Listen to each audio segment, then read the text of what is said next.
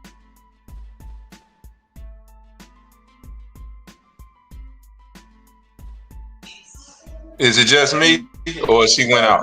Okay, I thought it was me. Hey, sis, you went out. Oh, I'm sorry. My That son nigga is Art coming did in. that. I gotta go, y'all. Yo, why you ain't mop the floor? What? You know how this go around here? No, I'm on a live. You cannot be coming. Sorry, mom. Okay, y'all. I gotta go. My child has to walk through the door. You Oh, I thought that was in an her nigga chick. abusive relationship. Damn. Hey, why you ain't want this Blink, motherfucker flow, man? blink twice, yo. Blink The twice. universe is a wonderful thing. The Hey, you weak universe ass is a niggas ain't wonderful. finna do shit about it. The universe is a wonderful thing. It comes right on time, just when you need it. Hell nah. But nah, Yeah, man, but y'all ain't got no information, bro.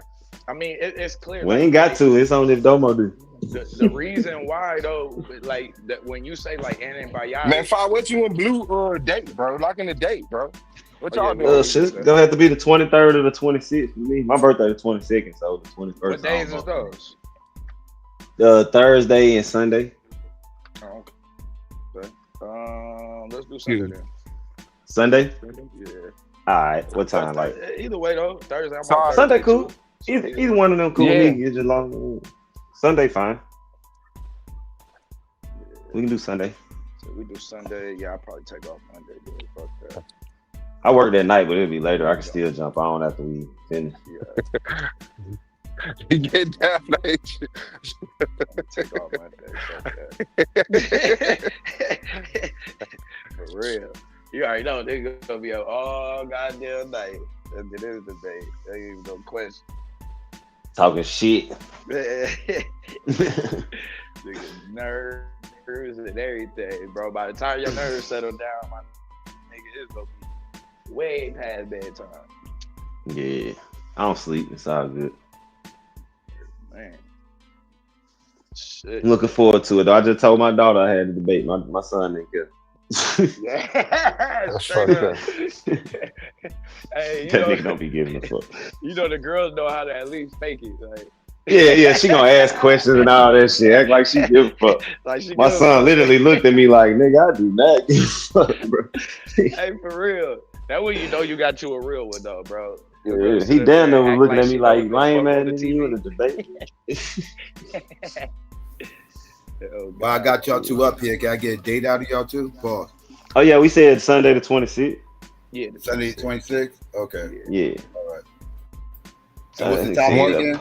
What's the topic again? The impede black progress? Yeah. Yes. Okay. Who's in the yay? Who's in the nay?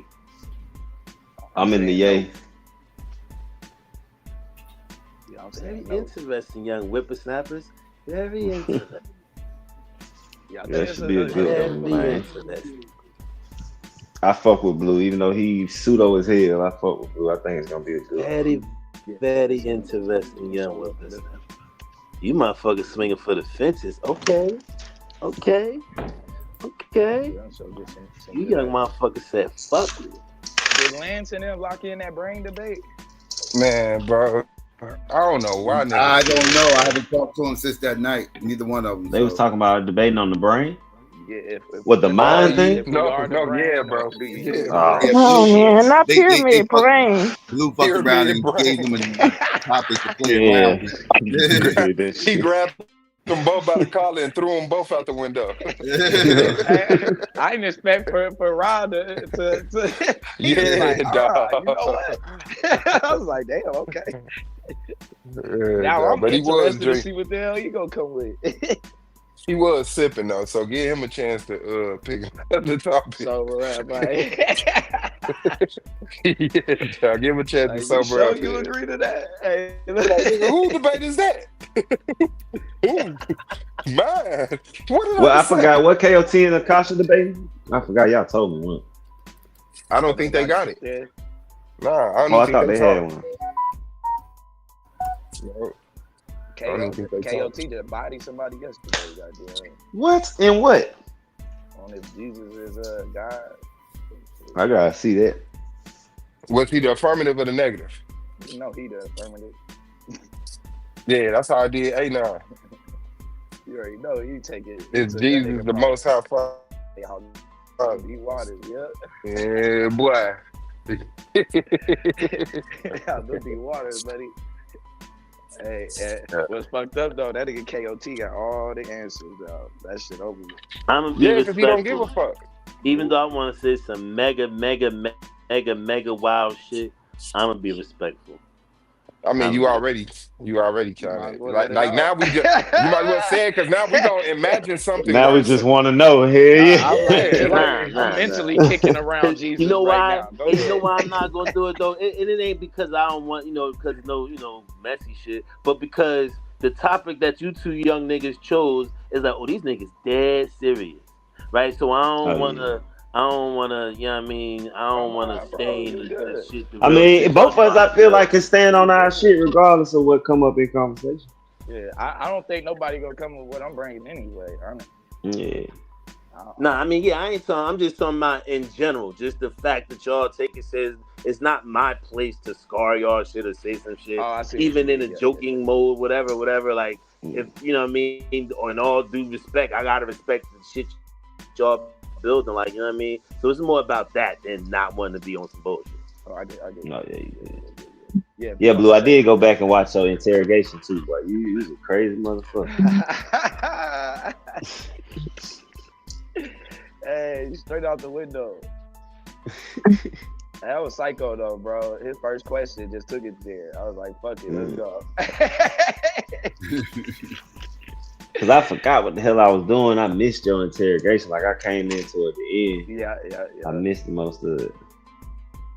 Oh, damn. Your ass said you still follow Elijah Muhammad dietary plan? I never righteously did.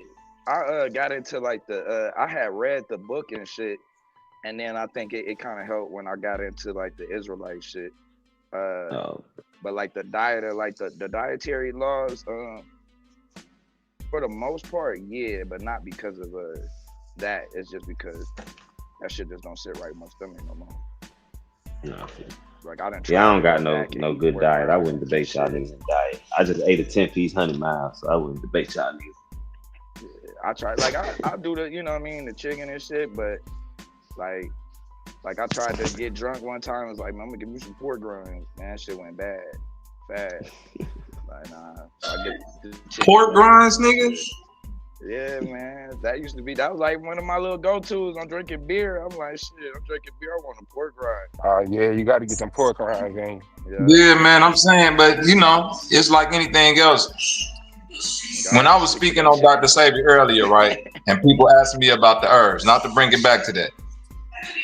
Once I started to really pay attention to my granny is 84 years old, and she still eat the same way that she ate when I was, her whole life. Pork, beers, she still smoked cigarettes, all of that shit. She still walk to the store, carry her groceries because she don't want no help. And when I really start, this is where the herbs come in. Because everything I learned about herbs, I learned from my granny. My granny was all about detoxing before that shit was even a word. You know what I'm saying? My granny was all about, did you have a bowel movement today? You see what I'm saying? Here, take this. This gonna help you boo-boo. Take these herbs. Like you know what I'm saying? My granny had a garden. Take this. This gonna help you boo-boo. This gonna help you sweat.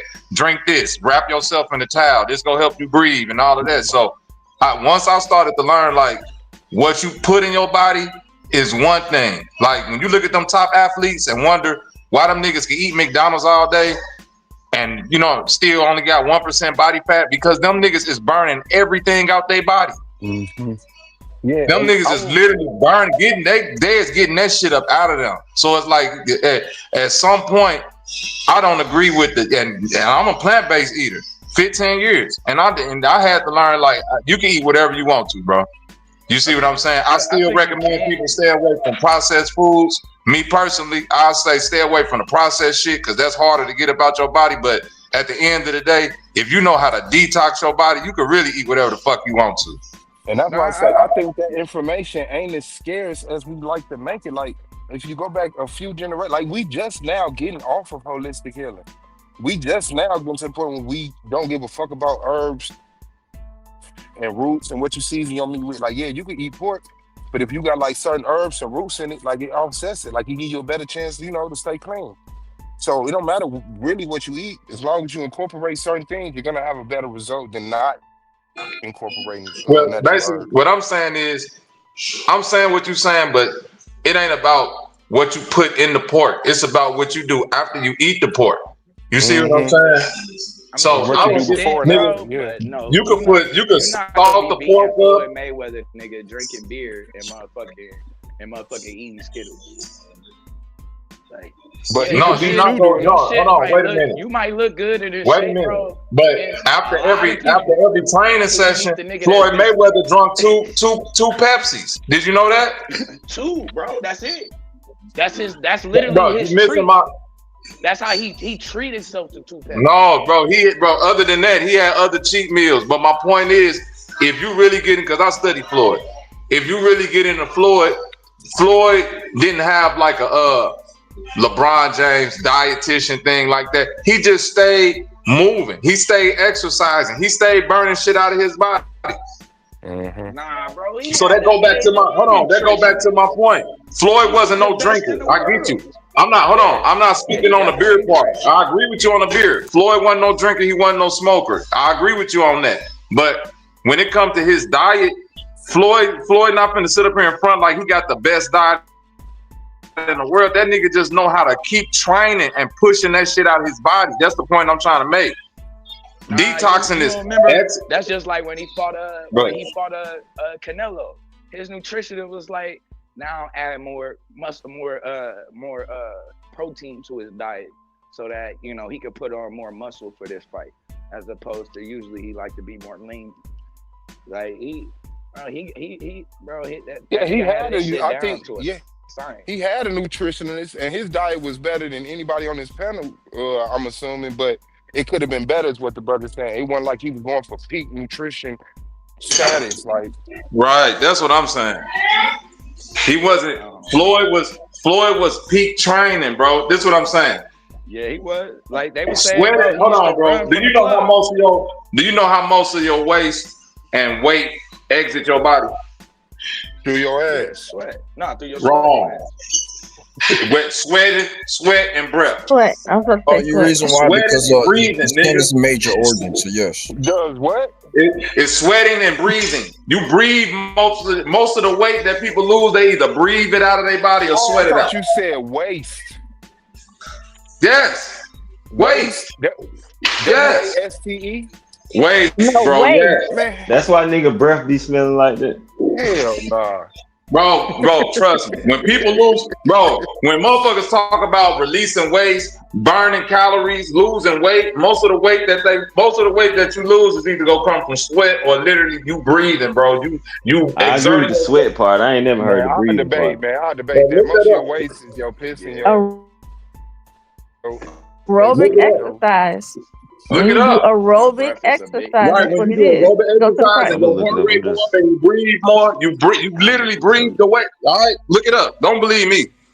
The process of aerobic metabolism goes through waste. There's a waste product. You mean like by your hip, or do you mean like waste like shit? Waste like materials you don't use anymore. You don't need toxins and toxins, anything. Even your little weight and waste. When people lose weight, they lose most of it through breathing. And that's what it's called, aerobic exercise. Through means of the aerobic process. That's how a lot of it is gotten rid of. When you go through an aerobic process, there are waste materials at the end of it. All right, bro. I just asked Google, do we lose weight through breathing? No, we do not lose weight through breathing alone. He didn't say weight. Oh, he said waste. Waste, yeah. Oh, okay. He's saying you WASTE. ASTE, okay. You pissing shit out. Yeah. Oh, okay, yeah. Okay, here we go. Waste. Yes, you lose water through breathing. This process called respiratory water loss. Why go to water? I didn't say water. I said waste. And when your body humidifies the air you inhale and then exhales with water. Why come up water? Because I asked waste specifically.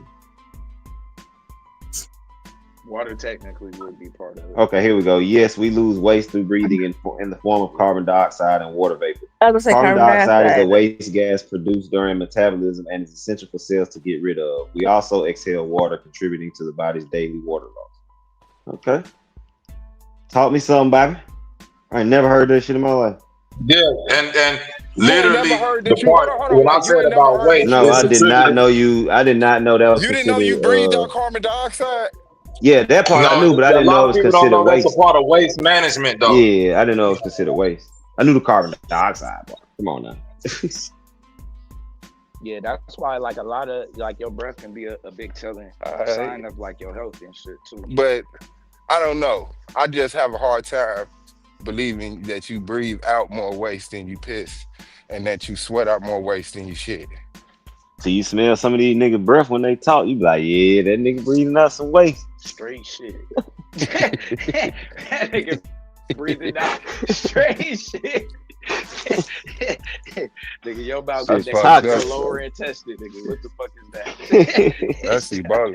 Hey, Domo, come on, let's set this date, bro. How long is it gonna take you to check your calendar? You gotta check your calendar when you gotta check your calendar?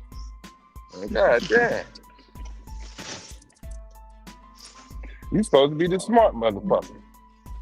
Y'all debate for me so motherfucking lit. That shit. Hello, Psycho. What it do? What's going on, Lena? How you? Pretty good. Happy belated birthday. I tried to get up here and say happy birthday. It was always full when I was coming on your birthday. How was your birthday? It was cool. It was cool. I can't complain. We Got sorry all we right. didn't make it awesome. I'm sorry we didn't make it awesome. He's like, man, it was fun. I was on the panel with the guys. I never No, that was forget cool. it. Yeah, the panel was cool and everything. Yeah, that was all good.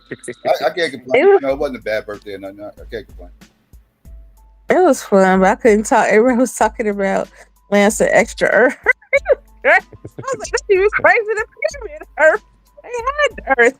He was like, yes, it's Earth beyond the ice. So I was like, what? I figured out the trick too to get Lance to debate Pyramid Earth, but not Pyramid Earth. You gotta make him See, how debate you if got a the trick in globe you? Earth. Because he's scared to debate Pyramid Yeah, Earth. it's the Earth or globe. Yeah. Yeah, make him prove that. I'm gonna say it is. Prove it ain't. That's crazy. You got tricking nigga into debating his number one That's the shit. trap. Look at Blue. Look at Blue, dog. Hold Blue about to on. jump out the window. Debating if the Earth is a sphere is a trap, but are we the mind isn't? Like, nah, you sabotaging the debate league, bro. That's the You trap, sabotaging the debate league on purpose, bro. Think about what you can do. If you come out saying that the Earth is round, right, or sphere, that would be your debate. That it's a sphere. Mm-hmm. Yeah. So if he show anything that doesn't look that's a little bit off from a sphere, what that mean? Oh, he won because he If can't. he show an oblong, what that mean? But oblique. Hell no, don't listen to Blue, He man. can't though. There's a Blue. It's cool because he Blue can't. work He all can't day. show He none of tired, that man. shit. Blue name. Blue tired He right not now, gonna man. show none of that shit. You got what's his name? Neil deGrasse. He even said it's not a globe. It's not perfect. He said it's an oblique what? Yeah. Oblate Sphere. sphere. It's a sphere, no matter what kind of An sphere. oblique spheroid is a globe, bro. We're annoyed. Now show me it's not. That's what I'm saying. Like, come on, man. What is we doing? I mean, Man, when if we see each other, that's gonna be our debate. We can change our debate right now. You want to debate if the Earth is globe? You want to prove the Earth not globe? We can change our shit right now. I can prove That's that an you easy can't win. I can prove that you can't prove the Earth is a globe. Let's change the debate. Man, you come sure? on, man. I'm gonna wait. Oh, okay. What you mean? No, man. You saying some shit right now. What you mean you can prove? What you mean you can prove that he can't prove it's a globe, bro? I mean, you can't prove nothing outside of your head. Oh wow! So how you gonna win the debate if you can't prove nothing outside your head? How No, you that's supposed to the win our debate right there. Fuck that. That's the debate. Can you prove stuff outside your head? This nigga Blue be trolling us, bro. Yeah, dog. This nigga talking about my existence. My Blue be existence. playing that's around those all. philosophical lanes. That's what the Your fuck is going existence on. is Mm-hmm. according to science. Your existence is based off of a false illusion. You got But in order to exist, like Descartes said, Like when you say if who is you you, can like who think, are you? you You a must brain, right? exist. So if I Yeah, the think, brain therefore make I you think you exist. I exist. got. You have to exist first I in got order a to think. philosophical question for y'all. Do you do you think about your thoughts before you thought about them? Oh, no, shit. no. Let You me hit think this about your button. thoughts at the very moment you think about it, but your thoughts begin to form chemically before you think about them. Those ain't your thoughts. Not those ain't your thoughts. That was fire. I Not appreciate unless it. you a brain. That was fire. Swell. Hell no, those ain't your thoughts. Your This thoughts nigga sick, will man. try to attach themselves to you. He took a perfectly okay question and still threw it I'm out the tired. window. Your thoughts will go, I'm tired. Is that you or your thoughts? Your thoughts to say I'm tired. Yeah, I'm tired. No, your thoughts That's why I won't say say that's I'm back to the tired. who are you question though. Is that you or your thoughts? Bro, okay, so hold on. That That's voice you that y'all thinking. hear in y'all head, it say stuff by itself without y'all? Not mine. Yeah. My voice be a part of what I'm Blue, you thinking and said doing. yeah? Yeah. God You wake up damn. in the morning and go, damn, I'm hungry. You ain't never did that. But it's Yeah, because I your did. body was hungry. Is that you? I did that. But the voice in my head ain't You never did said, that? look, the Or voice your in my head brain ain't did never that? said, turn around. Look to your So- left. What shoes you gonna wear today? And I was like, I don't know when what you shoes say I'm gonna wear that today. you did that, you know your brain functions automatically, right? You say Your you brain can your control function brain, without yourself. you You controlling it. control Because your what are subconscious. dreams? yes, What your are brain dreams? has certain functions that you cannot control, but there are certain functions that you can, such as Like thinking. what? Thinking. You can control your thinking? Yes. You don't control your thinking? How? Not always, because what's dreaming? How? No, I didn't say always. I said there's certain things that you can control and certain things you can't. Like your brain is going to process information whether you like it or not. But if you want to use your brain to think on your own and say in your head 5 + 5 So are + you 7 controlling + your 7 thinking, that's or is your called a is brain 20, controlling 30, subconscious. its own 24. thinking? The subconscious mind. Huh? So you got the What's conscious mind controlling and the the brain's subconscious thinking? mind. The subconscious You mind is or the is the brain? mind where The voice it in does my everything head, automatic. me. Like you're The breathing. actual process of thinking and all that, it does that on its own in a lot of ways. But I can also use my brain to think. Yeah, Although his it point thinks on its of doing math just I get what he's saying. When I'm doing math, I'm purposely using my brain to using think my of these brain to math think. problems. Yeah. But It's my not doing brain that on its own. also while I'm walking, your brain is paying attention to a lot of stuff in your visual range that you're not. So subconsciously it's taking in information that you're not even paying attention to, and that can come out in a dream or thoughts. Like That's why basketball, a sport like that, you got to use your brain. but for your brain to just really throw a play on voice, reaction. out there by itself, it's kind of That's unhealthy, bro. That's kind of You scary. just think about it. You playing off of your like based off of your repetition. Bye You bye. practice this enough that you know it, so you gonna get out Yeah, there and think. the repetition is the You get out there operator and of the feel. subconscious mind, while the conscious mind Right. is just based on decision processes. What you said? Don't say But if stranger you danger. playing basketball, They using both your in the frontal brain. I said lobe, what you said. you Don't be probably speaking suck. to him. Like we gonna be real. If you playing basketball and you every time you shoot, you making sure the right side of your brain is functioning, you probably suck. The best basketball players is probably fully in Okay, the and as zone. far as y'all dreams, can y'all control y'all dreams? Like, do you know you dreaming? Not me. I can't control it. I believe you can. I can. Like I when feel like No, the I've done thing that. is, you have to. I ain't I that feel, far. I feel You have like to. I've done that. Right I now, feel you like have I've to feel done that yourself. before. What you say, Psycho man? Somebody rude. Yeah, I feel like I've done that before. Real talk. Like I straight. Oddly enough, it felt like I was controlling my dream almost. Was it once you like realized that you was in? Like, was it like a moment? Like, okay, hold on, I'm dreaming. Like that, or from the beginning you felt like you was in? I realized I was dreaming in my dream. Motor oil, yes sir. In my dream, I realized I was dreaming, and I seemed like I was controlling certain things that was happening. Yeah, and you You interceded. became the observer. Yeah. Oh no, I Nah, was gonna what? say to train that, or someone call it lucid dreaming. You have to But how do you do every that day though? pinch yourself saying, "Are you dreaming? Are you dreaming?" So But you how do you get do to a that dream though? state. If you are a brain, Nigga sound like what's my boy? Not Don Trip. What's the other nigga name? Carlito? Yeah, that nigga sound like Those are real Lito. things. Don Trip be snapping too though. Nah. Yeah, Trip be going on. What was your question again? I'm sorry, bro. They talking all over you, man. They rude as shit, bro. Yeah. You name the songs on? What was your thought, brother? Oh, okay. Yeah, no, I know. When I was young, I realized we're dreaming, and then I started intervening in my dreams. I taught myself how to fly in my dreams. It started from like when we used to go to school. I don't know if y'all ever saw this, but the railings outside the school where the kids used to like flex, fold themselves over the railing and do these spin circles and keep themselves going. Y'all ever seen that? Mm-hmm. Okay, so in my dream, I was dreaming about that. But once I did it, I couldn't stop myself from spinning in my dream. And it would like torture me and I had to wake up. So then I realized I was dreaming. So I learned how to stop spinning. And then I came to the realization I could do whatever I want in my dream. And I taught myself how to fly and how to land. Cause I learned how to fly, but then I didn't know how to land. So when I would land, I would like just fall and I would feel it in my knees physically. You know what I'm saying? Like it's like a tingling sensation. Like, ugh. It's like it's very annoying. And then I taught myself how to land. So yeah, I control my dreams. Like when I'm asleep, I know I'm not gonna die. I've been shot in my head in my dreams a dozen times, bro. And I So know that when I'm you dreaming. do, what part of your brain is controlling that?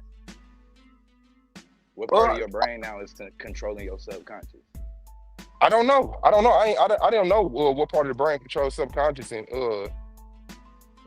I didn't know it was whatever any the part opposite of is. the brain that controls your subconscious. Oh shit, bro. Now I'm trying to figure out how you do that if you ain't more than a brain. Who said?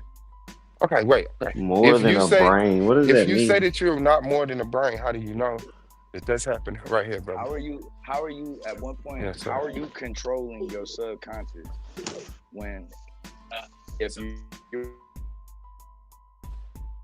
a brain and there's no other part of your brain that can control the No, I'm not controlling my subconscious. I believe consciously intercede in your subconscious because you sleep, right? in a dream that my subconscious But created. you sleep, so you're not conscious. Yeah, but I'm still thinking. Yeah, I'm conscious. I'm not dead. You are. No, you don't die when you go to sleep. It's a point though. Of, like when you in sleep, you're literally like your waves are a certain way. Your brain waves function a certain way. Yes, but that doesn't mean you're not conscious. Like I was conscious that I was. I was conscious that I was asleep. Thing going on right in front of you, you wouldn't know because you was asleep. I wouldn't know with all my senses, but a lot of times in my dreams, I hear like the TV and it would like jump into my dreams. I would hear people conversations in a room while I was asleep and my dream would turn into somebody in front of me saying what they saying. And then I would put two and two together after I woke up like, hell nah, this what the fuck I was like the song I want to say Sacrifice or by Creed. I'm 6 feet from the edge and I'm thinking. Well, anyway, real quick. Hold that thought. Shout out to D.A.B.A.T.E. I appreciate that. Shout out to you, D.D. Appreciate that. Shout out. Donations.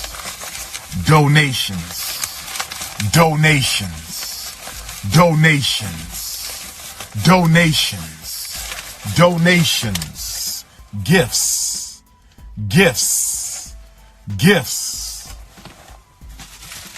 More gifts. Okay, bet. I think it's Shout out to D.D. My bad. Go ahead. No, you good, God. But I actually thought I wrote that song in my sleep. Like I was in the studio in my dream and that song was playing. I had it like on the music channel. And you know, the music channel played the same song, the same popular song every hour. And I had heard it 2-3 times while I was sleeping to the point where I started writing the song in my sleep and I woke up and thought I had a song. And then the song came on the damn TV. How you doing? And I said, damn, I thought I wrote that shit, but I was listening to the TV in my dream the whole time. So I'm conscious to a point when I'm asleep. I'm not dead or unaware of everything 100%. I think though that Absolutely. people I'll say it like this. I think people that I think there are people who are just the brain, and they can't separate they selves from their thoughts. And so when thoughts come into their head, they identify that thought as theirs. It's not. How you And so doing? yeah, you'll get a motherfucker that'll end up in How you doing? that he heard voices, All right. he heard this and that, and he couldn't decipher the difference between what was shit that was just coming from his fucking subconscious out of paranoia, and No, I figured out. himself. I But figured it's a out lot that. of people who don't though. Yeah, I figured out that everybody can't do everything that I could do with their brain, and I can imagine that I can't do everything that somebody else could do, but some people brains are failing them. It's like it's just not as intelligent, But as it's other like, people's brains. are you like at that point? Because I feel like the accountability part is for people who, like you said, like you were in your dream and you start controlling your dream.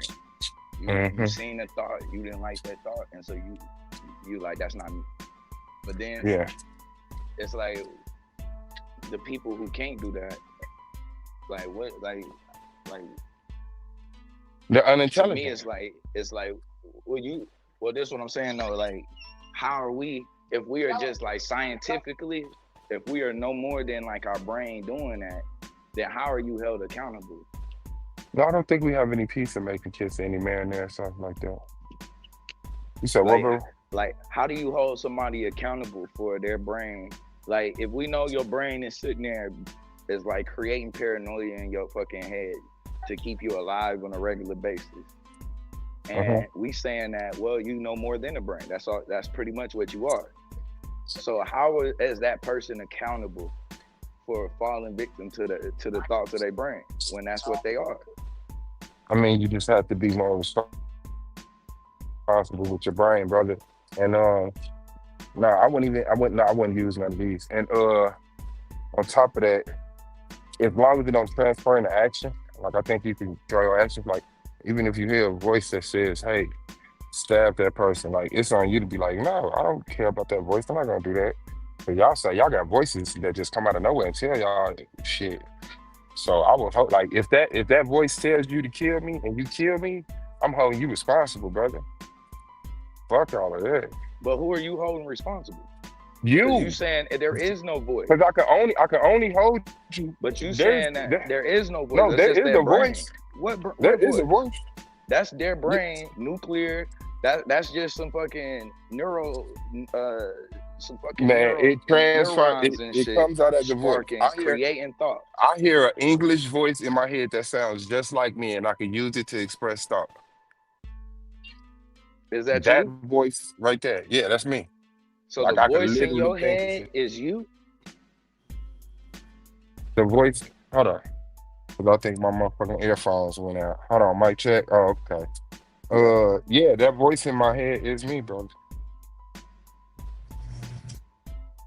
So even when you go, so you believe like you doubting yourself, that you doubt yourself?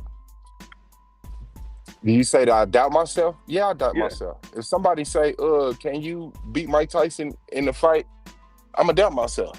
I'm going to say, no, I don't think so, but hey, let's get knocked out by Mike Tyson. That'll be exciting. Okay. Yeah, I don't feel like it's an outside thing that brings up, whatever measurement that leads me to doubt myself. I just think it's lack of experience. I wouldn't say it's an outside thing. I mean, it's definitely coming from your brain. So it's but not you think your brain ain't you? No, I would say it's not. That's why I think that's why you're able to hold yourself accountable, is because you're not your brain. Well, no, I say we haven't had it figured out and we're talking out of our league, but I know that what I truly am is the energy that animates this body. But I have what is that relationship that you have with something, symbiotic relationship with this body that if it goes through something, by that relationship, go through the same thing. So I'm experiencing getting burned up if my body gets burnt up. But essentially, I can disconnect from that body. And who knows? I don't. But I believe that I'm the energy that animates my body, not each physical part.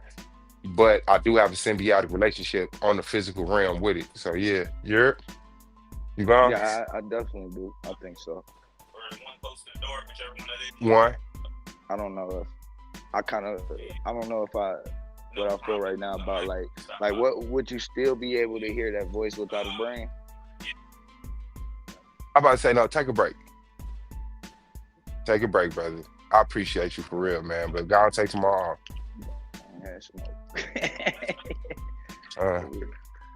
We love to hear that shit. Okay, bet. Yeah, after a certain time, it'll click off. Okay, thanks. Cause I can start another one tomorrow. My nigga. Oh God. All right, God. Yeah, nah. I don't think it's like that. But shout out to the brain. Yeah, I think that would be clinically insane if you were just a brain. Like you weren't using it, but that's what you were. I think that you would probably be insane. Yeah. I think some people, yeah. What's good, man? People are insane, brother. Yeah. Hell yeah. People are insane. And they may be totally sane. It's like some people know how to get a job, take care of their kids, but then they hit that YouTube link and go insane. You got those. I mean, but to me, that's safe. You got somewhat of accountability because you at least know your motherfucking ass can't go out there into the like, you know your limitation. You know but misinforming people can be very hazardous, bro. Like real talk. That's the real. But I mean, some people do that shit just, you know, and then some people are kind of, I don't know. I guess, but you need them though. Yeah, I mean, you kind of need niggas that kind of. How y'all doing? Help push the envelope a little bit. As crazy as they may sound, it's like okay. It kind of. You know, Luke, you real low. I don't know why. Oh shit. Like I can see people. I can see people that we use the slang crazy with because they think outside the box. But I think thinking outside the box is good. That's like showing critical thinking. So it's like if someone think about the first person that rode a horse. I'm gonna jump on the back of this motherfucking animal and ride this bitch. You're crazy. You're nuts. And then it worked and you're a genius. You know what I'm saying? And then that leads to the building of the car, which leads to the building of the airplane, which leads to space travel. And it all comes from somebody being crazy, considered crazy at the time and thinking outside the box. But I think a lot of the times people are just so ambitious to think outside the box that they willing to just be straight up lark, boom, crazy. And it's like, what the fuck are you doing? You know, that's not critical thinking. You're just, you know, like reaching in your fucking drawers and eating shit. That's not gonna lead to anything intelligent. Nah, some, and that's where that's why it do be important on who you pick topics with, because if your shit ain't being challenged, it don't really help. It don't help you. It don't help nothing. So it's like you kind of want somebody that can actually challenge. You know what I mean? Like when people be like, you know, you don't want certain. Like I'm not going to debate simulation theory with anybody. You know what I'm saying? I want somebody who can actually who can challenge this shit, because it's questions that got to be asked. And if they ain't asked, then you know what I mean? I ain't answering shit for real. Like they gotta agree to be crazy with you. Yeah. In order to have the conversation, yeah. Right. There's gotta be somewhat of that. Otherwise, we ain't really gonna ever get nowhere with this shit. You know, like okay, I'm gonna entertain, but if you just gonna I ain't mad at that. Shout out to critical thinking. You got to, man. Take care now. But now, Since Domo don't want to hit that link and get a date. Now that we already went through how the medical field became more synthetic because of Rockefeller's cash, let's talk about how Rockefeller then came along and funded the curriculum of black universities that would lead to somebody coming up out of there talking about herbalism is pseudo and Dr. Sebi was a snake oil salesman. Like studying this shit led me on such a revelation, bro. How the education was controlled by money. So many things was controlled by money and now they're intersecting with each other. So him getting natural herbalists out the way so that he could corner the market with his synthetic petrochemicals. And the fact that he made sure that was the medical curriculum in schools. So people who go to them schools, like, just think one day they was healing the whole earth with herbs, and then Rockefeller does his thing, and the next day you're born and you're in the world that's full of pills, and now you kicking in the You gotta ass. mute your mic. You gotta mute your mic. You gotta say something for the motherfucking debate, nigga. No, I What the don't got no hell? got you debate. I don't got no got you debate, bro. Like, real talk. I What think the hell I'm did coming you straight up just- the middle. Bro, you Bro. just goddamn. Now, do you know him calling Dr. Sebi a snake oil salesman? That mentality come up out of a son's funding of his curriculum, whose father was a snake oil salesman. Oh yeah, that's the acceptable approach. You know what I'm saying? Like, so I'm not surprised anybody come out and say snake oil salesman. They don't even understand where that term came from. That's some stupid shit.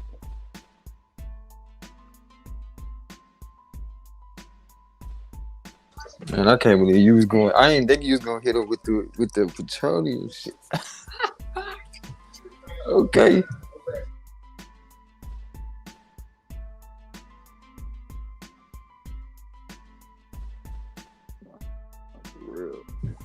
Damn, I ain't see that one coming though. Not to say I was sleeping on your intelligence, but damn, I didn't think he was gonna go that twin. Hey, shit. And I wouldn't even consider not saying that right now to be a got you, because, like, I mean, niggas that's arguing against this shit, I already know about that if they want to, you know, stand that hard on that shit. You know what I'm saying? Like, you should already know what you standing up against. And that's why, like, as much as I like to hear brothers say that pseudo conversation whenever they trying to argue against anything that's being presented, if I'm saying it or somebody else saying it, it's because I can already tell where you coming from. As soon as you say pseudo, it's like, oh, because you don't know it ain't real. Okay, I got you. That's a funny approach. You know what I'm saying? And it's only funny because, again, the truth don't need none of us to validate that shit, but you might want to dig a little deeper in the crates before you start thinking you know everything. But I also find it funny too, though, the shit that, like, because I love science, you know what I'm saying? But I also realize science leaves room for things to be updated, you know what I'm saying? Or further explored. But some people be so caught up in what they know of science right now to the point if it ain't been validated yet, they just assume, oh, it's pseudo. Like, I think you using that term out of context. Using that shit out of context, but also even where that term come from, you know, like that's a group of Greek people coming in contact with some shit that they couldn't explain. So what they couldn't explain, in order to maintain power, they told they people the shit was pseudo. Don't mean the shit wasn't real, but that's just what they told they people in order to maintain power. Now here it is. Seem like every year they coming out with so-called new information, but it really ain't new. The shit was already fucking here. It just wasn't validated before. And now because of whatever monetary gains that can be made, now they just keep on releasing so-called new technology to you niggas. Like, none of this shit new. So should we accept shit without it being validated? I mean, I think you should do the research yourself before somebody else have to validate it for you. That's so if somebody say they got a cure for something, how do I research that myself? if they don't have no the kind of means to, I documentation for say me. don't say it ain't true because you don't know it not to be true, or you don't know it So to be true. they're allowed to make the claim that it's true without proving. If you can't, you're saying the problem is with the person that's saying it ain't valid, not the person not validating. The problem is with the person who can't disprove it or prove it. But if they haven't proven it, how do they get to make the claim? Again, brother, I'm not over here speaking as though I know it all, and that's what I'm saying. Like when people get to speaking as though they know it all, that's the problem. So you're how not does gonna that get me answer to the step question out on I that. asked? I'm just trying to You're not gonna get me to step out on that. Because you said, hold on, you just said that motherfuckers running around calling niggas pseudo because something hadn't been validated yet. That's actually what a pseudo person is. If a person is making a claim of something and they have not validated and will not validate it, it's pseudo until you validate it. Yeah, I think it's just hold on real quick, Swab, because here it is, the same people that's telling you that it's pseudo, that told you this term pseudo. They have the means to validate and prove it, but they don't. And then later on, they come back and tell you that it's right after that person dead and gone, and then sell that shit to you. Don't you think something wrong with that? If that actually happened, yeah. It does happen. Okay, let me. I'm not saying it doesn't. It doesn't happen ever, but okay, so that's are what you I'm talking about a speaking specific to. time? But you generalize people using the term lifetime. pseudo in our community. That's because they use it because it's used generalized. Like I see it used often properly in our community because our community got plenty of people running around making claims. I'm saying the term in general, pseudo. When you're not willing to go find out the information yourself, it's like, come on, bro. Like to me, well, that's not normally when pseudo is used in this community, in my opinion. I feel like it's used after somebody's tried to validate the information. Then when they can't, they start telling the person, "Oh, you pseudo, bro," because the person won't defend what they claim. Or it's like, oh yeah, when a person won't put itself to a certain level of scrutiny. Like, no, you can't see. I'm just gonna make the claim, but it's like, no. Here are the things because there's levels of proof. Like, I got proved. It was proven to me. I consider it's proven to me. Now I got to prove it to you, and then you got to prove it to some board that has been designated to hold the threshold on proof or whatever. So it's like, yeah. So when I say the term pseudo came from, and I made it a specific point. Okay. When it originated, as far as we know, is when they came in contact with us. Came in contact with a lot of our ancestors' information. And so since they didn't understand the information that they knew, which was our ancestors, the people that came before them, that would be like the equivalent of your kid coming up to you telling you, "Hey, Dad, I hear what you saying, but I haven't lived through that, so whatever you saying to me is pseudo." But like the people that came up with the term pseudo, they came into a culture of people, information that they didn't know. So they just said it was pseudo. The term pseudo came, term pseudo came from white people called other white people pseudo. That's okay, and by the time they came in contact with our ancestors' information, it was other white people that had control over it. So I'm not disagreeing with what you're saying, because even when you talk about Egypt, you're talking about people that we would call white, that was in power at the time when it was called Egypt. But don't change the information that been passed down to them came from people that we would consider our ancestors, or people, the information that they had stole from people that we would call our ancestors. So I'm not disagreeing with what you're saying.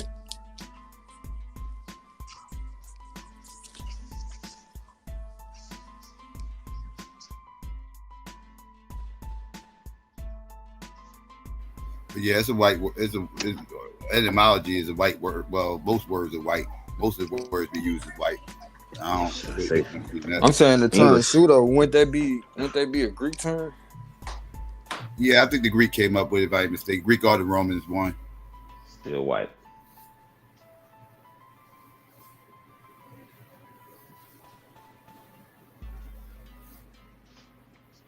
Regardless of how the term came about, we have a definition. We know what the term means. So when we use it today, I don't think we use it improper though.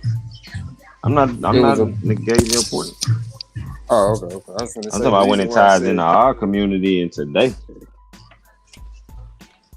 And going back to what you were saying towards my point earlier, a lot of brothers, they ain't trying to validate shit. It's just not socially acceptable, so they'll say it's pseudo.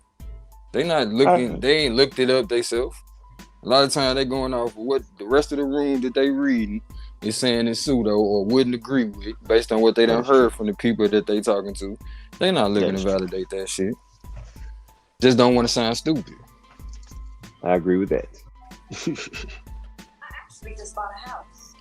And I'm just saying, I like to leave my, you know, I like to keep my mind open to certain things because I would love to understand things that's different than what I know today. You know what I mean? So when a brother bring up some information that I might not know of, I'm open, like, hold on, let me look into that.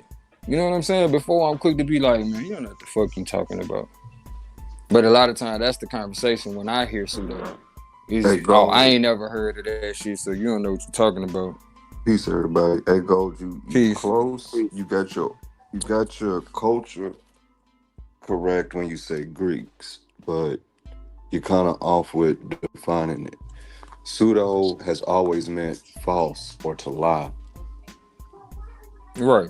I ain't saying it don't mean not genuine. It doesn't mean the unknown and not validated yet. You have to, and here's the kicker to it. You have to intentionally be lying. This is why they can't classify religion as pseudo, because it's a belief. You can't classify that they're intentionally lying. They're just sharing their belief. But when you get up here and I cured AIDS with Kool-Aid and I know I'm lying, that's when you pseudo. And it becomes a pseudoscience or pseudo-ism. And it get tricky too. A false name would be a pseudonym. A false speech would be pseudologica. I think that's what it was called. It's a prefix to numerous things. But the overall definition of it is to be intentionally false, intentionally lying. Right. And that's why I was sticking with where I feel like, you know, some of the earliest, I wouldn't even say the origin, the earliest usage of it was, like, I feel like they was intentionally, you know, saying certain things wasn't true. Like, the very people that I feel like came up with the term is the ones that was intentionally doing that shit. Like, because they knew if it was certain things that they people knew, they couldn't tell them people no more. The Minoans and people of Athens and all those collective areas that we call Greeks, they studied other people's cultures. They wouldn't have discredited like that. This is what I mean by it's a potential for them to discredit, because a lot of these people came into areas where people knew the information, you know what I'm saying, and they wasn't they was allowed to come study, but they weren't privileged to, like, what led to them people saying, hey, this is true because we've experienced this multiple times in our lifetimes to know that this is true. So they was able to study it, but when it came back to them going to tell they people, they was using the information to maintain power. So it was certain things that they wasn't willing to divulge because, for one, they didn't know how to maintain control once they gave that information to them people, as well as some of the information they studied it, can regurgitate it to you, but they couldn't replicate it or didn't have a full understanding of it.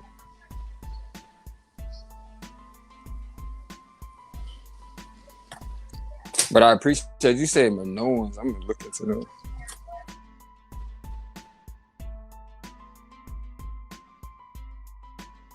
I know he probably got something to say. He probably dealing with the kids.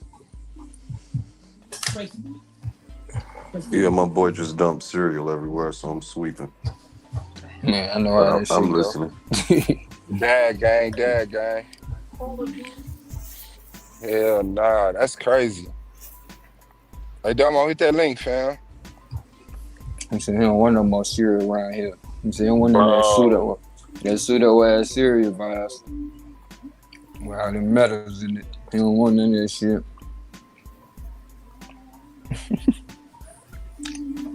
Sometimes I be wondering if our kids be trying to tell us shit, but they ain't got the words for it.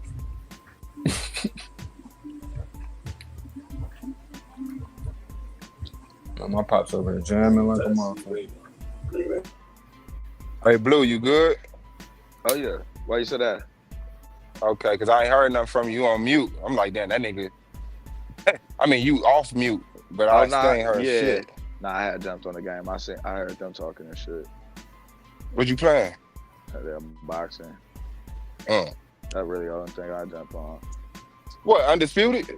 Yeah. Nah, they ain't getting me. I don't like they price gouging. Yeah, they bullshit. Them motherfuckers won't come down for shit, and I've been waiting on them to come down. They need to. They really saw this a unfinished product. That's the worst part. Yeah, dog. It's a nigga though that make a boxing game, bro. A black dude. That nigga shit raw, bro. That nigga making that shit by himself too. That shit called Bloody Knuckle. The graphics, you know, the nigga by himself, so the graphics ain't, you know, like this and shit. But like what you could do, that Who shit making the real. game? It's a black dude, probably like our age and shit.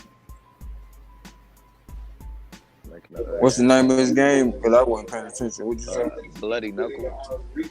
I think you gotta have a PC though to get it and shit. Hell no.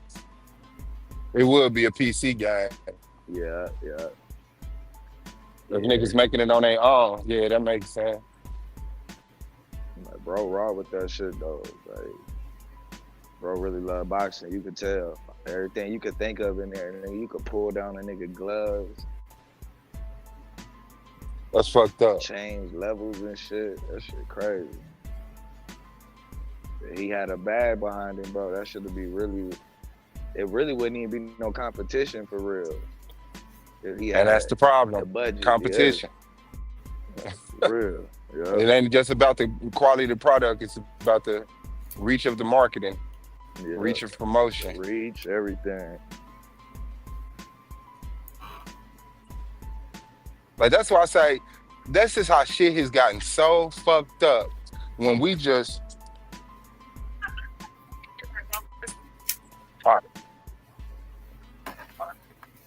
with the car, with the yellow thing. Yeah, I think they switched it over.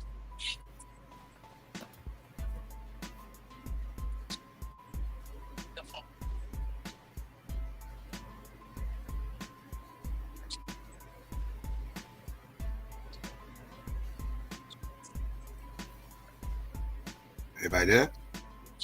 Yeah, I'm here, my bad. I was pulling up something. I wanted to pull up on a little neuron. So let's see. I got 4 more days to, well, yeah, about 4 more days to lock in. So I had to ask the chat, well, whatever this is, the AI shit. Does the brain give you a false illusion of self?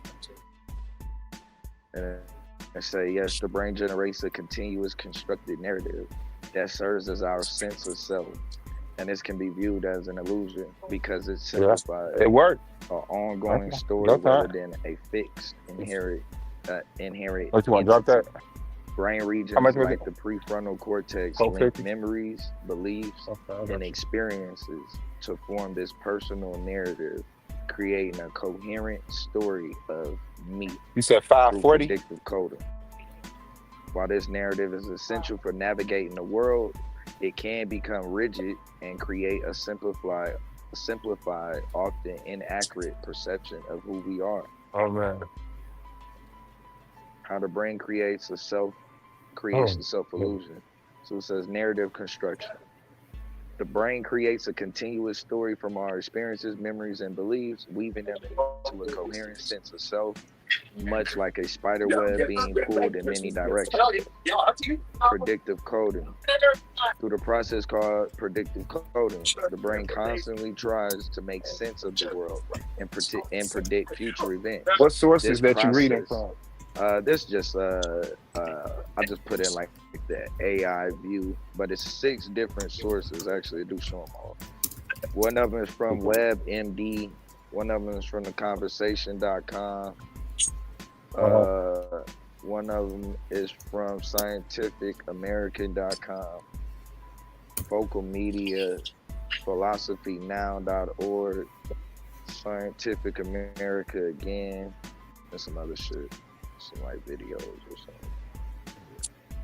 something. I wasn't really trying to pull nothing like that though. I was just Yeah. just throwing some shit out. But it goes into so the predictive coding though. So the brain constantly tries to make sense of the world, predicting future events. This process helps construct our self-narrative, which we then perceive as truth. And in simplification, what we experience as ourself is a simplified explanation of who we are, a mental construct that helps us organize our actions and memories. And then it says filling in the gaps. The brain fills in the gaps in our experiences and perceptions to maintain a consistent sense of self, even if the gaps are filled with information that isn't entirely accurate. So some people brain is just filling that shit up with inaccuracies.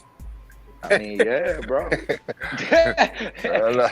like somebody brain is just bullshitting them all day. Yeah, hell nah. Like, that's why motherfuckers be people, scared of bees and shit.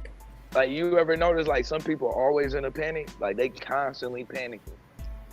Like everything is out, everybody out to get them. That's they fucking thought. Everything got to be bigger than what it is, man. I knew a motherfucker like that, bro, and I swear, it be like, it hurt my heart because she was a baddie too, bro. But she was like, insane. Yeah, dog. And it's like, it'll be a regular circumstance, and she was just turning it to, I wonder if they knew. I wonder if this person knew. I wonder if they did. And then the motherfucker started turning on me. Would start asking me some off the wall shit. Like, one day her car got broken into. And this motherfucker called me back like, tell me the truth. Did you leave my car door open on purpose? I said, wait, what? For what? So somebody could break in your fucking car? No. Do you know this motherfucker called me back twice, asked me that shit?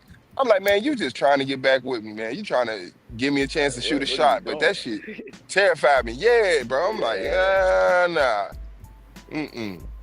She can't separate that person. They can't separate that. Nah, that's not you speaking. You think that's you speaking this shit. These motherfuckers they think I'm a bitch. That is not you. All right. Hey. Whoever starts saying that shit, because it's like, hold up, bitch, I ain't even say nothing. The fuck are you talking about? I'm gonna have to cut this nigga. That's crazy. Who would tell you some shit like that? Why would you have to cut? But if my head came up with a thought that I did not think, I definitely would turn myself in. I mean, technically, it ain't nothing that you. It depends on what you saying you, but your brain do the thing. At that point, when you have split personality disorder, at that point. See what I'm saying? I would have to go get diagnosed. I would have to tell them like, no, I think stuff and I hear a voice, but then sometimes that voice in my head say stuff on its own, and then they would have to tell me whatever the fuck that is. Like at that point, you're schizophrenic. Yeah. You're hearing a voice. Yeah. Hold on, what I would missed? say a voice. Because I had asked, like that voice, Blue, you said, yeah. I said, that voice that's in your head, does it sometimes say stuff without you? And you said, yeah. And I'm like, no. I never, I would say, no, I think we was more so talking about like thoughts. Do you have Hey, but y'all know that's possible. It's called an intrusive thought. Like, it ain't necessarily, like, every thought that come to your head ain't necessarily you.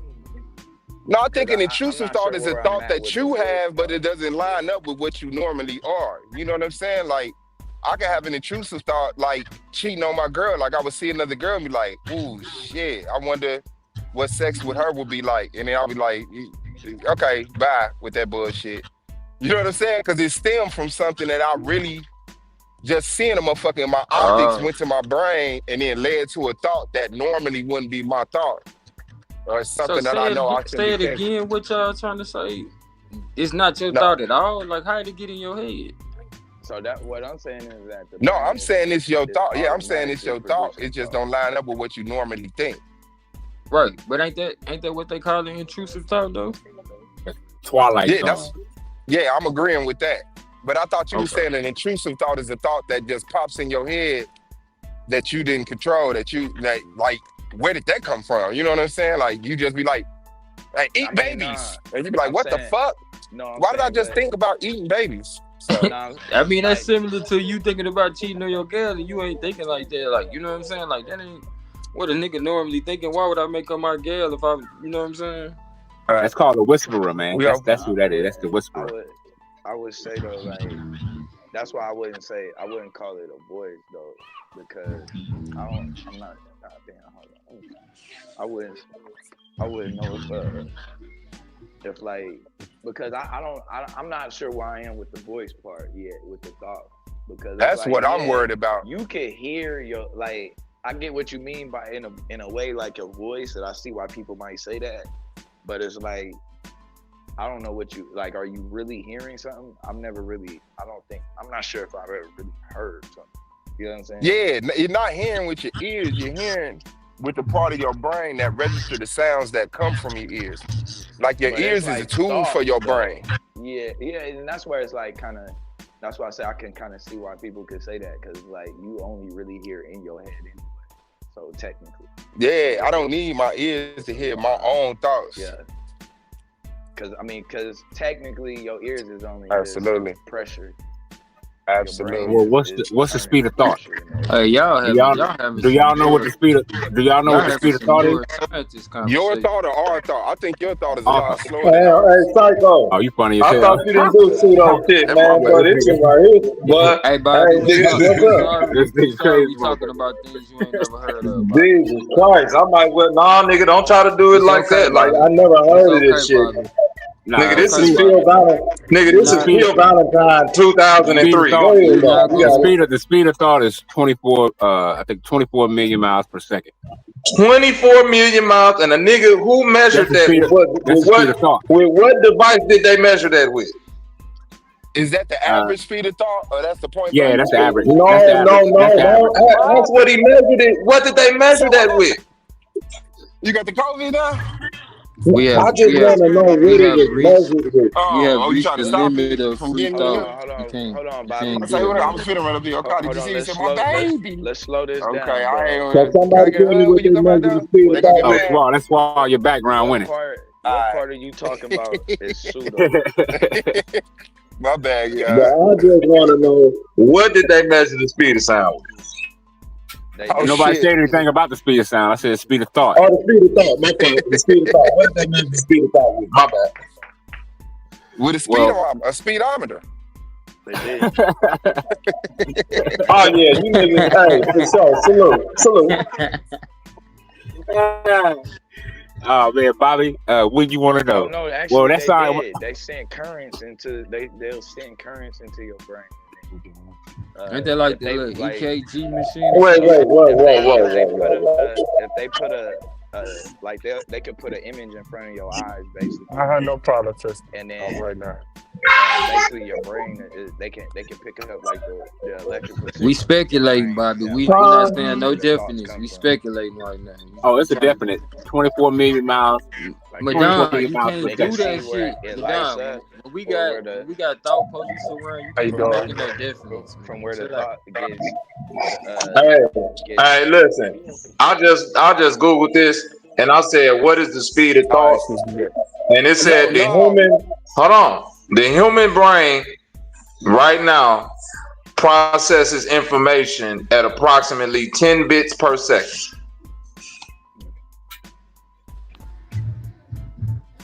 So that's how fast that shit process, and then said 10 bits per second. I don't know. 10 bits per second. Hold on, you said bits or images? Bits, B-I-T-S, bits. All right, can you look up what they mean by bits? Because I don't technically know. The same way a computer processing in bits. I thought they was like megabytes. It's bytes and it's microbytes, megabytes. Yeah, so it's like they call it. Okay. But ain't that what it is though? Am I wrong? Computer got bits. You can call it bytes, but they got bits.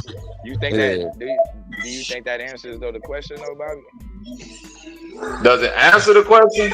Yeah. So how Like fast the the question thoughts that is? you asked the speed of a thought, and they told you that the brain processes that What's 10 good, The bits guy? brain processes at 10 bits 10 per bits per second. second. Right. And he said 25 million. What? Or 25 billion. If it ain't 24 million, it's 24 billion miles per second. Man, just Miles look it per up, man. second. Yeah. Can you convert that?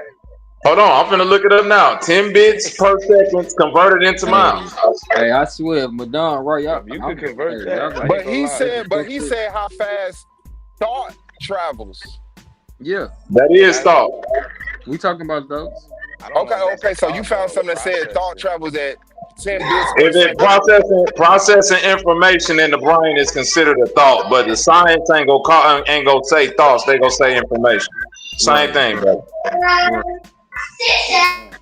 But I is can that see an the I can average? see the Is that correlation. do Is some that? people thoughts travel slower and some people It thoughts may, travel yes. faster? They just said that's why they said the average says the average human or a human processing 10 bits per second. I'm pretty sure it's people that think That's slower than that. all I You up wanted here, to know. brother? I'm pretty sure your shit moving at like 2 bits right now, my nigga. Man, Salute. fuck you, Bobby. You ain't had to do that shit. Nigga Bobby ain't shit. Nigga Bobby ain't shit. Hey, is it convertible, Bobby? Don't say convertible, cause then they're gonna be like, nah, it was a hard top. I don't think that. I don't know if you can convert that. No, Bobby do music. He do double entendres all day. Because the reason why I asked if it even answers the question. But if we saying that a thought is like processing. Right. It kind of correlates. I can see it to an Yeah. extent, but I don't know because it's like a thought more so is internal, and processing information is based off the shit that you got external for the most part. Are you saying the processing of information in your brain is not a thought? Hold on, hold on, cause y'all, you and You mean cause like they trying are to there get him to thoughts walk that that don't deal way. with processing information? Blue, don't do that, Blue. Cause I mean, I guess. Yeah, cause it's all processing information. Cause like scientists say there are no new thoughts, meaning like you ain't just putting shit out the sky. You know what I'm saying? Like it's all processing information. Period. That's why they wording it like that. I guess I could kind of see that. A thought begins with electrical impulses firing between brain cells called neurons, which releases neurotransmitters to communicate at synapses. That's And I know you pulled that off the top of the dome. Hell no, I didn't. You said it like you did, but and you what's the speed of that? That's that 10 bits. So the real question ain't the processing part; it's the how fast. How fast? What you said? Which part? The electrical impulses firing between brain cells. Yeah, it's really the speed of the firing between the brain cells you're looking for. Let me see. I'm gonna say it like that. Speed of the brain cells firing a thought in the brain. The human brain processes what Bobby said. The human brain processes thought at an astonishingly slow rate of 10 bits per second. They said that shit is slow? Damn. They said astonishingly slow. Yeah, 10 bits per second is slow, bro. Hey, I told y'all, man, this is outdated technology. So then that means Hold on. Listen. It's 10 bits per second, a stark contrast to the billion bits per second our senses take in. So our senses are taking in a billion bits per second. Now that's what Blue was. I think that's what Blue was correlating the senses. And our brain can't process all that. No, that's what he was saying. No. I'm saying not when you was talking, Bobby, but when you got quiet, Blue was saying how we take in shit. So I think he was trying to say senses at that point. He wasn't disagreeing with your thought concept or process. So really, we just want to. So matter of fact, take the word thought out of it and just put how long does it take for a neuron to fire to another. From one neuron to the next. Yeah. Man, I'm interested in what he said on that sentence. How fast you say them sentences was doing that shit? Because deciphering that information, that makes sense on why it would be slow in processing. But if you creating a thought in your own head automatically, that's okay, here you go, Blue. The time it takes for a neuron to transmit information to another neuron depends on two main factors: the speed of the electrical signal down the axon and the time it takes for the signal to cross the synapses. So it didn't give an exact time. Let me see. The speed of electrical impulse, known as an action potential, traveling along the neuron's axon varies significantly based on its properties. So the first one they say is myelinated axons, M-Y-E-L-I-N-A-T-E-D, axons. The fastest nerve fibers are insulated by a fatty layer called myelin sheath. The impulse, quote unquote, jumps between gaps in the myelin, a process called saltatory conduction, allowing for very rapid transmission. In humans, these signals can reach speeds of up to 120 meters per second, about 270 miles per hour. Those are the fastest nerve fibers. So about 260 seconds. Miles per hour. Man, that can't be me, man. That can't be me, bro. Hey, I need you to put that in the back. Cause I would like to have that shit on deck. Like I think I could probably put it in the cause I put it up on a different phone, so I can probably put it in the chat. So really, you can't put it in the back chat. All you gotta do is like copy it. Fast as fuck. You know what I'm saying? I ain't use like the phone I'm on, when I'm on the back chat, I ain't use that phone to get the information. You feel what I'm saying? Oh, I got you. But I can put it up is that talking about the speed of conscious thought or unconscious thought? Or did they make a difference? I kind of took the word thought out of it. Yeah, because really we don't need to know the thought. We just need to know how fast. It ain't about thought. It's about information. It's Khan Academy though, Gold Mine. It's off Khan Academy. If you want to, Khan Academy, you can pull that. Okay. It's some more too, but that's the main one that popped up. Oh, McGill University got the one from the brain from top to bottom, and it talks about the axon myelination. I put it in the chat. This one, I like the McGill one better. And y'all talking my language. I love the mind and brain conversation. That what they say. What's Face and Lance gonna be debating? Pro Rock. Oh yeah, that's gonna be an interesting. Hold on, what's they debate topic? I put it in the chat. Their topic is, what is it, Blue? Are we the brain or something? Yeah. Oh yeah. Okay. Yeah. I don't know if they locked in on that topic, but that's what they was playing around with when they was on the panel. But I think they Man, both. and I hope they lock in with that. I think they more so debate gonna be what that is. That is using the brain, because they both agree that we use. So I definitely want to see what they're gonna say that is. That's a tough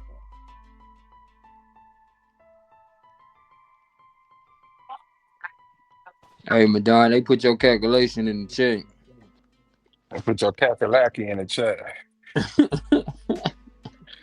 So even though you processing the information slow, because there's a lot of information to process, but once you actually get it processed, the thought is quick as fuck. Like you get the answer quick. Like once your brain process, so your brain is processing information, right? At what 10? That's called thinking, brother. No, that's what we call thinking. That's not necessarily the actual thought. That's a part of the thought. Yeah, but that is, bro. That's the reason why you're thinking. Like that's the reason why you're thinking is the processing part. Which is still thoughts, brother. Thoughts have to run through your mind in order to think. But not necessarily the process of all information turns into a thought. Like your body processes a lot of information that you won't ever think about. That's the Yeah, sensory. bro, and that's still information that's being processed, whether it's subconscious or consciously. Yeah, It's but still it's not being all. It doesn't processed the turn same into a way. thought though. We only I process never said that. 1%. I said We it's only still process information that's 1%. being processed the Sir, we same only way. process Yes. 1% of what's outside of our head. Say it one more time. You can't process what? We only process 1% of what's outside of our head. We So only process 1% of what's outside of our head. Where that's at? Where I gotta find that at? Bro, pull it up. Can I read? I'm gonna read. Y'all know me. I'm gonna ask. I asked, is a thought the processing of information, or is it the result of the information process? It says both views are accurate because they describe different aspects of the same continuous process. A thought is both the active process of manipulating information and the mental result or product that arises from that manipulation. For example, when you read a book, for example, when you, I mean, kind of make both of y'all right. For example, when you read a book, your brain is actively engaging in the process of information. This includes focusing the attention on the words, retrieving knowledge from memory, and building an understanding of the plot and characters. The conclusion you draw or the opinion you form once you are done reading is the result of that process, which is like they're basically saying it's all a thought. A continuous personal. But I think that's cornered because I don't think that's considering subconscious thought, right?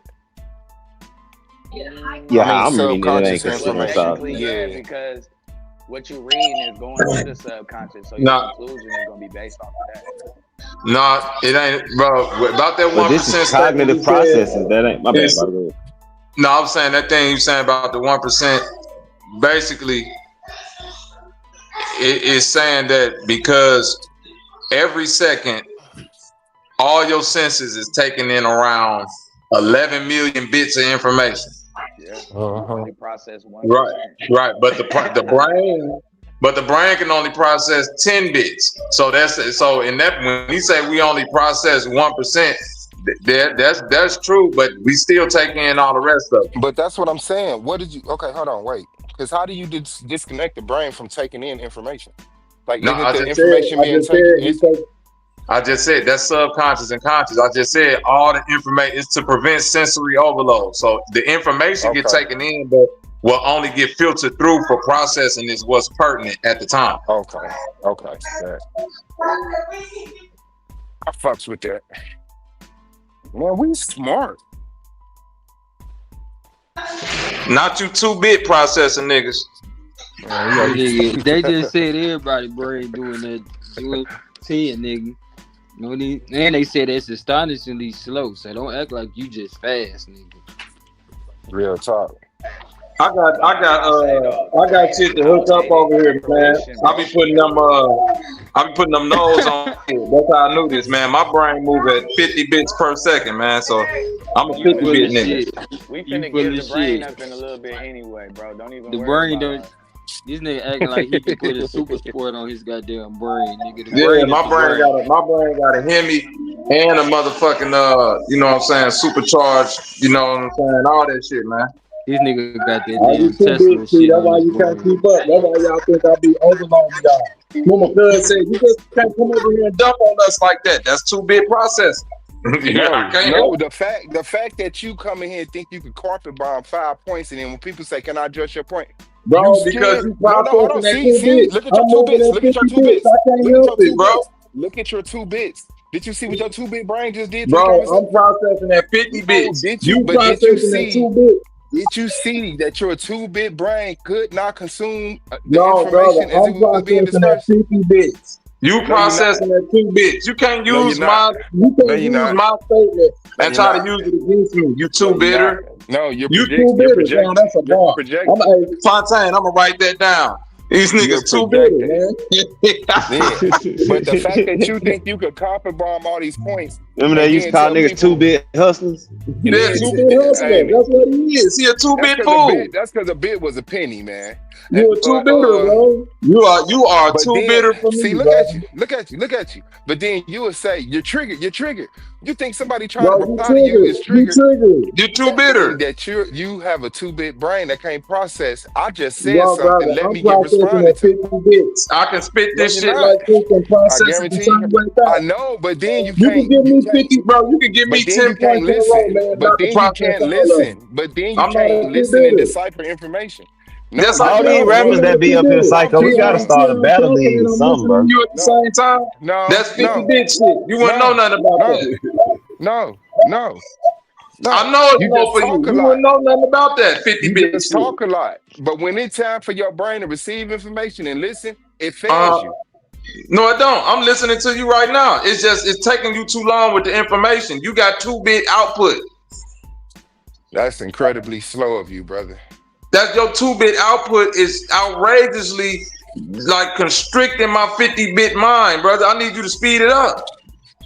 You If need me you to can't, talk you move faster? to the side. You You know need me how to when you talk go on the faster? highway, it's a Look fast at you. lane and it's Now a you slow think lane. somebody need You an in the fast example. lane doing like 40 miles per hour, bro. We don't need that. No, that's not what's going on, but it's fine. That's what's happening, brother. Have your way of loving you, because I don't want you to be unhealthy psychologically. So do your thing, pat yourself on the back, but you don't No, know how brother, to I'm construct. telling you, I got the But you shit to don't hook know up. how I'm to 50 bits, man. you don't know how to construct a conversation, bro. No, brother, this ain't for constructing a conversation. This is a YouTube panel. I don't even know if you know how to construct a conversation outside of here. I don't. I've been I showing it. don't I've been know you. showing it this whole It don't time. matter. It don't matter when you try to do this all overbloviating of intelligence, or you don't know how to construct a conversation. You don't know how to Yeah, do you this, don't. brother. This ain't the forum for that. This is not You the don't. forum for that. Do you Of think course it because you is. hold some type of esteem and saying you know how to construct a conversation where niggas is saying fuck you and this and that back and forth makes you feel some type of esteem about yourself? Yeah, You will nobody have to saying fuck me. you will have to go somewhere around other so-called proven academics Nobody before saying argue fuck with me though. them. Other than that, you talking to niggas on the internet just like I am. But nobody saying fuck me though. They is and will. No, you're saying let's have a No, I'm conversation. saying they have and they will, Look, brother. hold on, Just calm because I'm down. doing it right now don't mean it ain't happened before. This when you listen. That's what Bro, your just brain because don't they're get. not doing it now, no, this is where I keep talking. This You're is repeating yourself. this is the point, brother. I don't care enough about your opinion to listen. That's You're the part you repeating keep yourself. missing. No, you have the inability to listen to a point. Brother, no, your opinion is a non-consequential. There you go. There your 2 bits failing you again. Come on, man. Your opinion is There your brain failing non-consequential you to me. again. It doesn't bother me, bro. It don't bother me that you feel like something is failing me with a 2-bit mind. The fact that you couldn't come up with an example. Hold on. The fact that you couldn't come up with a way to diss me other than using what I said to diss you lets me show the lack of information and creativity in your mind. You lack imagination. Hey, we doing good with the mind. I bet that convinces What the you. hell happened? Damn, nigga. I bet that convinces you. I bet that's all you need to convince your slow brain that you're right. Arguing about processing power. You got it, brother. There you go. That's hilarious. Y'all brains are processing power to argue about the brain's processing power. Yeah, dog. At the same Or the goddamn inability rate. to do so. Or the inability to do so. That's funny what happens with 2 brains. This shit about to overload in this Niggas too bitter, man. Niggas too bitter out here, Fontaine. I'm not That's just too part bitter. I'm not Hey, just part of your I put you projection, some Blue. stuff in the bag. I'm a real person that really exists. I put you some stuff in the bag. A curveball to y'all's conversation. All right, bet. Let's see what he said. Scientists have reported that pain is always created by the brain. This may not entirely be true. Pain is not only a sensory experience, but also can be associated with emotional, cognitive, and social components. The heart is considered the source of emotions, desire, and wisdom. Therefore, the aim of this article was to review the available evidence about the role of the heart in pain modulation. No, wait. That part about the heart is very interesting, bro, because you know people love to tout the heart as like I know its that own got you. brain and Hold I on, mind. know that. y'all. I know that got your attention. Yeah, that's what keep I was about to keep say. Yeah, going through yeah. Like those. that, Keep the hold heart. on, y'all. Keep Yeah. going through those articles because what they're saying now is the heart has its own brain. Yeah, they Or said it got its brain. own consciousness. This is And I why. heard, I read This something is about why the that stomach too. this is why they can't prove it about the stomach, but they Yeah. proven it about the heart, and they also have proven that the heart sends more signals to the brain than the brain sends to the heart. And you know that's why Yeah. they also say like be careful how much you think you remember a situation, because a lot of it's based on how you felt about it. So you can in turn remember a situation a little bit different than it might have actually happened. Yeah, that's confibulation. Shout Yeah. out to the heart, man. Hey, but again though, I'm telling you, I feel like in our lifetime they're gonna start talking that shit about the stomach too though.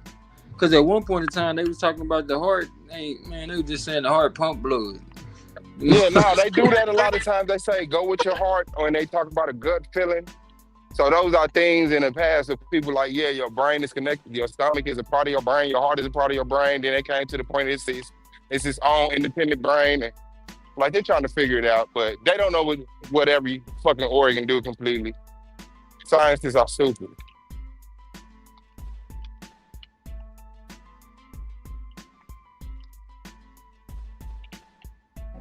I guess it's good to be down to some shit every now and then, cause then Man, when you do get the recollection or you get the information, it give you a sense of fulfillment. So I'm glad that I'm done to certain shit.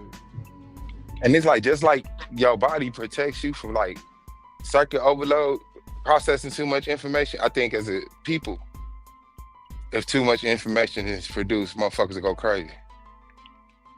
Hell yeah. I mean, that would be. I think it might be the truest definition of going crazy. Information That's why most overload. people will go to sleep when they read, because you're Yep. processing too much information at once. So it's Yep. gonna shut down the body Yeah, to reading a conserve lot energy to makes me process sleepy. that information. Yeah, like That's reading a book or something, I immediately start getting sleepy after a while. I can take you on one, brother. I can take you on one. And I prefer to That's go to crazy, sleep yeah. that way than just go to sleep because your dumb ass ain't doing shit. Like, Or cause you smoke that. Now for real though, it is to me that is a healthier way to fall asleep. You know what I'm saying? Reading is like, cause I done smoked myself to sleep before all that. So I done been drunk and fell asleep before all that. But wouldn't they be like reading is like the healthier way to fall asleep. You don't feel no kind of way when you wake up. Reading drunk is the best way to fall asleep. Man, So there you with go. y'all saying that, so know with y'all about that. saying that, do we get to punish the kids when we say do your homework and we find them sleeping? I would say no, we shouldn't. We All right. shouldn't. Just wake them up in enough time for them to actually finish it before it's time to actually go to bed. Or when they get up in the morning, you need to go and finish your homework before it's time to go to school. Good, good. If you done That's a played good the game point, all guys. day, this last 30 minutes before bedtime, read a book. So Right. Get on teachers that game shouldn't. all day. So You put their teachers ass can't on kick you now. out the classroom for being asleep at your desk. Man, hey, I can't wait to tell my daughter about this shit because she just got in trouble for falling asleep in class. Okay, appreciate you, Vice. I used to have a teacher that let me go to sleep in class. He'd be like, as long as you finish your work, bro, you can lay your head down. I used to have his language arts class at the gym. And, you know, that ain't nothing but some reading and shit. But I used to have a good grade in the nigga class. So he was like, bro, as long as you do your work, you can go to sleep. Now don't misuse it and get a bullseye on your back, Gold. Yeah. I was just thinking about that, Vice, but I mean, sometimes I take that bullseye with my ex-wife just to spare my kids some whooping. So, you know, I know what I'm doing. Oh, that's what daddies is supposed to do. You feel me? That's why I stayed in my marriage so long. Everybody was telling me to leave, but I was Come like, on, nah, bro. if I thought it leave- was just me. Okay, if I okay. leave, she gonna be beating these kids. You hear me? Come on. So I stayed. Yeah. And I would Yeah. tell people, I would use the analogy of, let's say your house catch on fire. Are you gonna leave everything behind, or you gonna salvage what's important to you? So Yes, yeah, yes. I'm in a burning house, but I gotta save these kids, not just myself.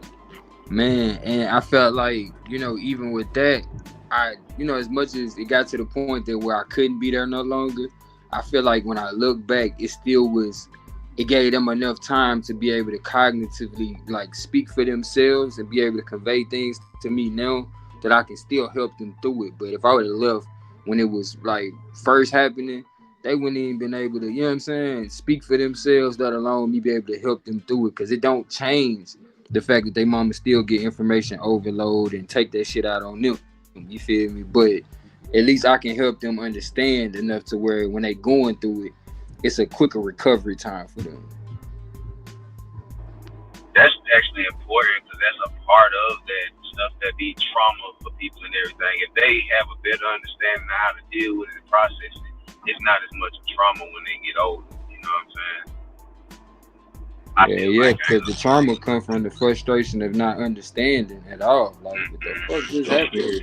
Like, and that turned into anger, and you start hurting other people. You know what I'm saying? Yeah.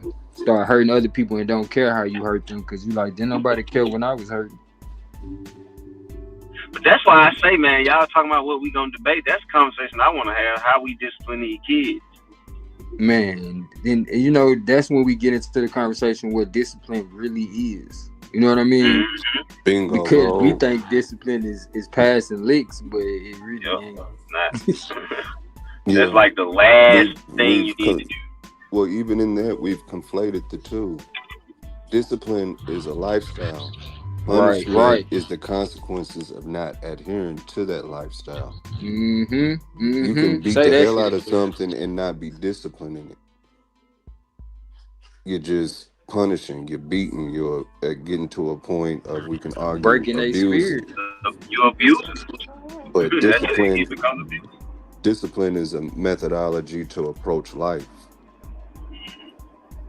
Discipline is one of the most important things in life. It is. It's going to be hard to accomplish anything without discipline. Yeah. And when you get to the point of abusing somebody, you breaking their spirit rather than cultivating their spirit.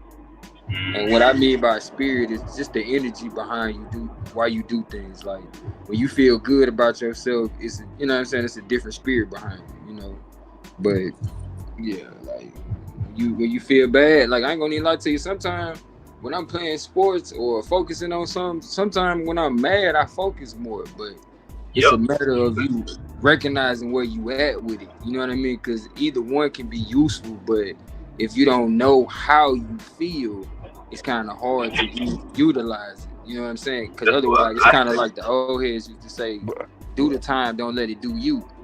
You know what I'm saying? But when you mad, if you focus more, that means that you're focusing on lesser things more, and you're disregarding more things. Depends on how you use that anger. I think.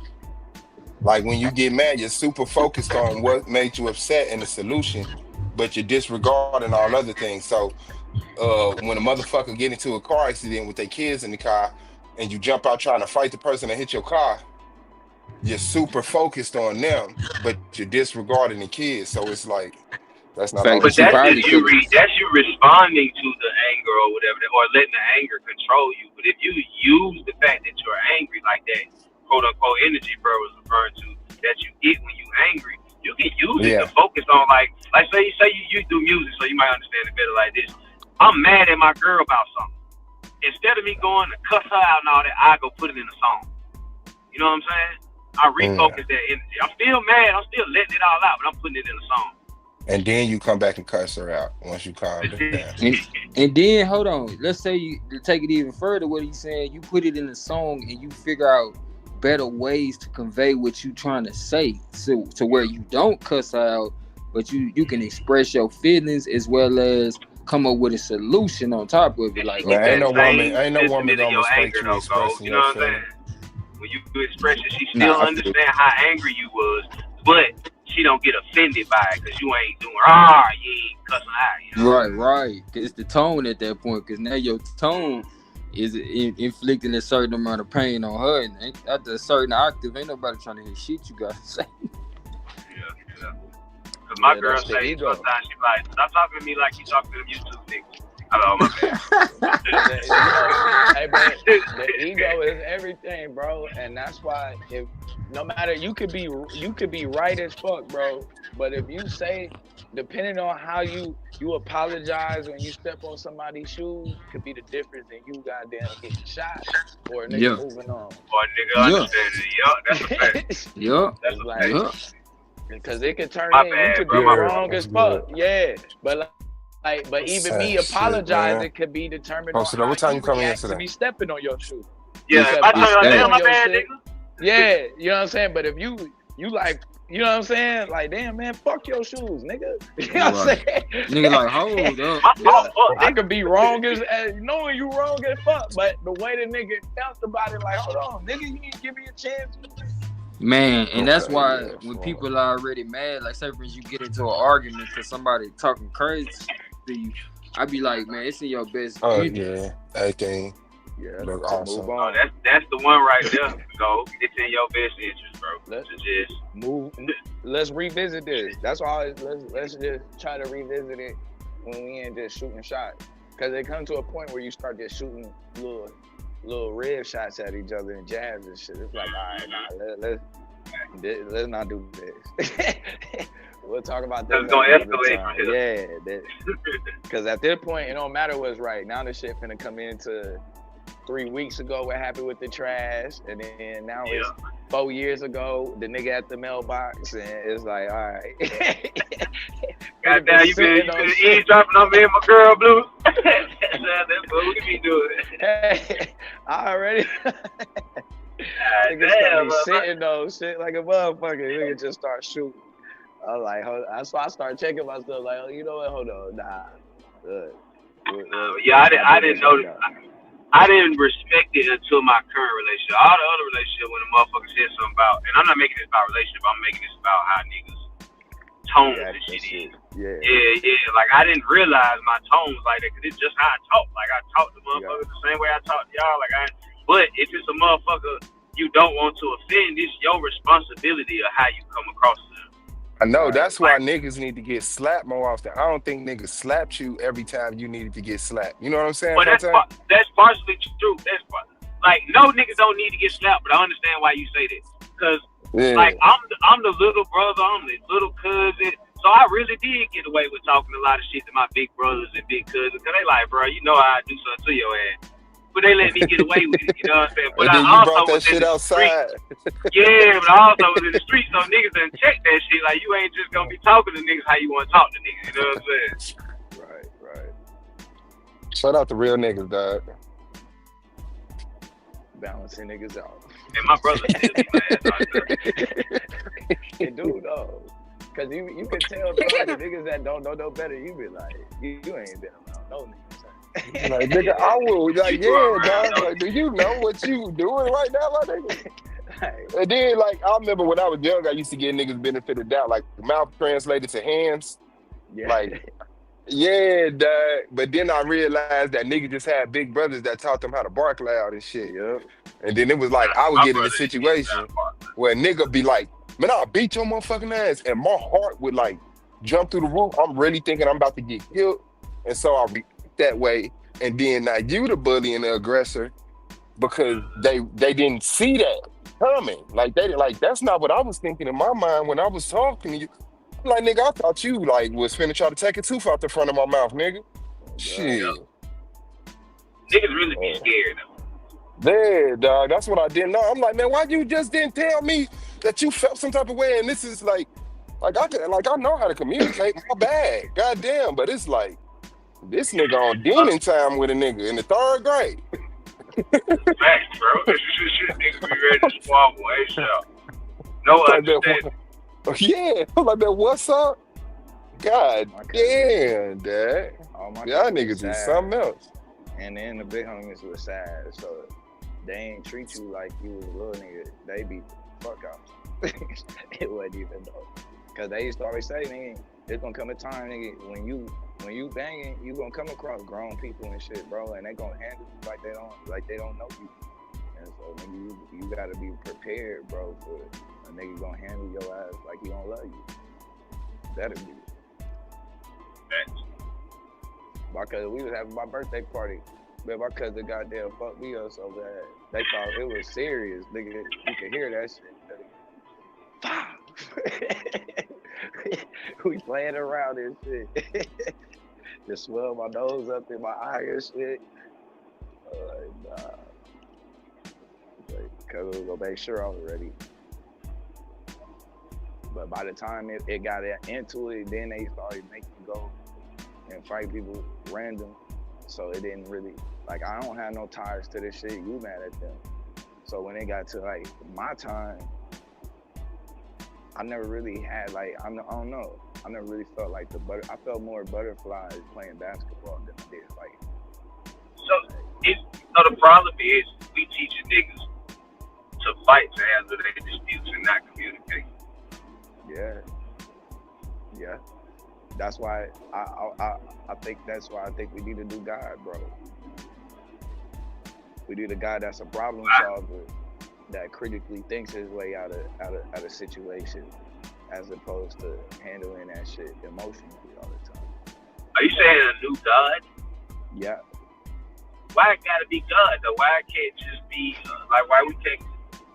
I think that's what people are a reflection of that shit in them stories. Like that's how they handle shit.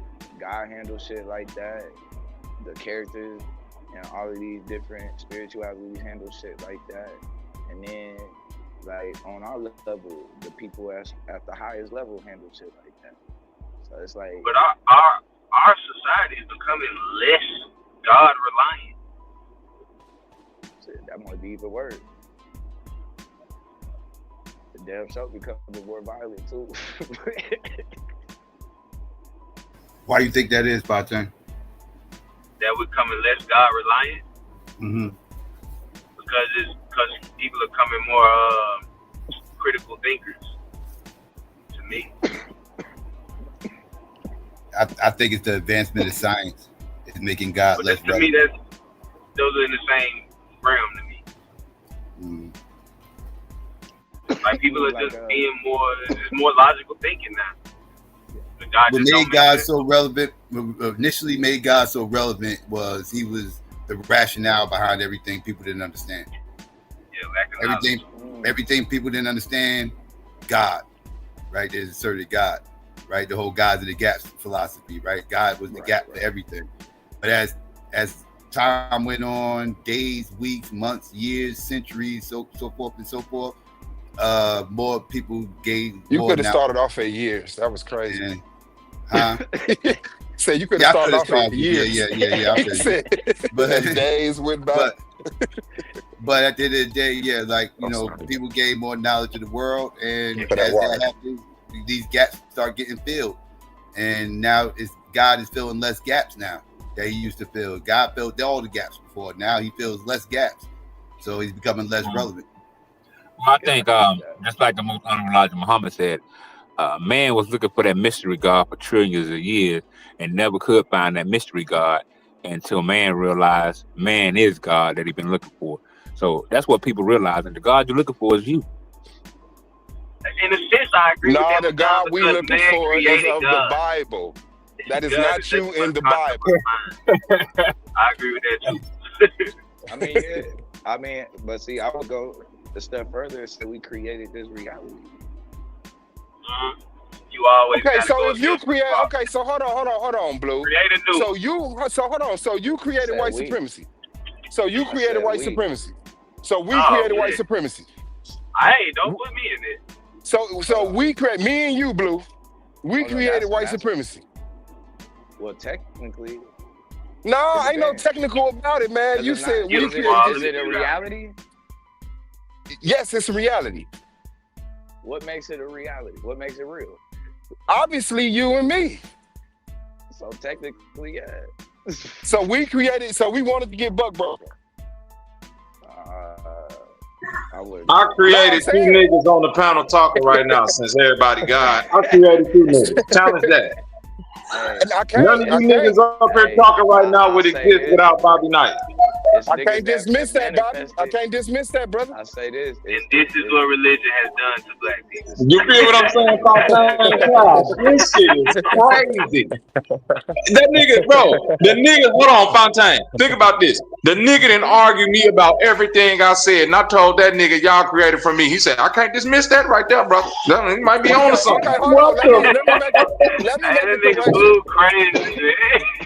I want you to know that I'm being sarcastic right now because I'm going up against Blue's logic, but I'm agreeing to talk within the frame of his paradigm that people create reality. So my thing is, why the fuck would you create a reality where you're oppressed and fucking great and fucking burnt and shit? Like, come on, bro. Really, my premise is that reality is an agreed upon illusion. So, regardless of whether you created it, I didn't agree on this shit, bro. I would never agree on structure. I would never agree that a child would never be assaulted. An old person would never be assaulted. Murders wouldn't happen. I would have been more successful than the Migos, nigga. What the fuck are you talking about? Hell no, I wouldn't agree on that. Let me get this straight. So Diddy got locked up yesterday because everybody agreed on it, or he just get locked up because the judge agreed on it? Nah, that could go into a whole nother realm, like shit that he had going on. Reality is he got locked up yesterday, right? Could we agree on that? That's the reality. He got locked up yesterday. I mean, that was real, yeah, but it was also real. What's the difference between real and reality? No, I'm saying it was also real. Yeah, I'm saying what's the difference between real and reality? You said that like it's a difference between two. Yeah, because you can have you could be a part of a reality that's not real. Then how is it reality? Because you agree to it. Nah. That's a false reality. Okay, so is white supremacy a false reality or is it a real one? That's a real reality. It's only one reality. It's a real reality.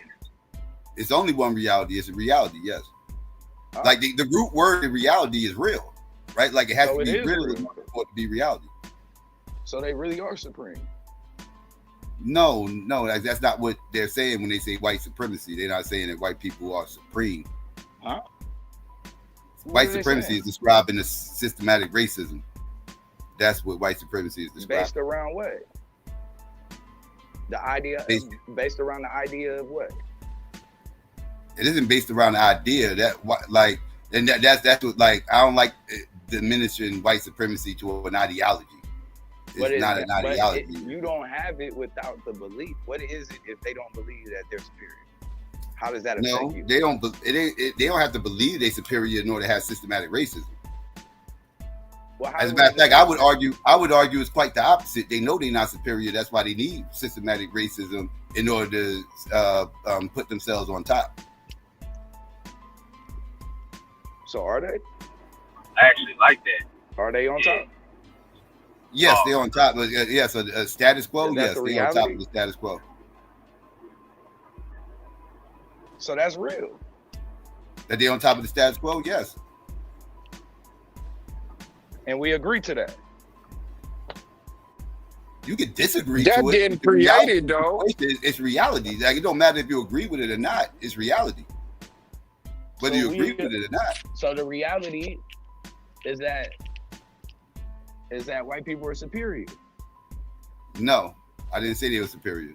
You keep saying superior. How are they not superior? I didn't say superior. I said they're on top of the status quo. Which that don't make them superior. Right?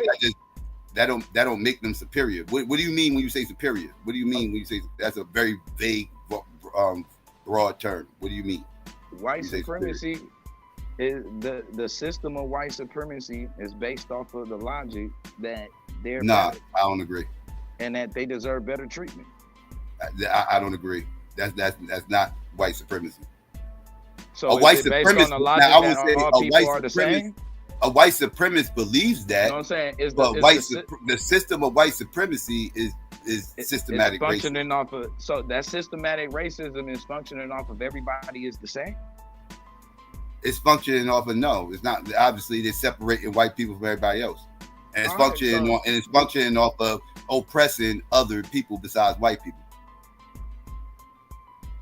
at the expense of other people. So it's to put white people in a superior place. at the expense of other people. It's designed to keep them on top of the status quo, but that don't make them superior though. That's not a superior position. A superior position as far as what? Power structure? Yeah. If you're talking power structure, yeah. So they superior.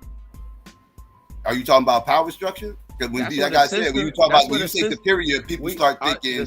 People start wait. Because I got to specify. Wait. I got to specify what it is that you're saying, because when people hear this, they start thinking you're saying white people are faster than us, stronger than us. Are you saying they smarter than us, and they start going to other places? So are you talking about the power structure?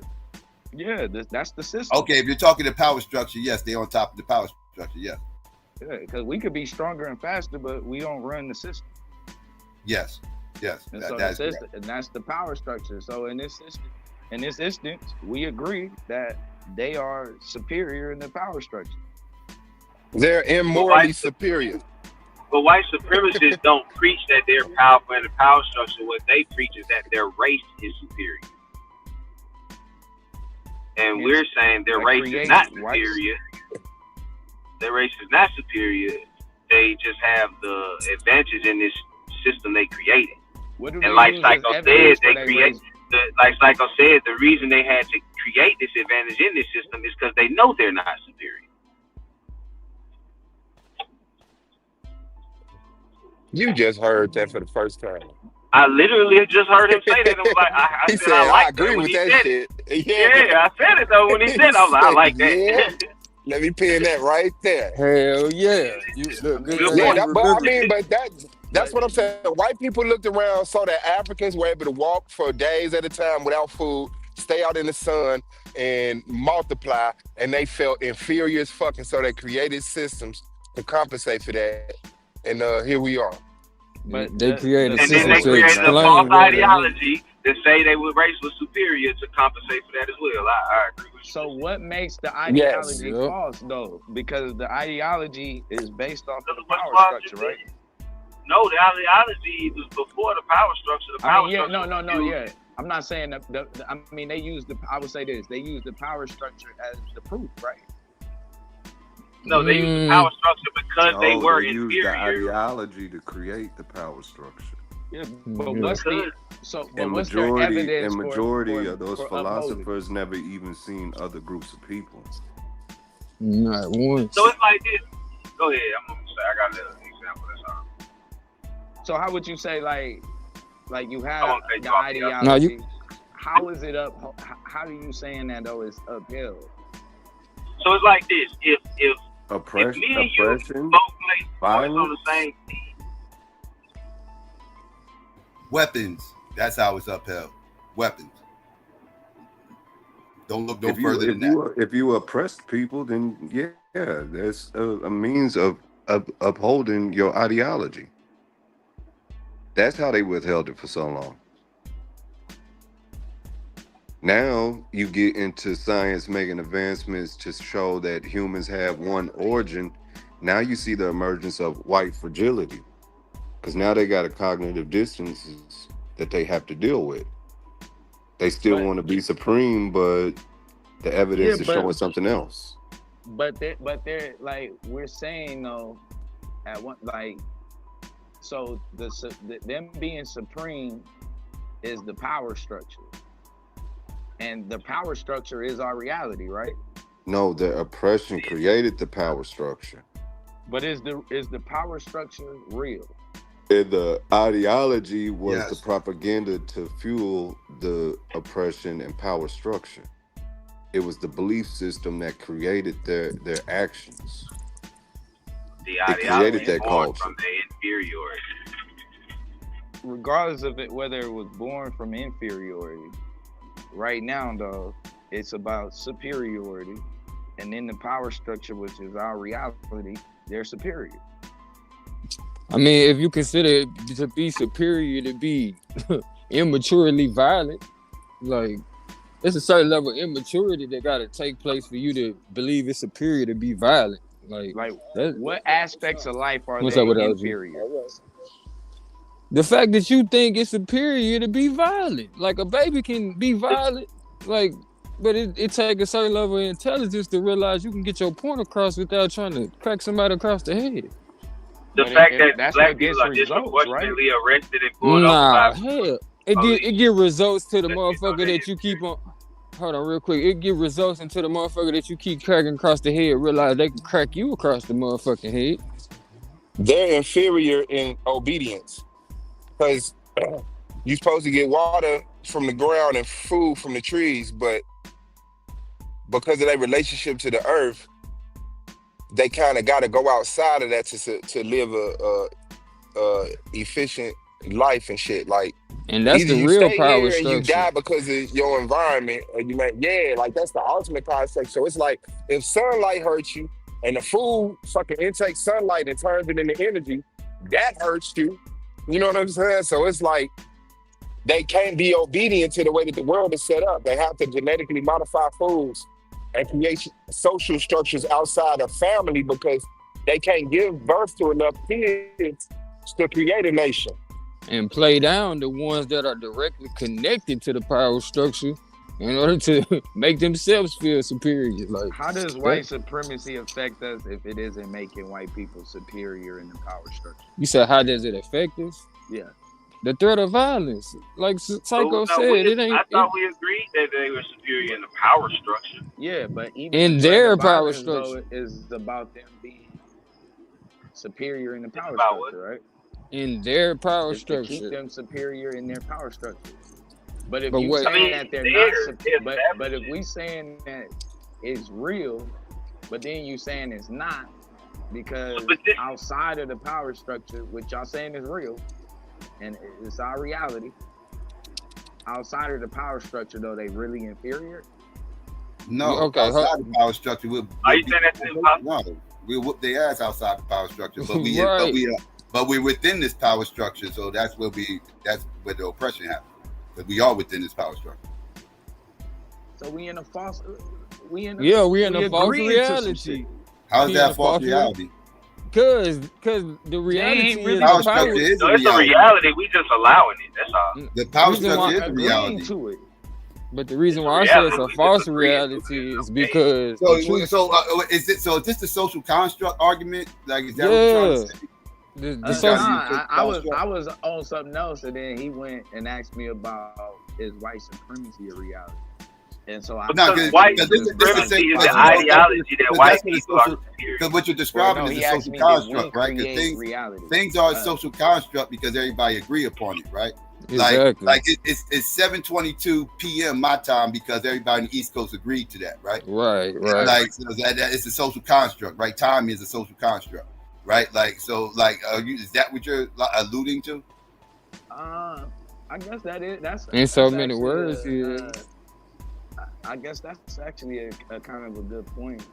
Because you got two different power structures. You got the natural power structure, and you got the power structure that they created based on violence. I only went this direction because I was asked, did we create a white supremacy? That's the only reason why we down this direction. Because we was talking about we create about white supremacy. I thought we was talking about like the brain and reality and this and that. But as far as the reality of white supremacy, that's what I'm wondering. How real does that make it real because we're in that reality? Or would it be an agreed upon illusion? That's why I said it's a false reality, because it's something we agreed upon, and we agree upon every day that we decide to not go down rabbit hole of thinking violence denotes power. Can I say something? I don't think that we agree upon it.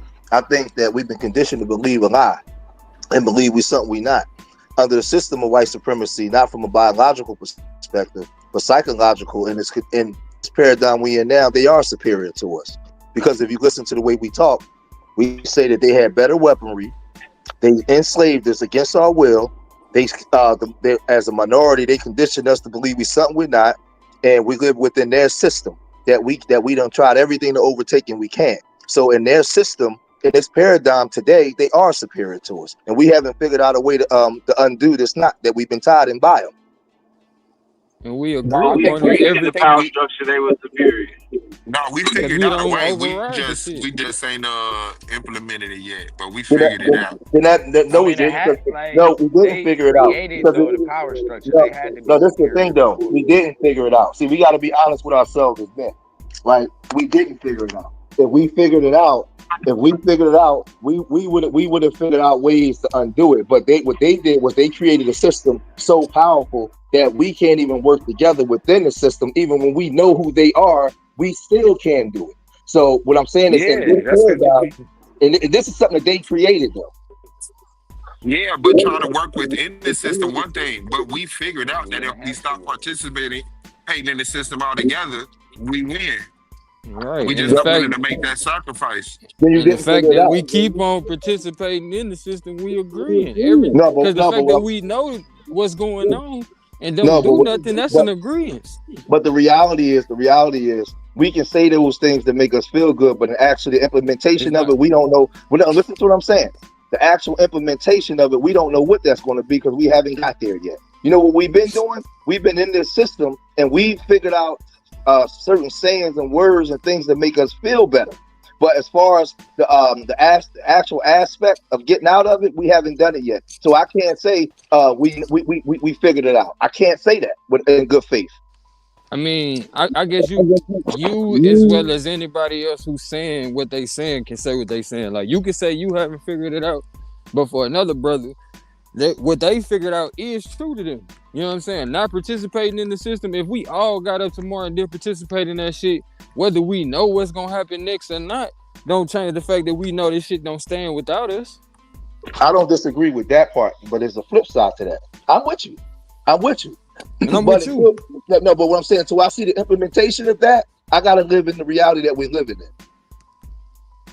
in. Is the line. Unfortunately. But to me that's an agreement right there. No, it's me acknowledging. See, no, what I'm saying is part of it is, but it's me acknowledging what happened. And I'm looking around and I'm saying, well, damn. Biology wise, they know who we are biology wise. That's why they got us psychologically. They got us by our brains. What's up? Now I got you, and that's why I say that's where the agreement. My bad, twin, but that's where the agreement comes in. Like, and I get that you saying it's not a total agreement because who would agree to be in the position that we in? But we believe, like you also said, that this is the best thing for us at the moment, so we doing it. But to me, like I said, that's a partial agreement. And honestly speaking, we know the only way out of this shit is to stop upholding it. You know the biggest stronghold they have on us, and a lot of us don't like this stuff. This part is being independent of him because we've been under his yoke for so long. What would life look like without us being under him and us having to be accountable for ourselves? That's a psychological thing that they've done to us.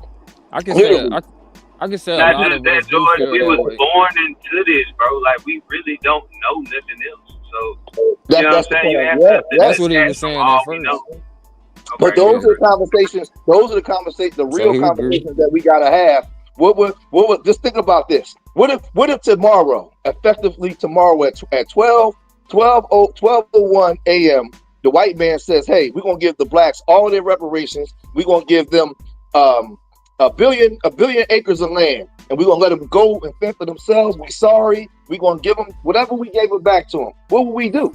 How will we do it? You know what I'm saying? I'm gonna tell you something. I'm a man right here. Hold on. I'm a man right here. Now listen to me. I'm a man right here. Yeah. Now this is what I'm gonna say. I'm a man right here. What happens is we've been beaten down so much that we used to blaming him and not being accountable for ourselves. And not all of us, but it's a large portion of us that overtakes everything because we're not used to being independent of him. We don't know how to work together. We say things that sound good, but we don't know how. They know this because they created the system. So what I'm saying is that we wouldn't have him to blame no more. That's why it's so hard. That's why we got shit like the white man's ISIS code, and it's so hard for us to get people to actually acquiesce to blackness. Because that shit sounds good, but black power, actually achieving black power, niggas don't know how to do that shit. But I say that's the fairy tale of us thinking all of us gonna do this shit. Like you said, a lot of us with the way that they created the system, they knew upon implementing this system, it was meant to keep people under their thumb. So they know even if they turn around and give some of us a leg up, a job, or whatever, we still just gonna go back to spending that money with them. You know what I'm saying? Even though we know that was, some of us know that was part of our problem anyway. The fact that we was trying to do business with people that don't got a business mind. They diabolical in the way that they move. They ain't trying to pay fair wage or whatever the fuck you say your price is. They gonna find a way to take that shit from you without having to give you shit. I don't think a lot of people don't understand, like when it, like the white Jesus, the taking of our names, our everything, how powerful that is on our mind. And when I talk, like I see people in the chat, oh, this nigga tripping. No, I'm not. I'm very intelligent. I'm looking around. I'm looking around at my people, and I'm looking at the way we talk, and I'm looking at the way we move and operate. Forget emotions and feelings. I look at things today like a blank canvas. I take all the emotion out of it, and I'm just looking at it without feelings and emotion. And I'm saying, damn, these guys use all kinds of sorcery and witchcraft and everything on our minds, man, and they got us. And we got to figure out a way to untie the knot. They got us mentally, man. Because even when we fight, we still use their system to fight against them. Yeah, that's why I say if they drop out that bag in that land, I'm calling China. Not even just that, bro. Like some of us scared to, like, because I feel like what is really pointing to, some of us scared to start over. Like, because honestly speaking, if we break down all the colorful schemes, the marketing and shit, these motherfuckers is doing the basic shit to keep power. They farming, you know what I'm saying? They doing shit on their own independently and selling it to their underlings. So for some of us, when I say, hey, you need to go back to farming, you need to go back to doing it, we got to go back to the Stone Age, like you scared to do for yourself. Because you so used to being able to blame somebody else, but it's the same person that you depending on too, though. And look at this. They beat us so bad, right? And not just us, all melanated people around the world. They beat the darker races so bad that, where you at, Psycho? I want you to chime in on this one. Where you at, Psycho? They beat us so bad that what we did was we felt at some point we felt like we had no choice but to look to faith. Religion and spirituality was always strong in our culture, but there was more from a nature scientific aspect of creating. We went to a thing of Satan coming to save us because we had no more remedy. We didn't know how to beat this monster.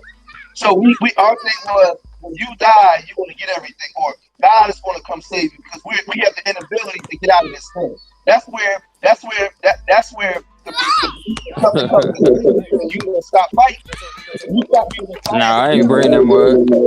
Yeah, the religious aspect of this is so powerful on the darker races over the world because just think about it. Look at all dark indigenous people around the world. We don't have no tanks, no bombs, no ships, none of that shit. We haven't created no war machines to go take over countries and wipe out continents. That's the lighter races that have done that. So the only thing we had was faith that God's going to come tear us up. And you hear the darker races say this shit everywhere you go. That's what they've done to us.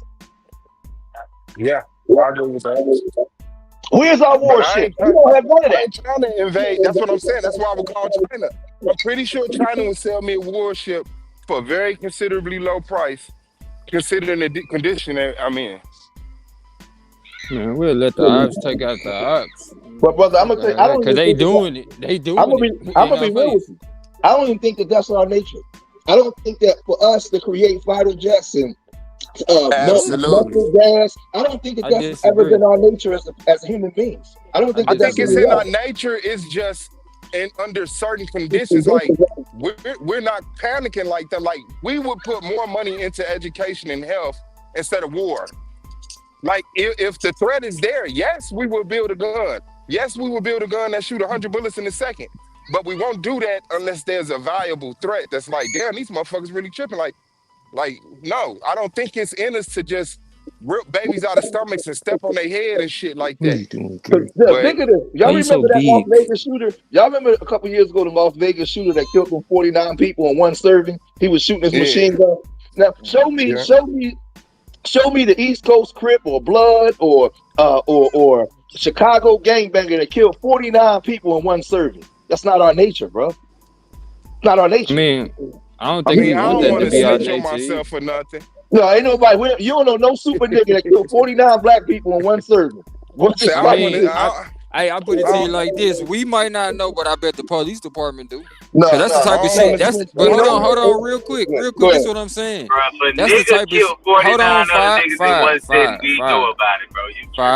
fire. This one, okay. You think that, right? But this Nowhere is the thing. Hold on now, because I'm finna say something that make perfect before the system or after. Hold on, Blue. Hold on, because I still ain't respond to the point that he making.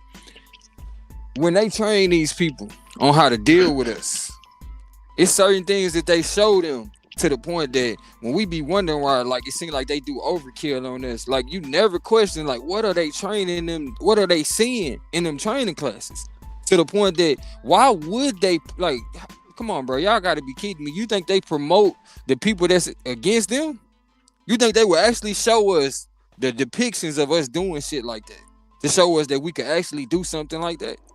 Like, that's another part of it. Things in the training that justifies things. What I'm saying is they wouldn't promote your hero to you. That's what I'm saying. Let me say this to you, brother, because I understand what you're saying. But all of us up here is Black Americans. We know our culture and who we are as a people. We've been in these bodies all our lives.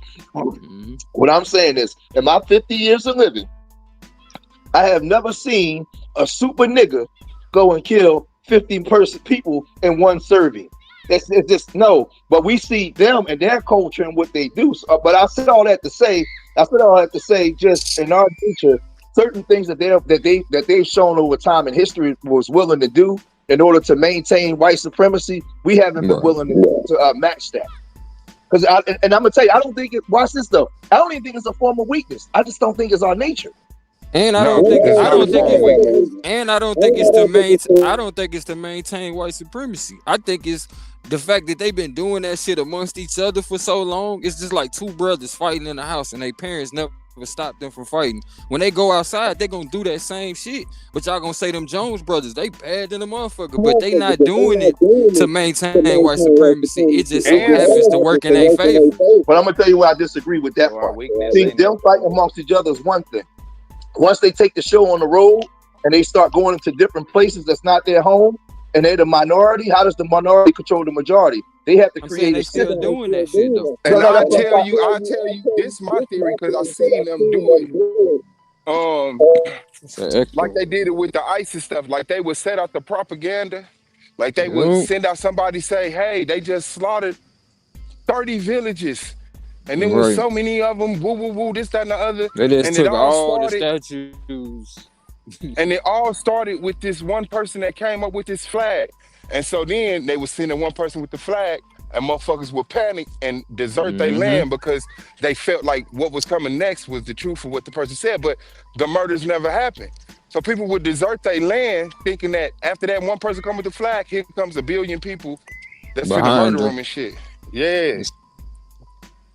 Yeah, like that's the psychological warfare I was talking about. They got you psychologically, not biologically. So, but remember, people like H.S. Chamberlain, Madison Grant, they wrote all of these writings in the early 1900s and 1800s. Because remember, white supremacy wasn't created for black people; it was created for white people to socially engineer them to carry out the plans that the elites had for global domination. They wrote this in their writings. They was utilizing their shortcomings to their benefit. Yes, if you go read, forget the Willie Lynch letter. Forget that letter. Go read the King Leopold's letter to the church on how to break the nigga when he was in the Congo. That's the real letter. Yeah. Go read the Rose letters. And a lot of that came from what they was doing in America and in the Caribbean. But they had a system in place on how does the minority control the majority. You have to psychologically be. So that's what they do.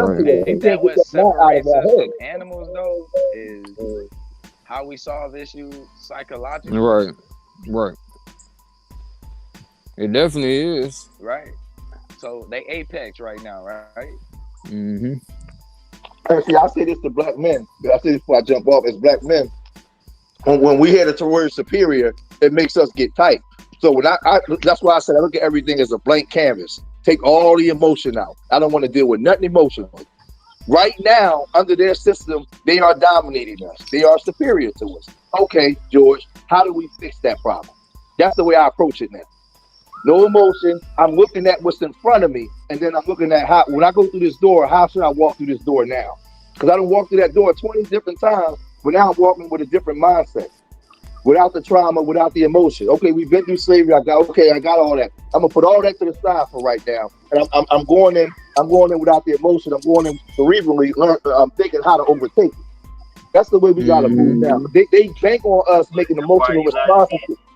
They bank on us making emotional responses to trauma all the time because they know what they've done to us.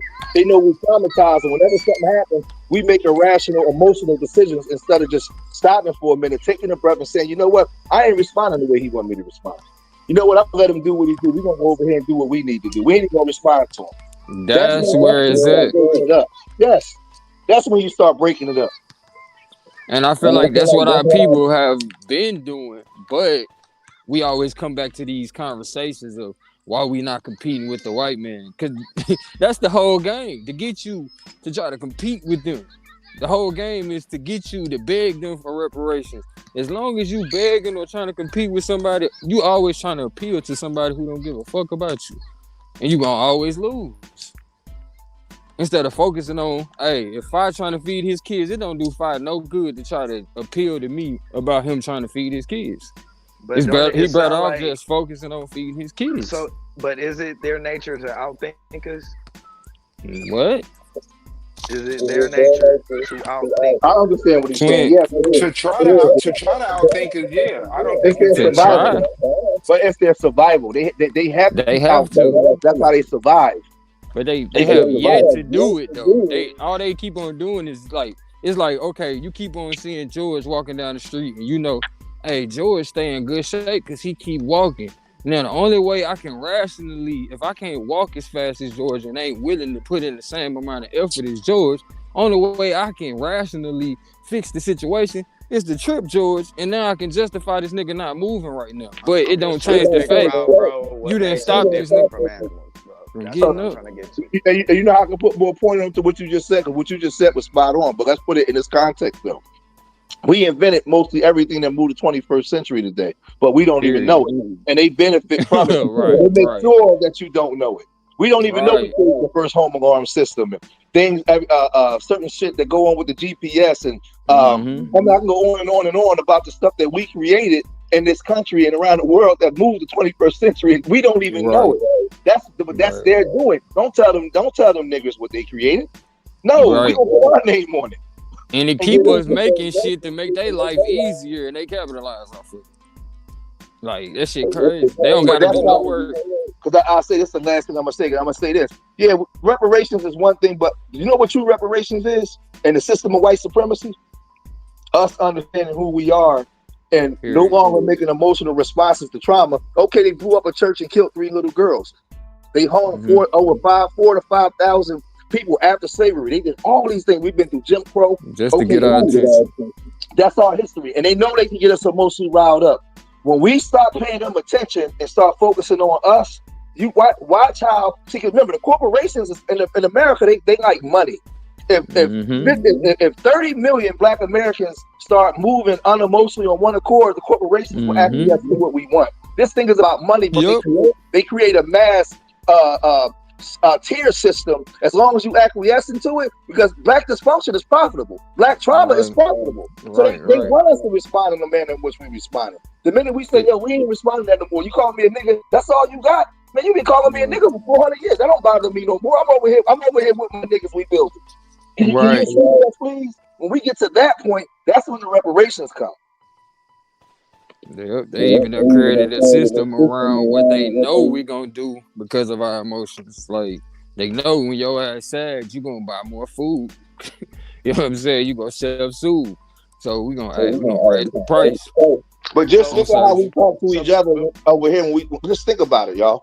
When we trying to get our points off, because sometimes we be frustrated. Everybody over here love Black people, and we be trying to get our points off. We start cussing each other out. Fuck you going in, and then a half hour later we calm down. We talking like nothing happened, because we traumatized, and we got to recognize those things. Don't nobody over here hate each other, but we cuss each other out like we do, and then we go right back to talking like nothing happened. But it's part of the trauma because we want to be heard. We want to be heard, and we so we just gotta point out all the small points, and then start working on that every day to be better, man. And I just say this, I tell everybody in the chat, start looking at our situation in America as a blank piece of paper. And when you do that, you're able to take all your emotion out before you speak. Just count to 3 and think about what you're about to say and the way you're going to respond to certain things. Because this country bank on Black Americans being emotionally impulsive and making irrational decisions based off of our trauma. That's why they give us trauma on TV every day. They produce us in a different light because they want us to be traumatized. We gotta let it go.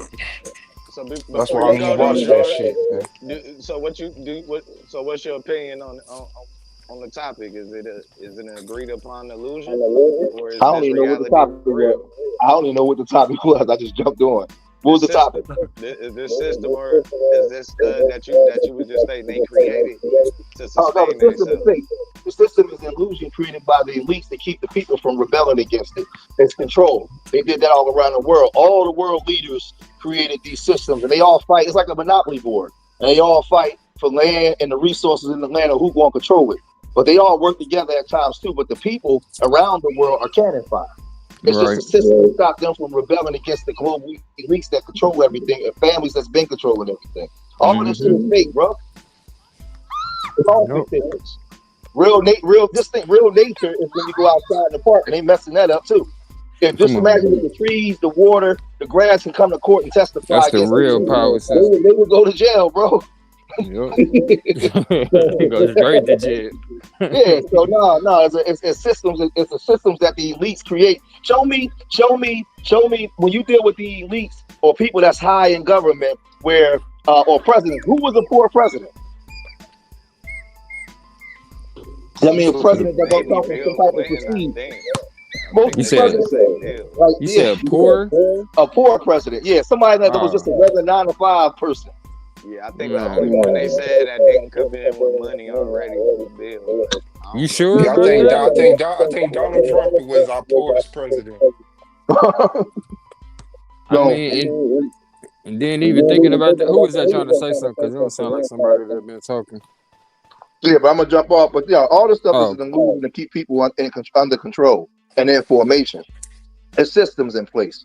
That's all it is. And sometimes, but they learn systems from other world systems of the past, because you have to have some form of systems. Because if you didn't, man would just be running wild, killing people, raping women, eating. So you have to have some type of morale system in place. So you have those, but then you have just thinking like something like two brothers.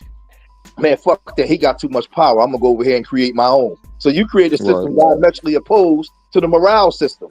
And you got some form of morality in your system, but is anything go in your system? So no, it's all they good versus evil, and just people these elites doing them, and we're the burden bearers of it. That's all. Yeah. And as much as we think that it's like some kind of control chaos, nah, that shit it's like a balance to everything that's happening right now. Like, you got enough people that's doing fuck shit to where it appears that the dysfunction is winning. But there's always been just as much dysfunction as much as there's been functional things going on. Meaning there's been civilized people and there's been uncivilized people. It's just the uncivilized motherfuckers that's controlling the media that you watch. You know what I'm saying? Because there's a lot of media out here that's showing a whole bunch of civilized people doing things they supposed to be doing, as far as like creating things that make life better or make it to where we appreciate life more. You know what I'm saying? But a lot of us don't want to admit that we pay more attention to bullshit. We pay more attention to bullshit than we pay attention to the shit that we say we want. And I even had to admit that sometimes I'm always talking to my lady about that shit. I'm like, damn, here it is. You tell me you love me, and I skip right over that damn text, but be paying attention to how you was complaining about how I didn't do something. Like, but didn't never not once respond to the I love you part. But I'm over here defending the shit that I didn't want to see. You can't fall for that I love you shit. Nah, Swab, I know what you talking about with that. But I'm saying, like, niggas be so quick to focus on the disagreeable shit. Nah, that's what I be telling them when motherfuckers on YouTube and you pay attention to your haters in the chat other than the people that support you. Come on, It's now. like you'll spend a whole stream arguing with the niggas that don't like you in the chat and disregarding the people that's like, yo. And it'll fuck with me convince on you this. that everybody don't like you. It'll eventually convince you everybody don't fucking like you to the point you'll overlook and mistreat the people who did like you now. Man, damn, you Domo, you create still the ain't hit shit. the link, man? What's wrong with Domo? Man, Domo probably taking care of the kids. Now you know better than that. Domo would Man, it love take to be up 5 here. minutes to jump on the panel and say, hey, Come on, this the we day had I that want for nigga that last debate. weekend. We had that nigga last weekend and we weren't supposed to have him. You ain't think about that, see? Man, he just need to set this date up, man. I ain't asking Y'all to be on got here that for 2 nigga in hours, trouble. man.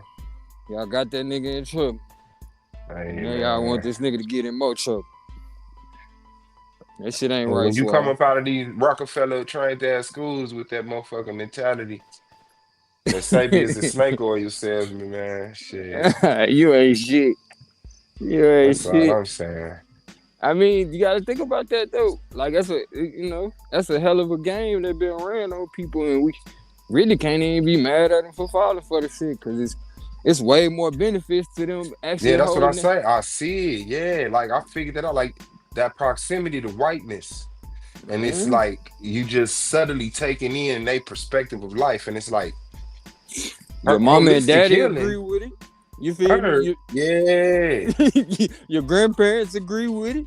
You know what I'm saying? Everybody around you really agree with that shit to the point you don't have to worry about having no issues with nobody if you fall for that shit.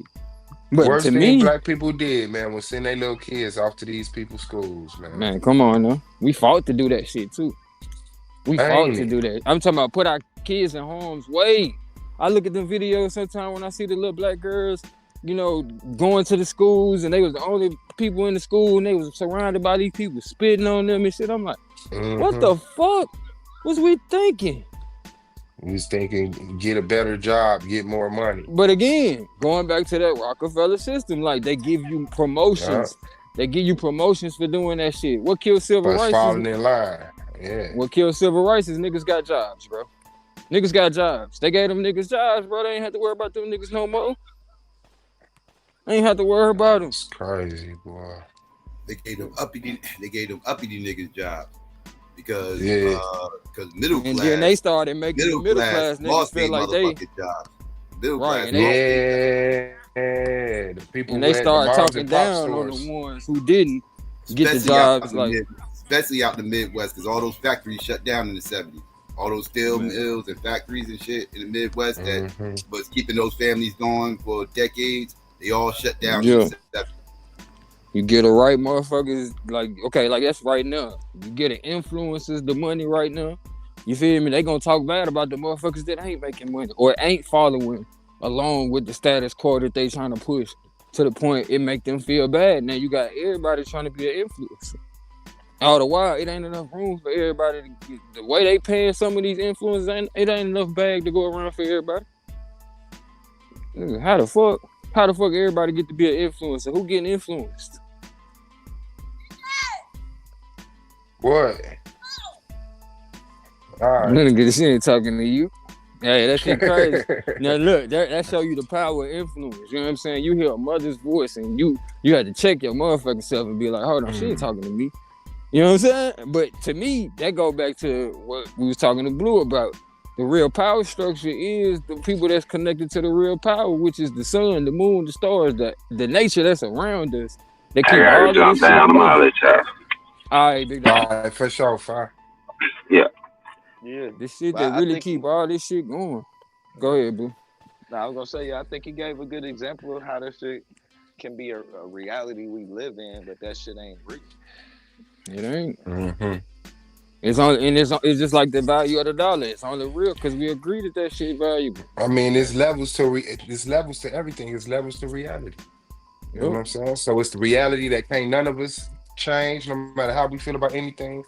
It's the reality that some of us can change. It's the reality that all of us can change. You know, reality that we agree upon and the reality we disagree upon. So it don't exist, but there's also a reality that we don't agree people on, have separate but it still realities exists. too. You gotta think reality is based on your brain, how your brain is perceiving shit. Yep. Man, leave my Well, brain shit. alone, man. Perceive shit. Yeah, dog. It's all full circle, bit dog. Like, But some shit, everybody, like, we all can perceive a tree. Nobody will disagree that tree ain't there. But say that. I mean, the angle. Have you seen the blue? What they did like a bunch of shit. Do you have the blue dress test? Yeah. But we all agreed. But we all agreed it was a. But we all agreed it was a dress. No. Yeah. That's the point. When they become compared to as opposed to what? As opposed to there's no in dress. A long t-shirt. So that's like that's what I'm saying. That's all comparison though, bro. You had to have gotten that, and you agreed to that. And all Blue saying is just like the telephone thing. Like, at some you point, pass you a message, it's gonna get changed. You trust to believe it. No way it was a tree before we agreed it was a tree. Right. Like, that's impossible. That shit was there. It was there. I don't know what it was there. But what it was, we don't know what the fuck that shit was. It was a tree. Like, your brain, and the worst part is your brain is telling you what that shit is. So now though, it was reality is that is a tree, and someone it was a taller blade of grass than the grass that we don't let grow, nigga.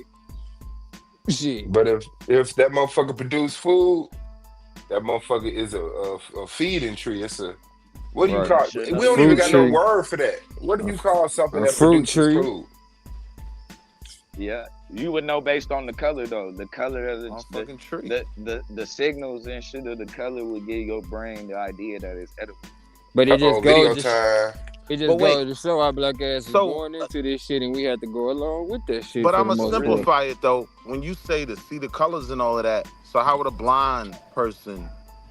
One second. Wait, hold that question. Let's watch this video real quick. Hold that question. Okay. Can we see it? Hi, Legend. Did you have a birthday last week? Yes. Legend Whitaker just turned 6 years old. Can we pick happy This birthday shit pissed cake? me He off. attends Floral Avenue Elementary in Bartow, where his class and teachers celebrated with a song. Happy birthday to you. But what happened next?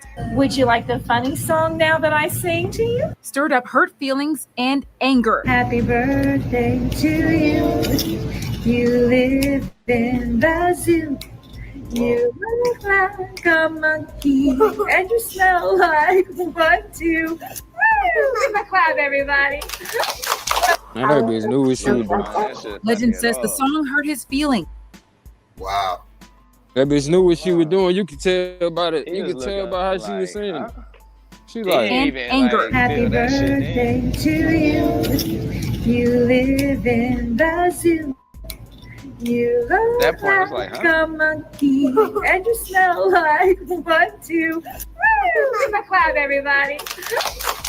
I don't like stuff like that. Legend says the song hurt his feelings. His mother, Desiree Prather, says the teacher sent her the video, and she went straight to the main office. I automatically said that's unacceptable, and I don't think nothing's funny about it. Prather says there's a history of Black people being described that way, which makes it extremely upsetting. My skin is boiling. I don't even like racism, and to know where we come from and our ancestors, and for us to be labeled like that, because when they call us monkey, they basically saying that we're ugly, we act like a monkey and all this and that. I don't like that at all. Polk County Public Schools district staff and the HR department are reviewing this. I followed up with additional questions, like, is this the first time this teacher has sung this song to students? And I also asked, while this is being reviewed, will the teacher still be in the classrooms? I have not heard back yet. I don't play games about my child. In a letter to the school board, Prather asked for an apology, immediate disciplinary action, and counseling for her son. After receiving no response, she decided to show up in person. They just kept saying it's an active investigation. They can't answer no questions or anything like that. Man, hell no. That lady no investigation. My baby mother would have been waiting in front of the school. In a monkey. I hate to be a bubble. In a monkey bubble bus. And you voted up to send that to my baby mama? Yeah. Have y'all ever seen Madagascar? The wrong energy. Yeah. I know that's what she got it from, but it's context though, bro. Like, it made me nervous. She was like, because the ancestors. But then again, but then she summed it up, right? Hold on, Willie. with that being said, you have to assume motherfuckers are smart enough to know that history. Hell Some yeah. people are just stupid. She Nah, man, Hold on. and she I'm wasn't not that. I'm not defending at Not no all. school teacher, bro. Not no I'm school sitting teacher. We not doing that. shit. And even as Bro, Shit, kids, when we I sang know that, college. it had a negative I know college professors connotation. right now that are teaching Malcolm X started the Black Panthers. Yeah, but bro, bro, I ain't nigga. That's different. Hold on. That's No, different than no, knowing. no. Yeah, Listen to what I culture. just said. Just because a motherfucker But is a to school be a teacher, teacher, don't bro, mean you they gotta educated. learn. Nah, but Vayasa, I would say even as kids when we sang that song, because it's not a new song, right? Like we even played around with it as kids, right? But it always had that negative connotation to it. But my You thing knew is, play it the was play the teasing, video back. You can hear it in her voice, like the way that she was pausing, laughing and like shit. looking for his reaction. Like, and she could even read the room by how he was responding. She knew someone right, but she kept going with that shit. So the baby knew, like, he was smiling and he was happy for the first song. That So second to me, song, he was like, huh? man, He right? So sitting there to like, what the fuck is this? and I done been in situations where like me and my family, like we taking a family picture, you know what I'm saying? And it's a Caucasian lady taking the pictures, and you know some people say cheese. This motherfucker said say monkey. You think I stood there and took that damn picture? Hell the fuck no. Nigga, I walked clean the fuck out that mud. And the only reason why I ain't do more because I know my mom. My mom would have been, you know, I got a Christian mom and she would have been upset with me. You know what I'm saying? If I would have went across that whole face. But she know what the hell she doing when she say monkeys. The fuck? It's not even just here, it's global. Globally they know. Like right. They globally will describe. And even if they don't know, we can't get their ass no out on like just cause you don't fucking know. Nah, motherfucker, you know I ain't no fucking monkey. And even like, with the song itself, it was understood it had a negative connotation to it. It was like you joking and teasing someone. And you don't do that with a black baby when you're a white lady. Come on, man. And you shouldn't do that to no child, period. I wouldn't even care if she did that to a white child. Like, bro, what the fuck you call that child a monkey for? Yeah, I ain't even thinking about it that, I mean, in depth. Nah, you was dead wrong. You dead ass wrong playing with kids like that. That's what it is. Adults bullying kids, bro. Thinking, oh, okay, I can get this shit off with this little boy. But you know you wouldn't do that shit with no grown black man. My baby moms would have been waiting in front of the school in a monkey. Or let alone a grown black woman. She wouldn't have did waiting for her. If I'd have got that video first, I'd have deleted that shit, bro. Eat the brakes. No. You don't delete that shit, Blue. Because you know what? You hit their ass in their pockets. What the fuck? And she gotta get up out of there. She can't be teaching and doing that shit to nobody else's kids. What's up, Chad? Yeah. We don't cover that shit up. Oh, there it gone. Nah, man. Some shit, bro. I'm not even finna let you. No, bro. I couldn't even. Oh no, I get what you're saying. That perspective that we had that last time, but it's still like in order to, cause like right now what she doing is she working on the case for me. The crazy part for me is figuring out. Yeah. Like, did she think the mother wouldn't have a problem with it, or what allowed her to be that stupid? I feel like your energy gotta be off for some white folks feel like they can even play with your baby like that. Yeah. Nah, it ain't. It could have been. Saying, even her as the white lady. To you. How did she think that was just gonna rock? Yeah, like, she texted to her. But I'm saying it's like, okay. It's no different than we hear about. We live in a day and time where niggas are, if they can't catch you, they'll do something to your kids. Like, so we can't just assume that black lady was, you know what I'm saying, doing some fuck shit that made her think she could be comfortable doing it. No, that's not what I don't mean no fuck shit. This is what I'm saying. It's like, how does she feel? Oh, like, I'm gonna text this to you and you not gonna come up here and drag me through the fucking. You gotta think people have been socialized to think that we stupid, bro. So she thinking she getting one off, bro. Like, she really, like and that's part of it. Like, you ever heard of an inside joke? Some people they love the fact that they joking about something that you don't get, and in order for it to come off it or for them to get their kicks and giggles, they actually gotta send that shit to you, and you not get it. But the fact that she got it, you think I'm not? It fucked it all up. That's telling me some bitch made shit. Like, what's good, Chad? I'm gonna send this to you. Like, I ain't have to discover this. You sent it to. I just told What you you though, talking why about? though. What you talking about? What you saying? What was that thought? It's I know called we just watched the video, but what y'all expressing right now? It's called an inside. I'm explaining to him like how an inside joke works. Like if me and Suave having an inside joke, like I mean, basically me and Suave done discussed some shit about you, Blue, before your ass came in the room, or before you come around. Now we start saying that shit in front of you. That's what makes it even more funny. The fact that you don't get it, but the fact that she caught that shit. It fucked it up. Technically, though, it ain't nothing to catch, though. Like, to me, you when just people socialize, they think you don't. Calling my child a monkey. Like, there ain't nothing to catch in that. You must know I'm finna come see you. And then you that's from your recorded it. perspective. But that's from your perspective, though. That's because you black. Is that what came out? She recorded the video and sent it to the mom? She sent it to the mama. That's how she found out. But you gotta be out your fucking mind. Like, I don't know what. I know my baby mama. But that show you racism is taught, and it's to the point that they teach their kids that you don't. You telling me you didn't have enough sense not to send this? That's what I said. Black mother. She must think she a bitch or something, bro. That's the only thing I can see. Ain't no way. It's an inside joke. She said that. You perplexing for me. Clearly, she didn't give a fuck. No, she gonna say my system gonna protect me. My system is gonna protect me. Exactly. And the system been having this inside joke for how long? The fuck? She thinking the system gonna protect her. Post-racial though, fam. It's people that live in post-racial. They don't even see that as like. Who the fuck living? I'm not how there, you living post-racial and you saying racial shit? Though. But that's not equivalent to me, because even if you live in post-racial, you still recognize. Why would you say some racial shit? Yeah, like why would you say what the fuck? I mean, I'm here with you right now, but it sound like y'all on some nigga shit, some dumb shit. What I'm telling you is the world we live in today, right now, the world we live in today, right now, half these motherfuckers do not acknowledge what our ancestors went through. They don't. These the same motherfuckers that say, I wasn't here, I had nothing to do with it, I wouldn't do that. These the same people. So there are some idiotic, dumb-ass white people who think a joke is a joke, and everything ain't no motherfucking joke. That's for us. For them, what makes it a joke, though, Ty? I don't think we should be giving them credit for shit. Like, I don't believe that she's sending that to the mom. You breaking up? She ain't sending that to nobody, mom, to flex on them. She's a dumbass white bitch. Yeah, that was a time to go to jail time.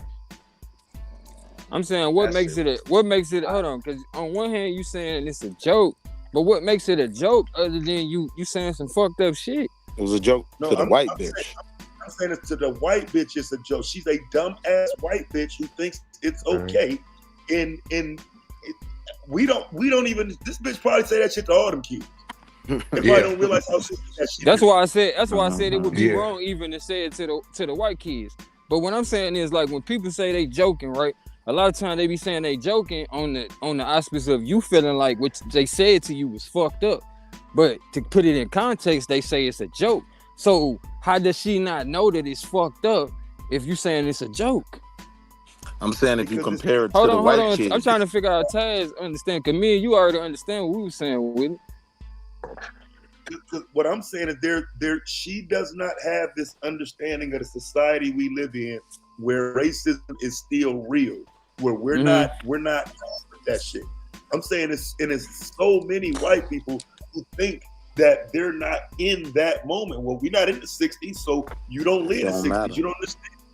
I can say what I want to say. Who's doing? Society's changed. Why you on some racism shit?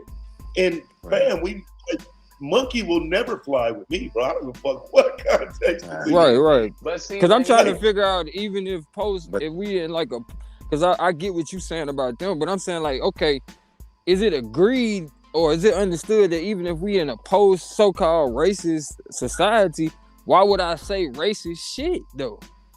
Because the white bitch saying it ain't racist.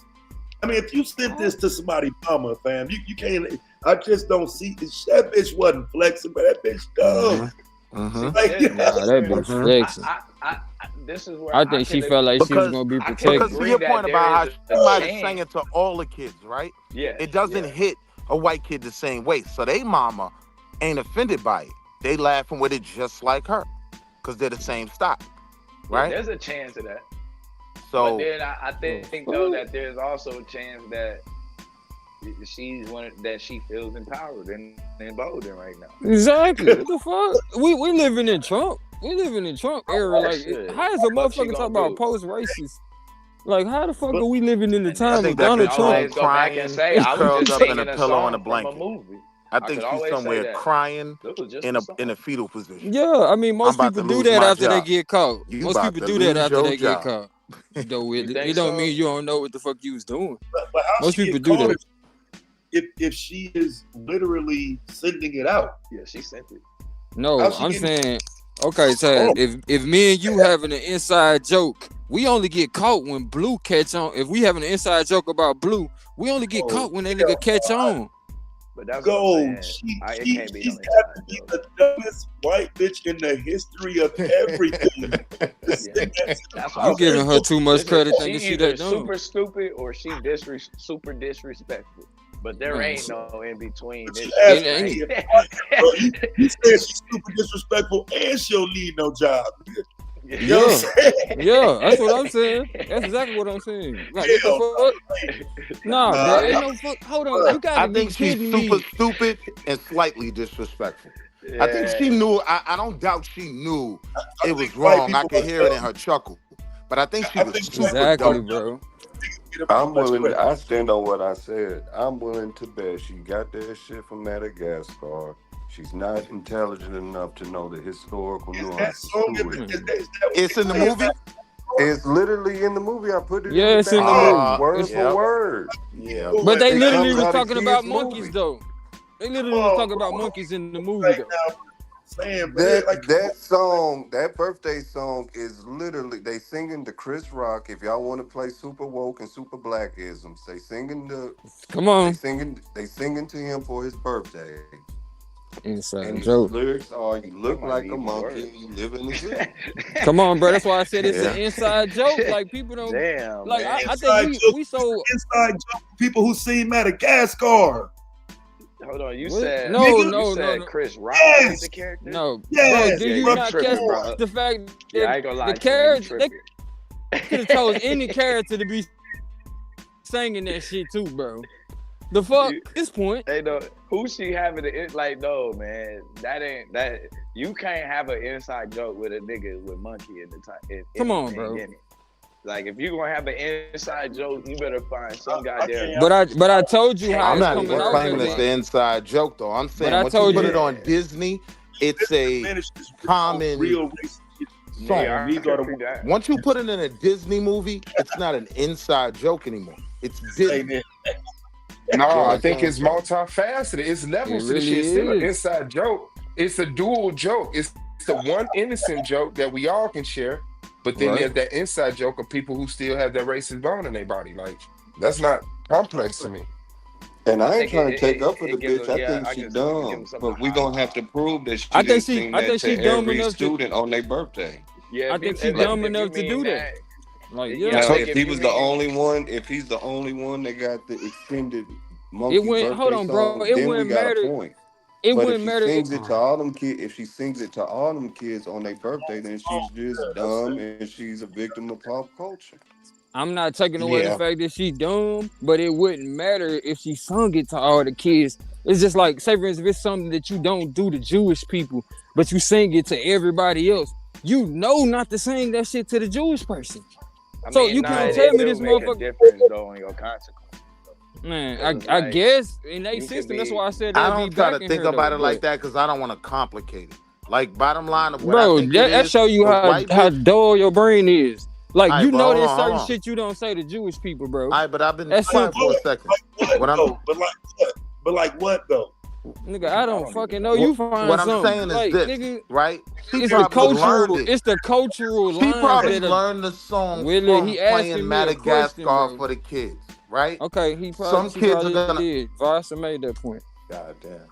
He didn't make the point because I didn't make the point. Voss already made that point. You don't know what my point is. I'm starting.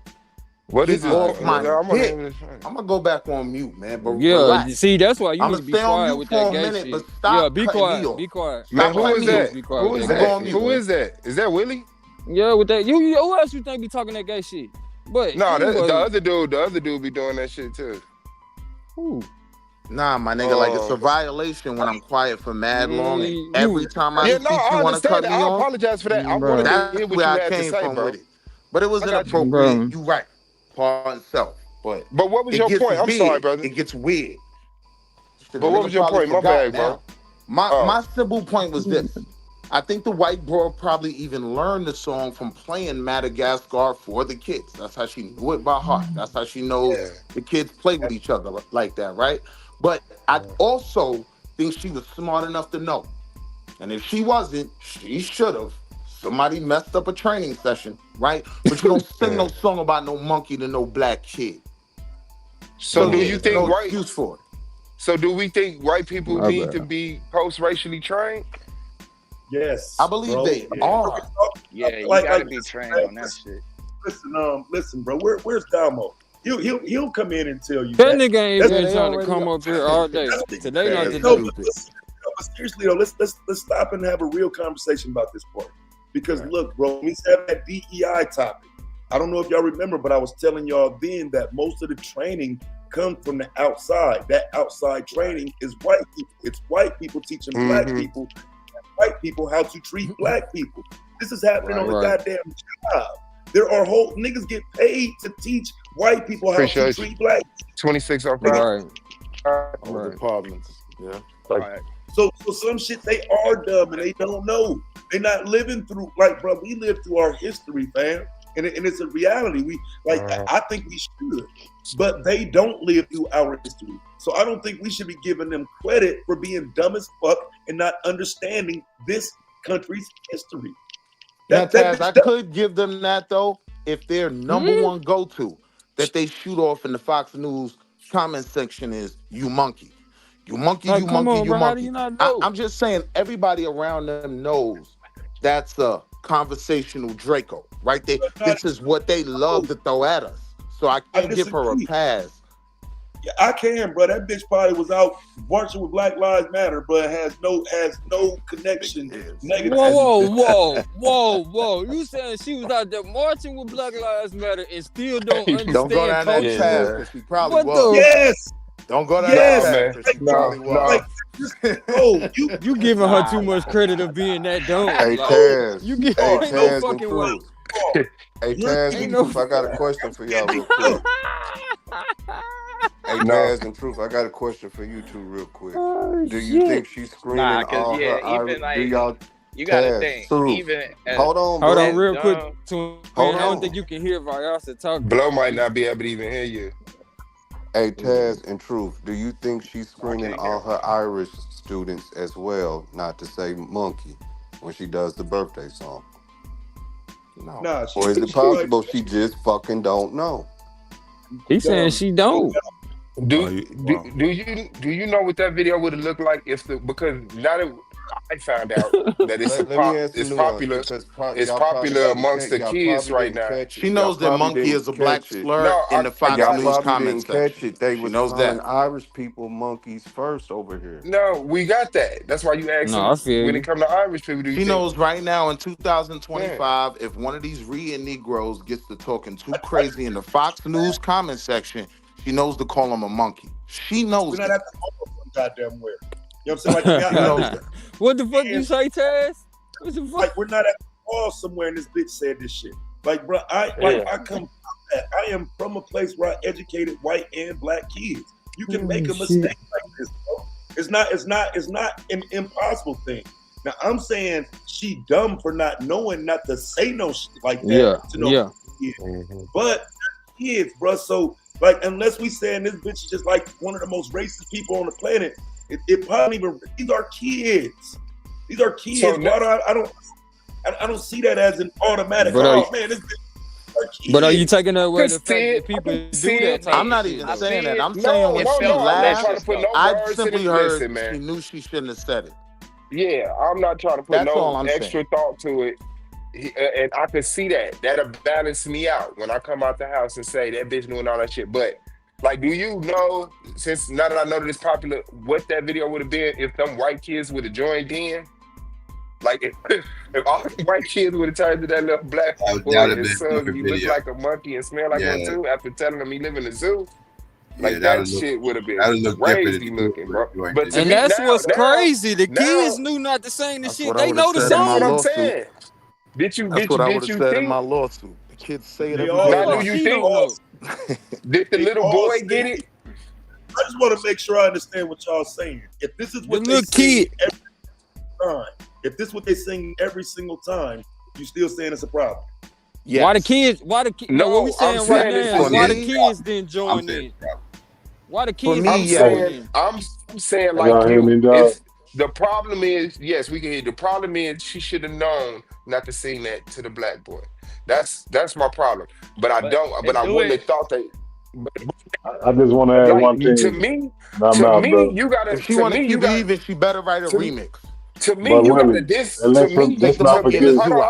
hold on. To me, you're gonna have to disprove. I'm not giving you no benefit of doubt. I don't give a fuck what society we live in. I need to see the investigation that clears her of this. Because I'm never gonna throw that ball in some white person's hand. Oh, you didn't know. You just watched Madagascar. No. But let's not forget that the white bride. Hold on, real quick, Chad. That's what y'all I'm just saying. Let's not forget that. Let's not forget that a couple of months ago that a white bride got like almost $1 million for calling a black kid a nigga out in Michigan. Come on, now. Come on, man. She could be on that, like trying to get. And you had to be under a rock to not seeing that shit. Bro, I think I was on the rock. I didn't hear about her winning. No, I'm talking about. She almost got she got some stupid number. I know it was 6 figures. Calling that black boy. Yeah, Lou, you bugged me out with that one. Exactly the way they do. That's a crazy and that is just. She might be trying to go viral. Like, man, like, bro, I would hate to. Yeah, that's out of left field. That's out of left field. I know it's teaching, but this is ridiculous, bro. That is insane. Yeah, that's coming from left field to me. I wouldn't correlate one with the other. That's just an interesting story. But yeah, no, I'm cool unless there's more details I'm missing. Y'all do. I don't see little white kids as targets. You know what I'm saying? And so when I see this type of shit happening with kids, yeah, dog, I'm gonna get a benefit of the doubt. I don't target white children. But you're not a kid. No, I'm talking about the adult. Well, white kids can be racist as fuck. Don't get it twisted. Right. White kids can be racist as fuck. But they're still victims of racism. An adult told them to believe in something racist. That's fine. You can say it's indoctrination. That's cool. But they can be racist as fuck though. Yeah, but I'm saying, but as an adult though, because I get that they can be racist. But as an adult, I'm saying I won't target them and not get at them. I guarantee you though, if this story and that's why we saying it's fucked up that she doing that shit, bro. If this story goes viral, I guarantee you this nigga's gonna get some money. They gonna support their own. Oh, you mean media viral? Yeah, with the media and everything. Oh, it's already viral. Bro, when he first played it, she gets fired. She gets some money, bro. That shit was. No, she tired of her job. The money is. She tired of her job. She knew what the fuck she was doing. She tired of her job. I'm tired of teaching these motherfuckers. I mean, how many teachers y'all know complaining forever about how much they get paid? Like, you really, man, motherfuckers could say that was a retirement plan. Hell yeah, go bro. To school, call this black boy nigga on tape and send it to him. Man on it, bro. You know he in the name of Charlie Kirk, nigga, she out this bitch. Nigga, fuck y'all talking about. Like, yeah, you giving this motherfucker too much credit that she that dumb. Like, nigga. I think it's the opposite. Like, and this is what happens with all. Like, typically, our people give them that much credit, like they're smart.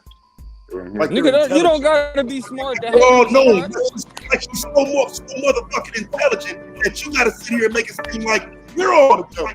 No, that bitch dumb. She's the dumb bitch.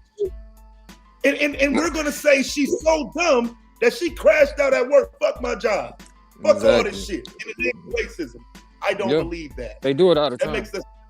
I don't think they can be fired though, right? I'm agreeing with you, Taz, and I'm disagreeing with you at the same time. But you can't see the complexity of the conversation. I'm agreeing that she dumb for doing the shit, but I'm also agreeing with myself the fact that ain't no fucking way you live in America and you don't know shit about racism. Ain't no fucking way. I ain't say don't know shit about. I'm saying ain't. Okay, living. so you know monkey is a racist term. Especially when you're talking to a black person. In what context? I think nigga, talking to a black person in that context, nigga, talking to a black person, if you say monkey, that's racist, bro. Like, that's not hard to figure out. But wouldn't it be smart, like, if she knew she was going to get that bag, bro, that she could say fuck the job then?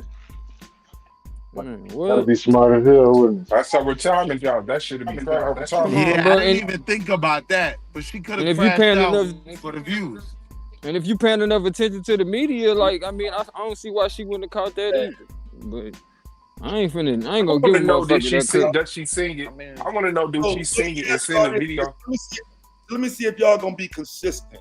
So when these sluts go to work, teach these kids and they know what the fuck they doing. Showing their asses and they know what the fuck they doing. Hold on, let me hear them, go. I can't hear them. Like, is it the same when you see a teacher dressing provocatively in front of them kids? You think the same way? They know what the fuck they doing. Yeah, yes. I think you around hormone rage teenagers. And you need the motherfucker, not do some shit. That's normal for me. If you ain't targeting the kid, nigga, you talking to somebody, daddy, or the principal, or the other teachers, like, you know what the fuck you doing. I'm gonna always put it on the adult, man. I've seen teacher dress wear, and then I've been in a class where we had a substitute teacher, and you can see her thumb, and we could not focus. Come on. It was over. Like, the moment we seen that, it was everybody focus was on that. You whispering, all kinds of shit. Y'all should have walked out of class protesting. Yeah, so at least y'all consistent. Nigga, we was perverted. We wanted to see that shit. The fuck? We was talking about swap. It was sex ed that day. Yeah, but that's because we were improperly introducing sexuality. So we we was already we was watching Apple Pie and all that dumb shit. But so we was already American Pie. Apple Pie. Like, what you was watching? That's a weird porn, man. That's right. My bad, American Pie. You right. But did you know what happened with the apple pie in that movie though? That's just where I'm standing with it. And it may be out of ignorance or lack of exposure, but I would like to know. My baddie, teacher Bay neighbor.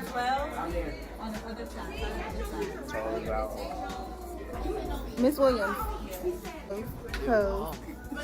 so pretty.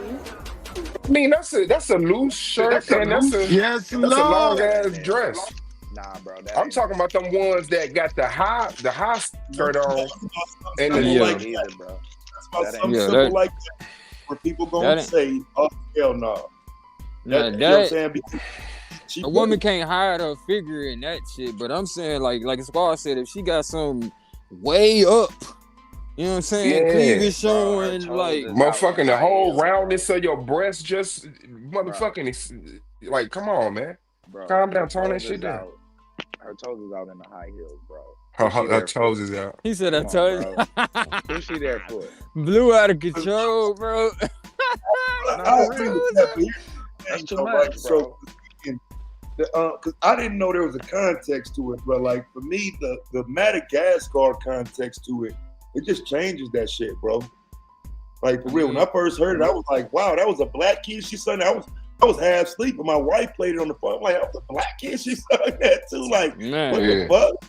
Nah, but I'm still. If that was in a kid's movie, fam, I think y'all gonna die on that point, bro. But I think they put racism in children's movie.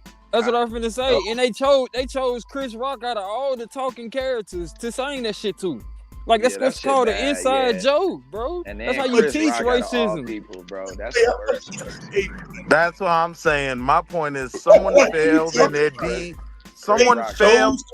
their DEI training. That's my point. They didn't fail, bro. They did that shit on purpose. But on top of that, though, when I'm being real, she knew, right? That monkey is still a black slur.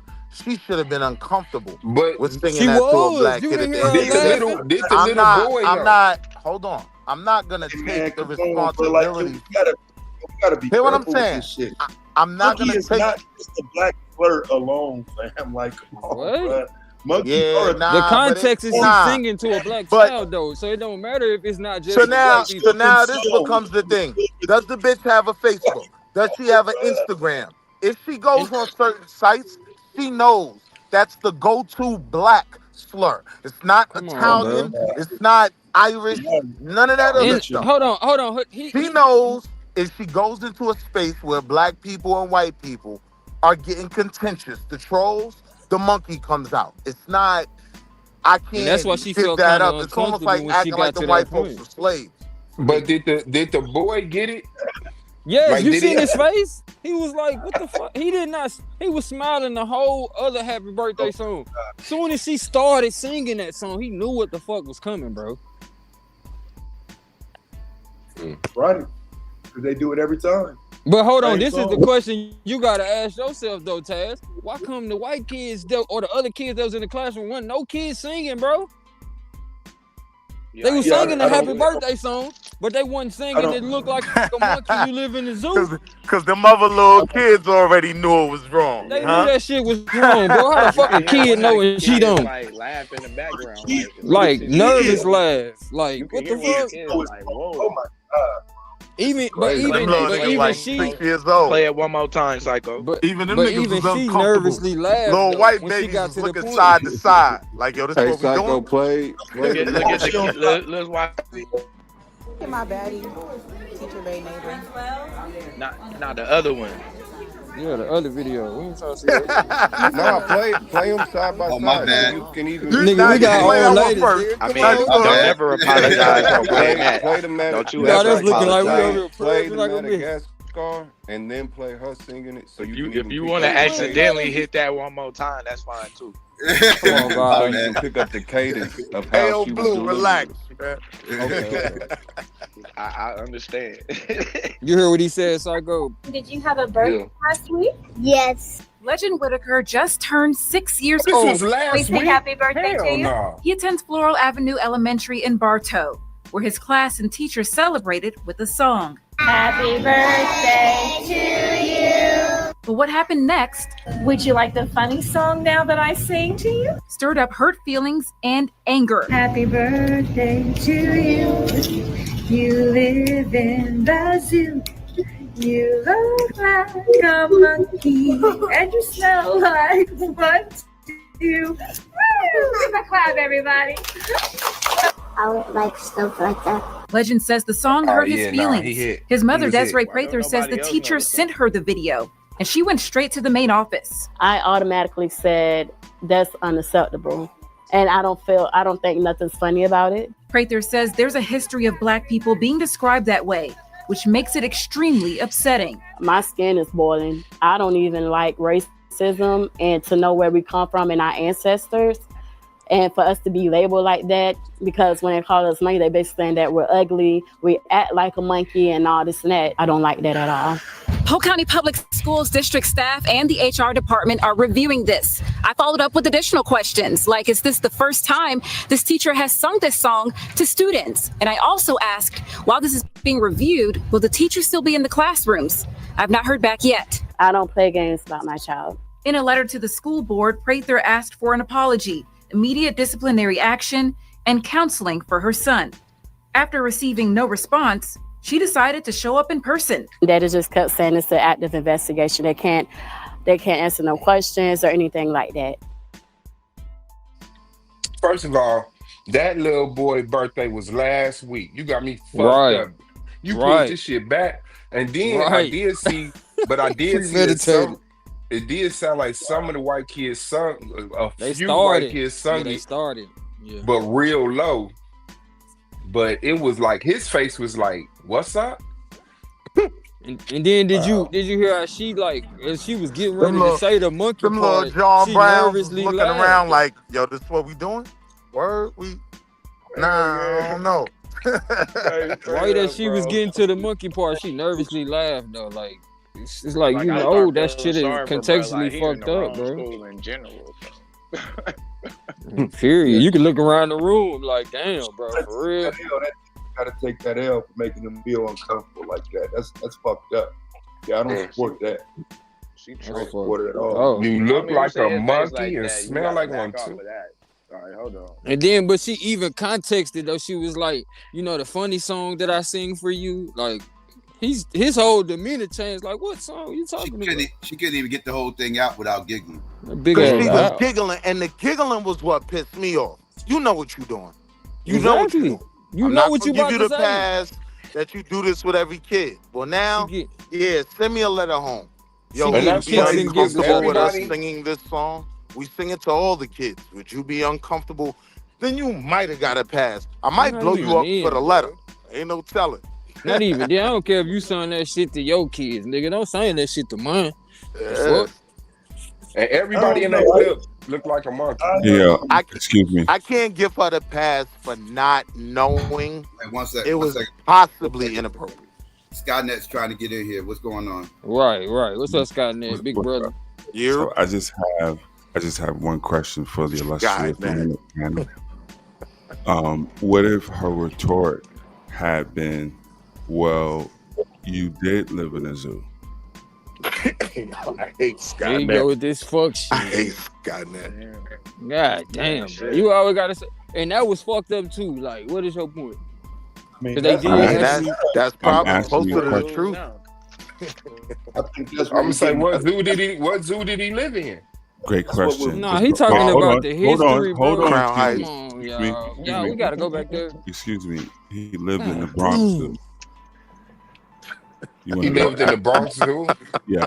You want to ask further questions? Come on. Man, are you referring to when black people were in the zoo? Hold on. No, you talking about Yankee Stadium? We talking about Yankee Stadium? Come on. In the Bronx Zoo by Yankee. Are you talking about when people used to be actually put on display? Shout out to Old Jersey. No, I'm talking Is that what you're talking about? I'm talking about when he lived in the zoo. You asked me what zoo, and I told you what zoo. Brooklyn Zoo, like Wu-Tang? No, I said the Bronx Zoo once again. Nah, Wu-Tang ain't in the Bronx. Okay, that's what I'm saying. Like, so you talking about what he talking about? Hold on, one at a time. What was it? Like they had real people on exhibit in the Bronx Zoo. Is that what you're referring to? I'm telling you that a black person lived in the Bronx Zoo. That's what. I mean, I don't care what he's saying. That's what I'm saying. And I asked you what that was the report. Then I would be like, who the fuck lives in? I would be like, who lives in? I don't understand this. I don't know.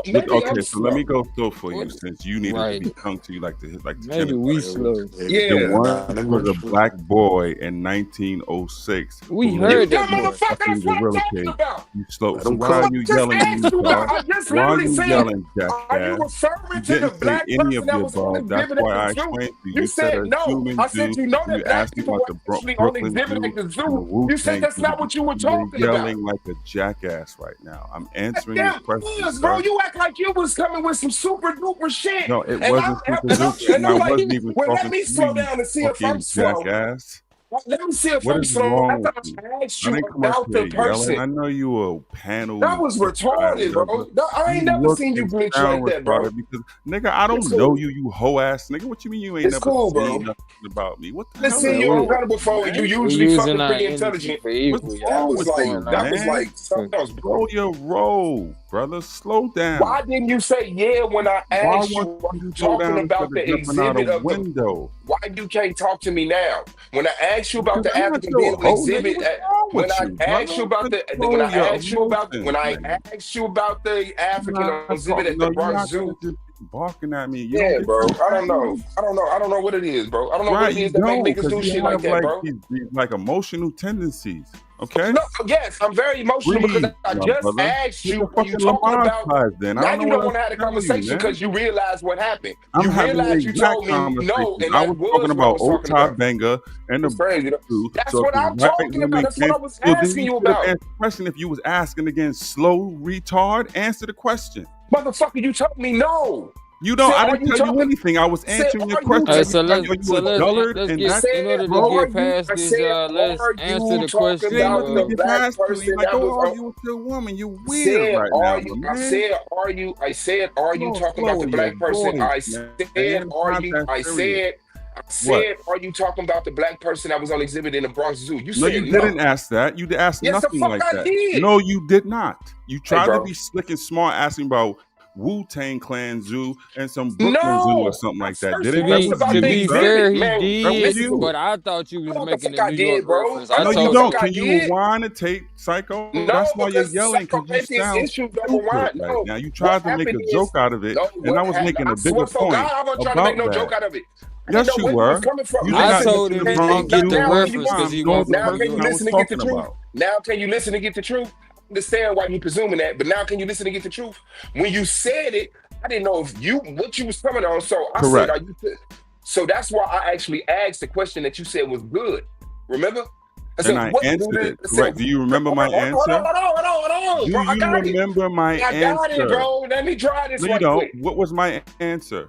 You said yes, good. No, I And then didn't. you I said, said the hold Bronx on. Zoo because the question was where it was. You don't Goddamn. remember the question or the Man, let's answer. just Are get through you this, bro. high? Let's just get through this. We Ask can't you, because you're what making zoo? stuff up you don't remember Ask you 3 what minutes zoo? ago. You said good question, the Bronx Zoo. Correct. I said, are you talking Right. about So the now person your that was answer on? I right. said, this is where you continue listening. I said, are you talking about the black person that was on exhibit in the Bronx Zoo? You No, you said didn't. no. No, you And then didn't. go, man. No, you Hold on. Yes, didn't. I swear to you, I No, did. you And then didn't. go. Say that. Listen, No, bro. he didn't. He Listen. said a Bro, I'm trying human to tell you what zoo, happened. and I You went didn't on hear to me. say he You didn't lived hear me in the because zoo. Gold was over talking me, and he said Correct. something. So if I didn't hear you because Gold was over talking you, why would you Man, presume I fuck you, heard man. you? I'm cool, bro. You see how I'm cool, you just bro. killed yourself again. If you go I'm slow, cool, you bro. understand. Whatever You're you think, falling bro. for pitfalls. Now I was talking about D.A.B.A.T.E, who lived in the Bronx Zoo. You want to proceed with why I asked it now? No, I don't give a fuck Good. what you were So I talking wasn't talking about you. So Taz and other people with brain cells. If this woman had then retorted that, what would have been the response? It don't Because it was a matter. It's greater point if you didn't 2025. jump out the fucking window about popular culture and you're making assumptions That's that even people more know racist. about these things. But Why wait, would you though, assume automatically when someone says monkey like But Taz wait. saying that it applies to you? True, chill, bro. It's overkill at this point. So look, I'm saying Gold, even to get that far, even to get to be that clear, right quick, to be clear, did she say you look like a monkey and smell like one too? Yeah. Whether look Yeah, and you smell look like or a what monkey. the hell? Taz does that shit. Yeah, to be clear, Right, she said now- that. Now that's exactly what they said on these goddamn Madagascar songs. Right. Okay. Right. So once again, she comes up and says, like with Donald Trump behind her, say, well, D.A.B.A.T.E lived in the zoo and the song is correct. Now what? Right. That's what? crazy. I'm saying we just ain't even ask gotta it that go that way then. far. Then well, why No, we no, ain't no, go to if that? Why not? We're here. That's If crazy. they're pretending, like that was a concern, come on, my nigga. What? What's the concern? That shit Oh, crazy, bro. I I'm on thought the y'all side of the fucking road. I What? say this though. I say this though. Truth. Here's my response to that though. Yes, sir. The credibility and the credence that niggas give to the intellect, it seems that she might as well say that. Say it again. I don't right there. Wait, hold on. Wait, say it again. Say that. I didn't hear that part. She was what? I said too much credibility and credence is given to them intellectually. Instead of just saying it's a dumbass white bitch. Instead of saying it's a dumbass white bitch who's on a birthday song. No, I agree. I agree. So she couldn't even attach it to racism, possibly, right? Hold on. Willie. You gotta know She it's not hold possibly down. couldn't I'm even answering attach his it to questions. I racism. want you to let She me definitely finish couldn't saying, attach it because to I'm talking to Taz. D.A.B.A.T.E. You have a problem with interrupting. So Taz, to answer your question that Willie's trying to make me forget that I forgot, can you ask it again, please? And Willie not interrupt. Take your time, Taz. I can explain. No, you can't explain anything because I'm asking Taz just to repeat. I'm sorry, Taz, to do this. Could you just shut up? What the fuck, bro? Go ahead, Taz. It's not really a question though. It's just more of a statement because I'm just trying to figure out within this if we know the origins of the song.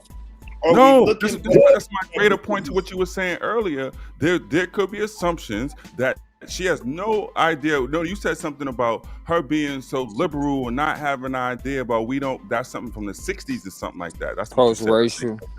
Like that post-racial thing, right? But Willie then retorted something later when he wasn't interrupting somebody about shit. Even if you in a Facebook chat group at this point, you don't have to know D.A.B.A.T.E was in the Bronx Zoo. Like you know what I'm saying? To know that monkey might get you slapped.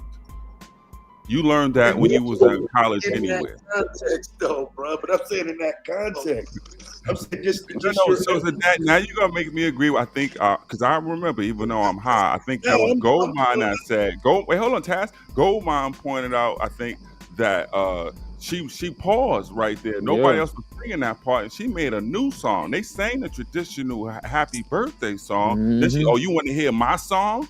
Like, you know, like Uncle at the cookout. If he really was. It's a chill. No. She said the funny you song. don't have one traditional happy birthday. Now you want to grab the mic and Taz, remix I ain't it? never seen you shit. like this, Taz. Nah, the argument becomes this is the routine. The routine is we sing the traditional song, then we sing the Madagascar song that y'all all laugh at. That I gotta figure out what kind of bag my niggas smoking, because this is the post-racial bag. What bag they serve you today, Taz? You hear what I'm saying, True? Like the basic argument then becomes you sing the traditional song, then you sing you don't sing nothing the else. Disney song that everyone knows and laughs at. That's where she. No, you don't. That's where she fucked up, my nigga, and that's where I agree with the brother. She knew at that point. I agree. You even said it, Willie. Like, okay, y'all want to hear my version? I got something special for Shaquan. Check this out. Yeah, she should have done that. That's so listen. And instead of her singing the Martin Luther King version, she went to the Monkey in the Zoo. But my point is, before we can get to Ota Benga and the actual human being that was stored at the Bronx Zoo, right? She should at least get to I don't say monkey. But why? But my greater point with that, when I can't hold on, hear me out. My greater point, but would then ask you, but why? Because you saying the white Where is bitch that smart. wrong? Where is that? You can't saying the white bitch smart, nigga. And why? Wait. Just so we clear, no. I ain't no hold on. I'm tired of you and this fuck nigga in the chat. Oh yeah, there we go. Come on, it's Saturday. I'm tired of you and this bitch ass Kurt Ty nigga. Y'all niggas keep giving me more questions. No, she don't know. Like the bottom line, fam, I keep saying it. I'm not giving no dumb ass white bitch credit for being no super intelligent, smart racist. That's She's you smart niggas. enough not to call somebody a You nigga, don't though. got it. You Come don't got to on. be I mean, a monkey. intelligent to know this. Come on. No, Come on, she's Taz. not. A monkey. That's like saying You racism. feel that. That's what I'm saying. Now That's you like You ain't got to know nothing about Old Time Beggar not to call Like, no little bro, black boy no monkey. Now. Racism is not smart. Now you're there. No, come on. Saying Now. I don't even Willie made me necessarily agree feel like with that she was statement only racist. I because feel like she knew it was Willie made me inappropriate and agree she only with that enjoyed statement continue because saying you can be on it in the Facebook moment. or Instagram and something that don't got nothing to do with be your black anywhere. history class. To know Calling that nobody monkey. monkeys. It's two different. I get what you're saying, but you don't. There's a whole different context to that shit when you're talking about kids in a classroom. You would think. I just do not understand, because if we sit on the corner yelling out monkey to somebody, yeah, that sounds crazy. But it's literally from a children's song. It's literally from a children's movie. I mean, at some point it does. Well, why can't be a penguin? Penguins are from Madagascar. You look like a penguin, at least, or some since you in transracial America. A penguin is black and white. Make this shit be an ivory. Why you gonna call that boy a penguin? I think what Taz is speaking to. I think what Taz is speaking to. The penguin, what is it? The penguins in Madagascar or something? That's bigger than yeah, I actually was watching that movie with my son. This shit is actually hilarious. Thank you. That's why I said the point that what Taz is talking about is this little thing known as racial literacy. Everybody's not racially literate. And that's not an excuse. I mean, that's a privilege of whiteness to lack racial literacy. Domo, I was with Taz on that point until, of all people, interrupting Willie did say something about, listen, you could be on Facebook or Instagram or otherwise and know that, or go to college anywhere and know that monkey and Negro don't go together. Like, you get what I'm saying? Like, you don't have to. But again, though, racial literacy or being racially illiterate, you can be able to recognize that it has been used in that context before and assume that it's about intent, right? Like being racially illiterate means that my intentions is what shapes whether or not this is a racially, you know what I'm saying, racially charged. If you have Facebook, you know monkey is disrespectful. Would you sing it in Watts or Chicago? Should be your meter about that, right? No, South Side at least, right?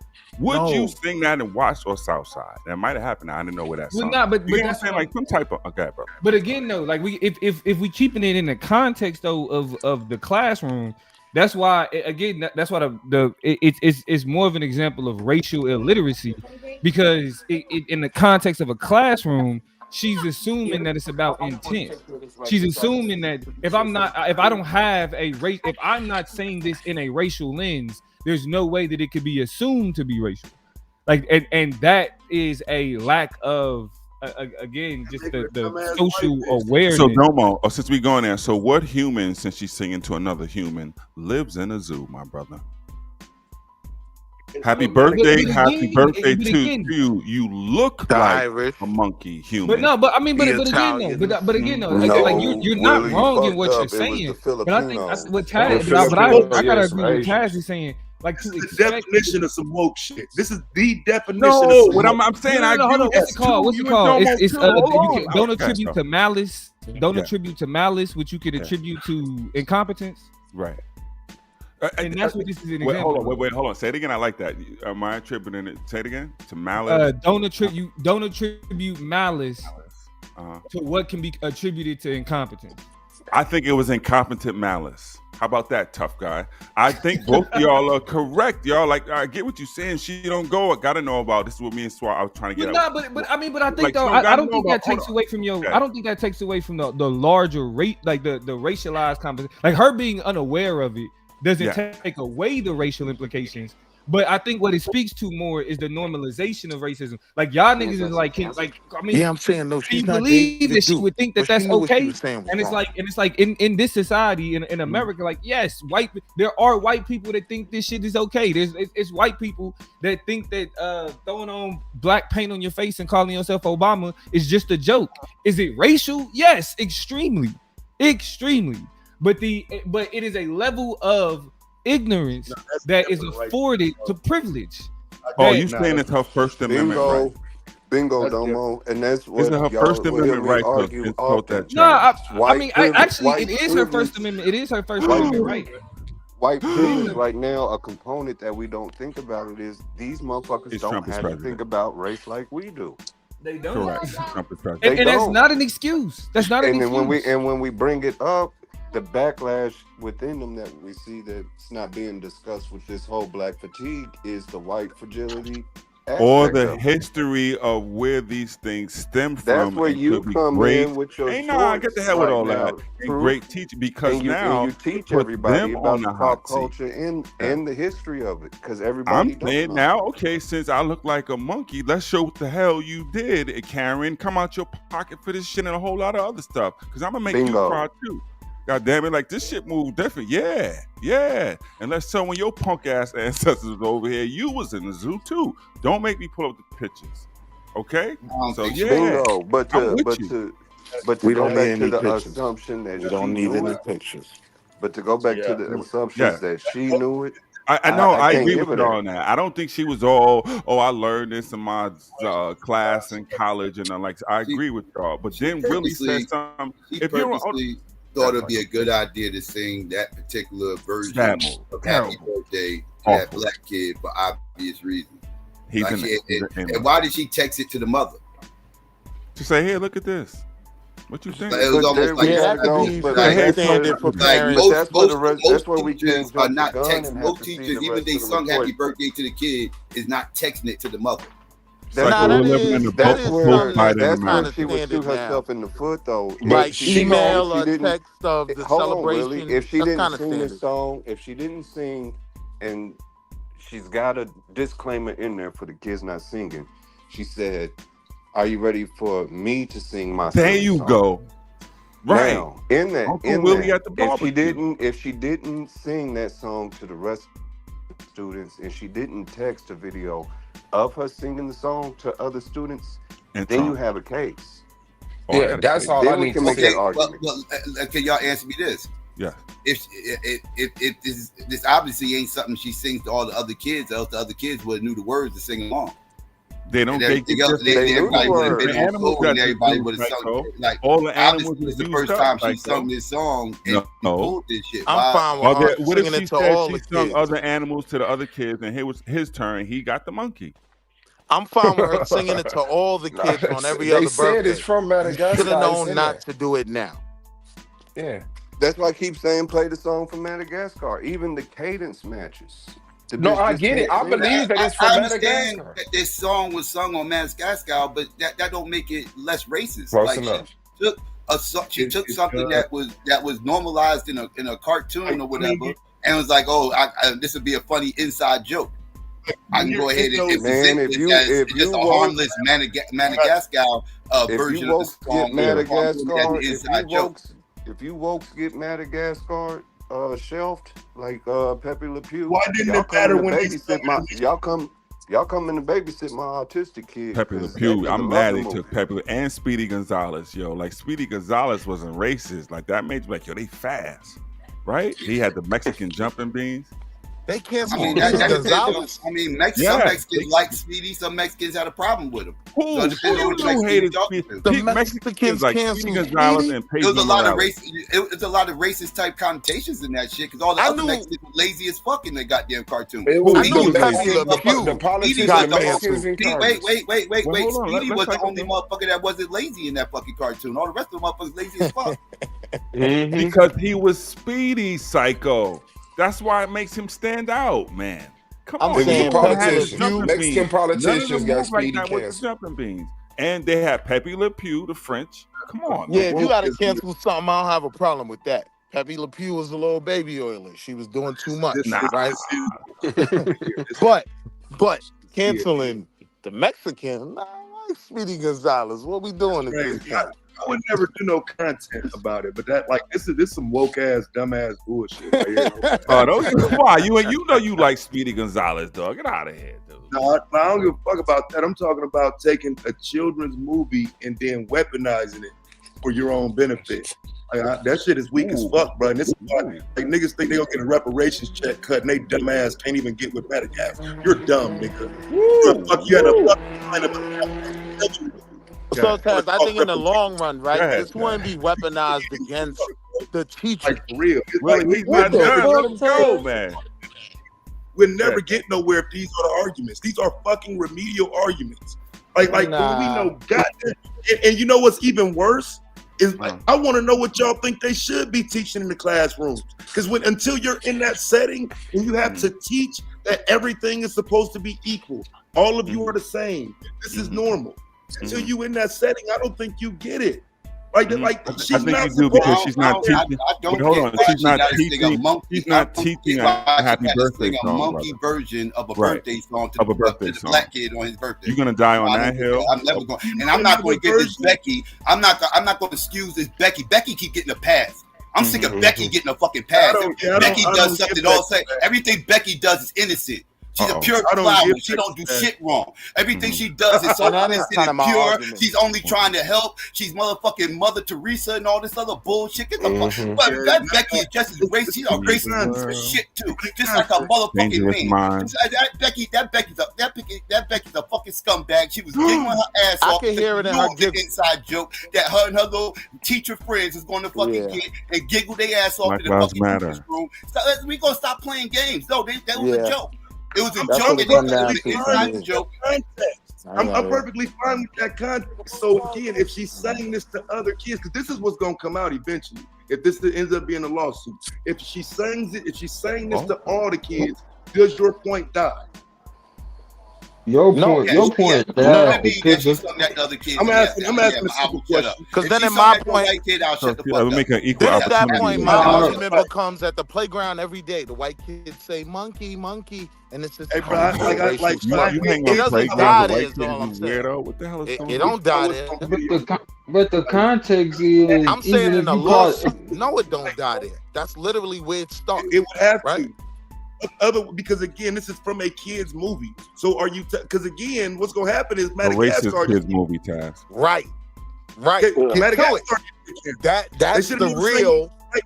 Wait. They should have never sang it in the first place in the movie, right? That is the real problem with racism in the movie. They were singing it to animals. They were singing it to actual animals in the movie. But they chose the black character to sing it to, though, Psycho. That's what you ain't catching. But that's how so wait. The black character is the monkey? No. Chris Rock was. Hold on, bro. Chris Rock was the character that they was talking to, and he was a jackass. Okay. On top of that. Like, think about the context. Like, you gotta be fucking kidding me, bro. You gonna justify that shit? First of all, they made Chris Rock So a they jacket. sung "You Look Like a They made Monkey" to Pookie a a monkey.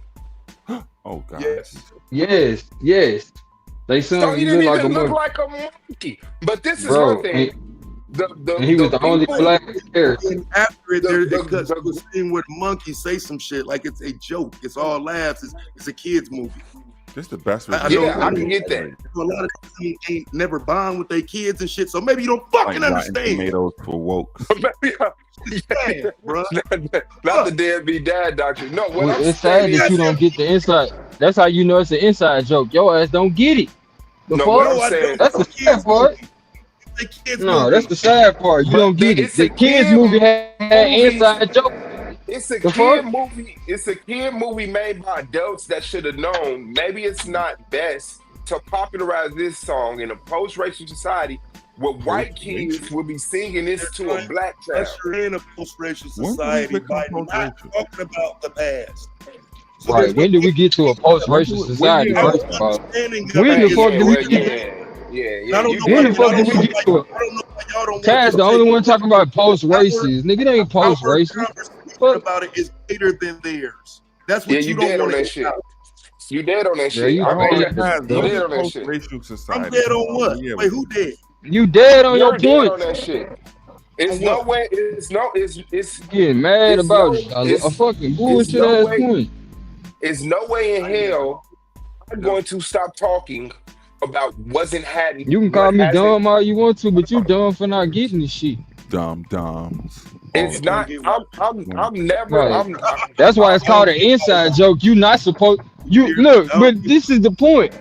You not supposed to get it. That's how you know it's an inside joke. Your dumb ass don't get it. Yeah, but this is what I'm saying. You proving the point. What if an inside joke is so outside? Y'all reaching. It's a reach. It's outside for us because we see it. When it's on Disney, there's nothing inside about it. But hold on, hold on, Willie. You discredited the conversation. The truth. The funny part is, some people don't know what an inside joke is. It's not for you to get. The fact that you don't get it, Taz, is all the more reason that it is an inside joke. I hear you, bro. Like you on the outside, Taz. You on the outside, bro. I ain't the one calling people dumb. I don't care about being smart in this shit. Cause it ain't nothing smart about being racist. That shit is dumb. That shit is dumb. Okay, make all the jokes you want to make, but you don't even fucking get the fact that this lady disrespectful. Let her sing that shit to your kid. As long as you understand that. Let her sing that shit to your kid. I care less, man. But I am not stop talking about a conversation. I'm not going to stop talking about a conversation we haven't had. I know you would. Why would we stop talking about slavery and racism when slavery and racism, the effects of it, haven't been talked about? It's still fucking going on. The effects. I got you.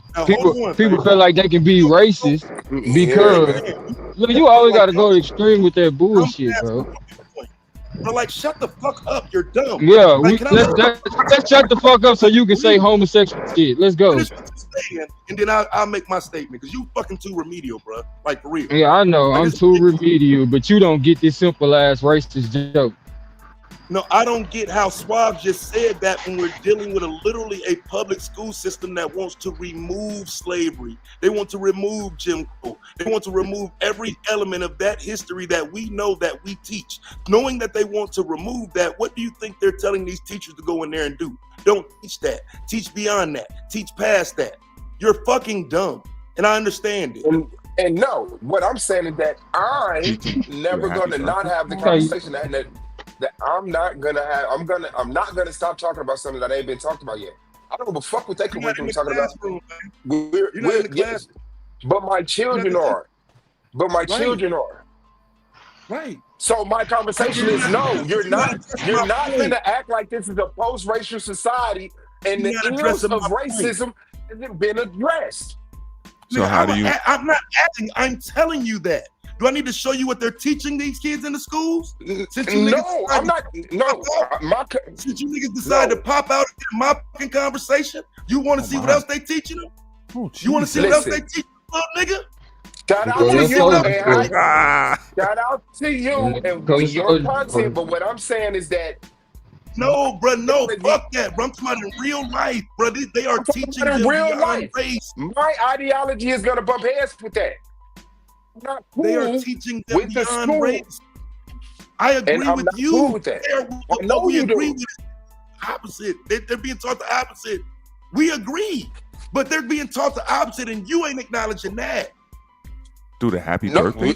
So until you acknowledge that, what do you expect? No, I've been on the why is they trying to take slavery and turn it to migrant workers and shit like that in the history books? Like, no. I do. How does now we from the happy later, birthday. Wait, like a monkey. The shit a nigga do to win the argument. Okay, okay. 15 years later. 15 it years looks like later, a white woman. It looks like a white woman singing a popular Madagascar song to a little black boy a week after his birthday. Nowhere does it look like. Yeah, but the reality is everyone watching it understands the reason it's viral is because we You talk nasally when you that try to made sound everyone smart. uncomfortable. Shut up, you talk real nasally when you try to talk smart, right? That made everyone uncomfortable. Let that nigga live too. Even the kids in the room. Shut up, Skynet. Even the kids in the room. You could see a weird moment. Like it's not something that needs to be discussed, and she should have known it was wrong. I'm saying she got every L that's coming to her. She was dead as wrong. Oh, Domo in the building. Can we get that date, Domo? Let's get that up before I fucking forget it. Somebody did. Question it for me about all of this shit is okay. So where do you draw the line? Where is this not kid shit anymore? Like, because again, I'm telling you what I like, bro, it's not no reach. They are teaching kids in schools post-racial ideology. This is what they being taught. So you know, we're looking at this as I can't believe that bitch said that. But why are we thinking that? When we know they teach when they made the Madagascar movie, they knew what they was doing, bro. So then, I get your argument. Are you at the point now where you then teach your children post-racial ideology, like start calling them cracker and devils? Absolutely not. I don't know what's going on. No, I'm asking a question though. If they were called cracker and devils by many of our ancestors, and this is the world we're living in, why don't we revert back to it? Listen, I'm not with the devil thing, bro. Like, why not? Let's call them pigs. How about we call them pigs? You look like a pig. Watch Madagascar. The Panthers call them pigs, Taz. I say, hey, you look like a pig and you smell like one too. That's what any black movie would admit. Yeah, that's what any of our ancestors would have did. You look like a pig. And so anyone on either side can lose their job for that kids movie and making it something like you can switch it to adults. Yes. Because you know good and goddamn well you trying to argue she's sitting up there calling some little black boy a monkey, whether birthday or not, will get you shit twisted in all of America at any point in this historical record. Fuck out of here, my nigga. Yeah, if she got a I don't Facebook, care if you lived in a bubble. You know how to do that. The only thing I want us to understand is that I don't have no understanding when that bitch start pulling out her Black Lives Matter credentials, if you will. I don't give a fuck. I'm telling you why she finished. I'm telling you why it's gonna be more incidents like that where white people are like, oh, and you're telling me, no, they know better. I'm saying these white bitches dumb, my nigga. They're fucking dumb. So when you start arguing with me, they know better, but they got the pathway now to do it. No, here you go. When you start arguing with me, who's elevating the white bitch, fam? I'm telling you, the bitch. Neither one of us. You're telling me she's smart. That's the argument. Well, I'm sorry that I'm elevating this white bitch by thinking she's smart enough to know not to call a black boy a monkey. I'm sorry. Right. I'm sorry, and I hope you don't think that's. I hope you don't think that's. I hope you don't think that that's equivalent to me saying she's smarter than a black woman, or she's a fucking brain surgeon or a neuroscientist. No, she's a dumb bitch. She's a dumb bitch that's smart enough to know not to call a little black boy a monkey and then send it to his mama. In a post-racial America. I'm comfortable with that assessment. That was a good assessment. Post-racial America. I agree if she called him a monkey. Now again, since y'all like using the word context, do you realize the context is that she didn't call him a monkey? She said he looked like one. That makes it better, right? Go ahead and stand on that one. Right. No, die on that hill. Oh, you just look like a monkey, little Taquan. The actual context would be she was singing a birthday song from a children's book. Nope. She sang the birthday song. He pointed it out and paused and said, "You want to hear my version?" That's what she did. Yeah, but it's not her version. Yes, it was. A week later. She said the funny version. She finished the funny version. You could argue that it's her version that she wrote it? It's her No, version? she said the funny version, meaning this is something that all the kids know and it's funny to them. Look, wait, hold on. They sang happy birthday traditionally and they finished it, remember? And then it got quiet and then it was like, oh, thank you very much. Taz 2025, hey, motherfucker. Right? And she said, I'm going to sing the funny version. And then all the kids looked around like, you going to sing that to a black kid? Right, even the kids was like, "Oh no, she didn't." So y'all giving evidence that she sings it to all the kids. I don't think she sings it to all the kids. The kids didn't know the word. It wouldn't matter if she sung it to all the other kids. Like why the fuck did that matter? The kids didn't know the monkey birthday songs. Play the video, Psycho. They knew. Y'all hear yourselves? It wouldn't matter if she sung it to all the other kids, bro. Oh wait, hold on. You telling me the kids didn't see Madagascar, Taz? All you saying the kids didn't see Madagascar? Yeah, I'm saying they saw it. Okay, so why didn't they sing the monkey song that she knew you said was from the movie? Because they didn't care. They didn't know what did they hear? They don't care. Because I mean, for real, what I don't see is the malice, and I think it's gonna be hard to prove that at some point. It's a setup. Like I said, I don't want to see her lose no shit like that. So I would rather her go into it. But if she's saying shit to other kids, yeah, y'all point dead, man. Yeah, bro, it other kids know the word. But an argument could be made on negligence, right? Not necessarily malice, right? But negligence. Why you should have known the effect that singing to a little black kid.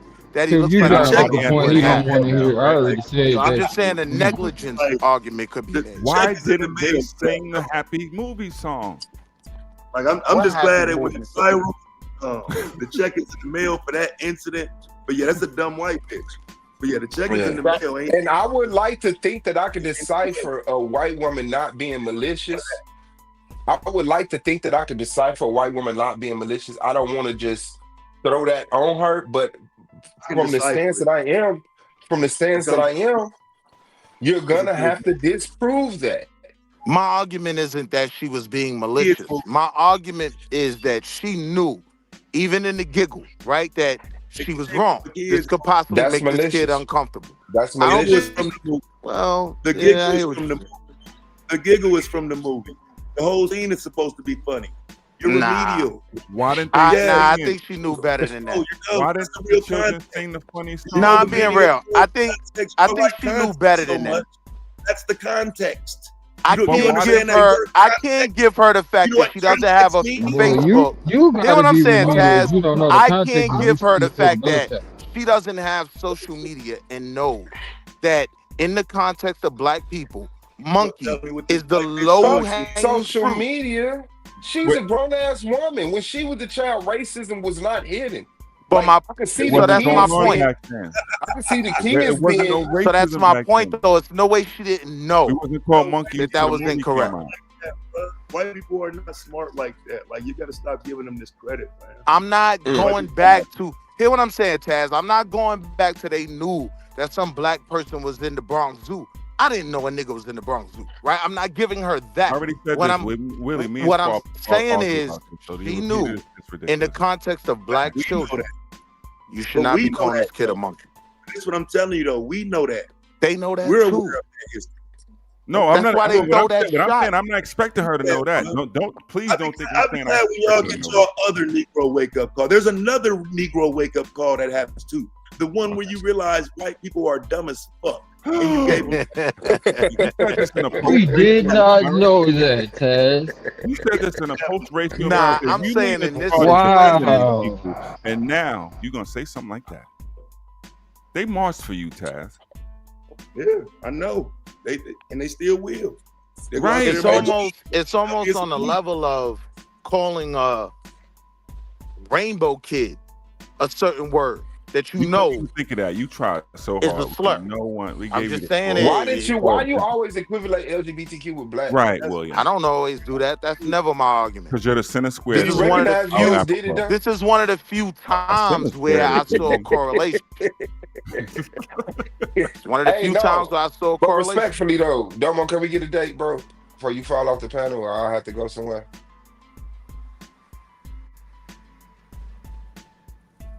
Domo, you live in a zoo. Bugging. In a post-racial America. Yeah, so should that movie be pulled or what, fam? Or was it okay? Bro. Yes, it should. Yes. Yeah, Leslie Martin gets Madagascar in the morning. It should be the Penguins of Iceland. Do you not believe that they put racial shit in kids? Now, all jokes aside, Taz, in the argument, it becomes a textbook moment where you can point out that certain things that are normalized can have a racial It's your effect. fault, Truth. Always It's intellectualizing a shit. textbook moment. Yo, No, it's your fault, Truth. You and Domo always trying to be intelligent intellectualizing shit. and And I'm that nigga so driving. smart, Can you they leave me alone? can't tell. Shit, Leave me alone. Domo always start that big word stuff, yo. He's so smart. See, I want to hear more context to that story with I the blame mom. you, Taz, and Domo for There's that. What you mean? some holes in that story too, right? There's some holes there, right? So let me tell you what I see as far as the holes in the mom story, right? So I believe her son came home and told her that shit, and he felt uncomfortable, like he said on the news. And then when she reached out, asked, and then the teacher sent her the video. I believe that's how it happened. Right? That could. That's possible. Yeah, that's possible. Hey, yo, but that makes it even worse. With seeing it, that makes it worse for you. But for me, that explains how stupid this white woman is, thinking that she don't even realize that what she did is what made him uncomfortable. She's a dumb ass. Or she realized she had no choice but to send the video as well. So wait, though, Taz, wait. She So realized I that would she agree messed with up that. and she better It send the makes her video to even more of a dumb broad. I agree with that. Exactly. But now the reality is, if she didn't send it to the parent and the parent How the had reality an gonna issue start with with it, it really did bother the kid. Shut up. You hear what I'm saying? So now that makes it real. Hold on. You hear what I'm saying, Taz? He was cold. He looked like a monkey. It should get worse and worse, man. Nah, hold on. Taz, what I actually believe is That shit crazy. Hold on, because I want to have the conversation, right? That's crazy. What I really believe is that it's standard that that video was sent to the parents and the mom had an issue with it and turned up more than the kid probably brought home to his mom, right? I don't believe the kid came home saying, I felt the way. Of course, because she understood it more. Hold on. Now, if mom asked him, yeah, it was a little weird, mom. Right. Will, you're making this whole scenario up. You have no idea what happened. So that's problematic. But let me tell you why I need you to drop that scenario right now. Because what happens in that scenario, then that means the mom has started some bullshit and So made now you something lying with on the this poor woman's family? Good God. Right, now, Taz, we got to deal with that, right? Because the whole scenario of the kid had a problem with it and she asked for it, that's not what the mother said. The mother said it was sent home.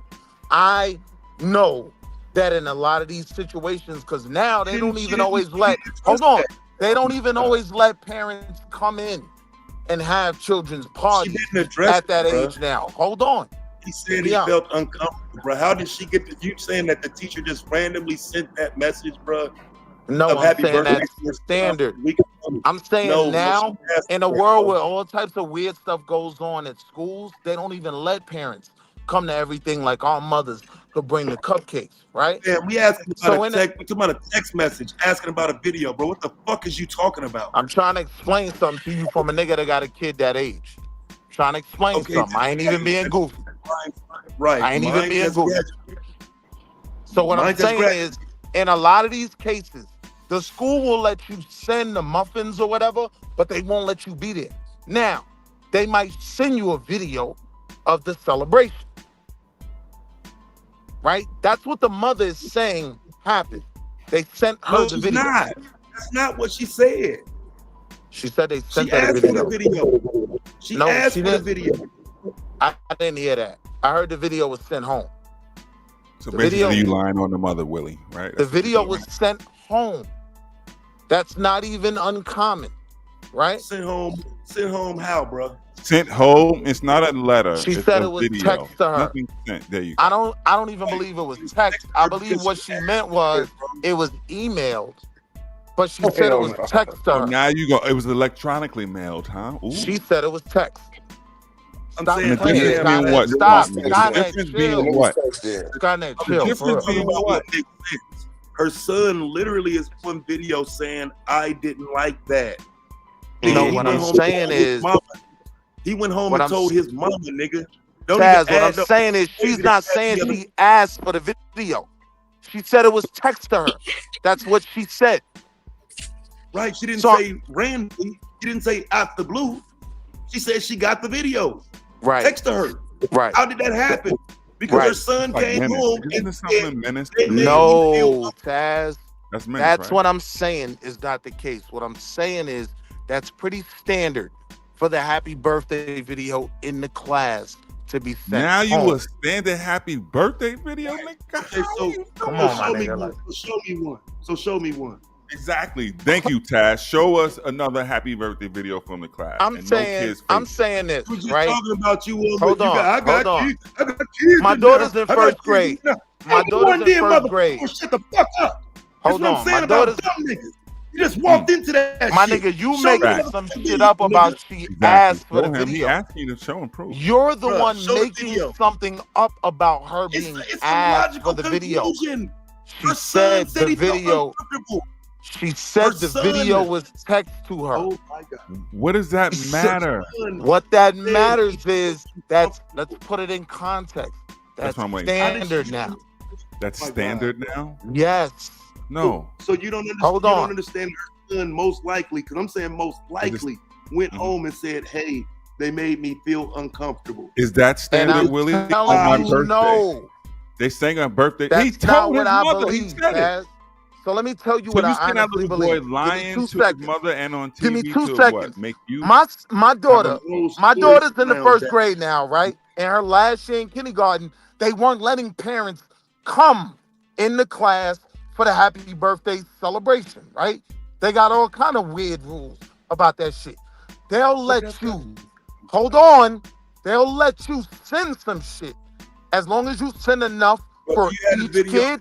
Hold on. Zero to do what we're talking about. Hold on, bro. Sent you, bro. If not, shut the Can fuck I make up. the point and land? And I'm gonna sit all the way down. Pause. Right? You're not. I am. You're not. What I'm saying is that is pretty standard. One of the rules is you gotta send enough for each and every kid. That's a rule, right? When you can't come for the happy birthday song, right? And yes, they send you an email, usually of the pictures or whatever the fuck you want to put on your face. All right, so answer my question. Hold on. How many So of I'm them go saying, home? Wait, I how don't many think of them that little go nigga home came on their home birthday saying crying? nothing. How many of She them saw go the home video on their birthday crying and saying sis they was made me like, feel bad? oh no, they How didn't many- call my you son a gotta go monkey. me. How many of them go That's what home I'm on saying. their birthday after the song saying they feeling bad? Smart nigga. How many of them do that? I don't think. This is I don't- standard. How many times have you heard that since your daughter's in first grade? So let in me- kindergarten let me say last this year? again. How many times did you hear from the parents that the child went home Right, I on got their you. birthday I and got said you. they felt bad about it? How many times? I got you. How many, I got you. Give me the I number. got you. I got you. What I'm saying is this. How many times? No, hold on. 0, right? Thank you. If I could just say something, right? I don't think if they hadn't sent that video to that mother and she had an issue, that kid was coming home saying, "Mommy, I felt like a racially impoverished monkey," right? If we're hold on, if we're disassociating, hold on. That's not what he said. Nor the TV white disassociating from this white You're woman lying on a little that she was kid smart with your enough to phone. know you don't call a black kid a monkey, then how do we say that this black kid was smart enough to go home and say, "Mommy, I was offended because he's a little black kid and he's the one that suffers, that goes through this, you idiot. Jesus knows. Christ. You said you Taz and everybody else saying So that she don't so know. if he knows, Yes, he knows. his mama teacher knows said it was a he racial knows slur. you don't think his mama So if he taught her son knows, about the history of this if shit? that's Is that what you're no, I implying don't. too? No, Or he I got don't. an ignorant mama After now who don't know watching, the history of her after own people. watching Go her ahead, video, first grade the one hour thing I people know make your she point didn't teach about her what this son black woman is that there was a black child monkey about in the themselves. Bronx Zoo. Go ahead, Willie. That much I know.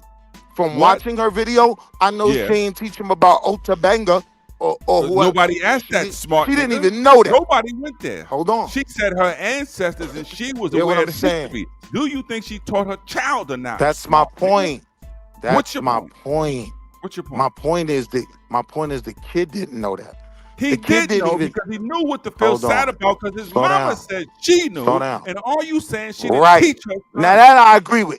Now that So part I that's agree what with. I'm saying. That's But I why don't believe he brought it home to his mother like my feelings was hurt. That's all I'm saying. That's what he said. That's what he told mama. And that's No. what mama That's what I'm saying. No. Now you blame. Mama got Right, text now the you video. blame Mama and asked him about it. Dad. And he said, Shame on you, yes. sir. I knew it was weird. Yeah. That's what happened. Shame on Mama Problem got right text there. the video. Mama asked him about it because mama saw, fuck did they say to my kid? And mama asked him about it. And he said, yes, it was weird, Which mommy. Context is Yes. fake outrage. That's that what changed the happened. context. Fake outrage. That changed the context. Now it's fake outrage. Now, I'm not even saying fake outrage. The mother has a You right. lying on a melanated Hold on, woman. hold on, hold on.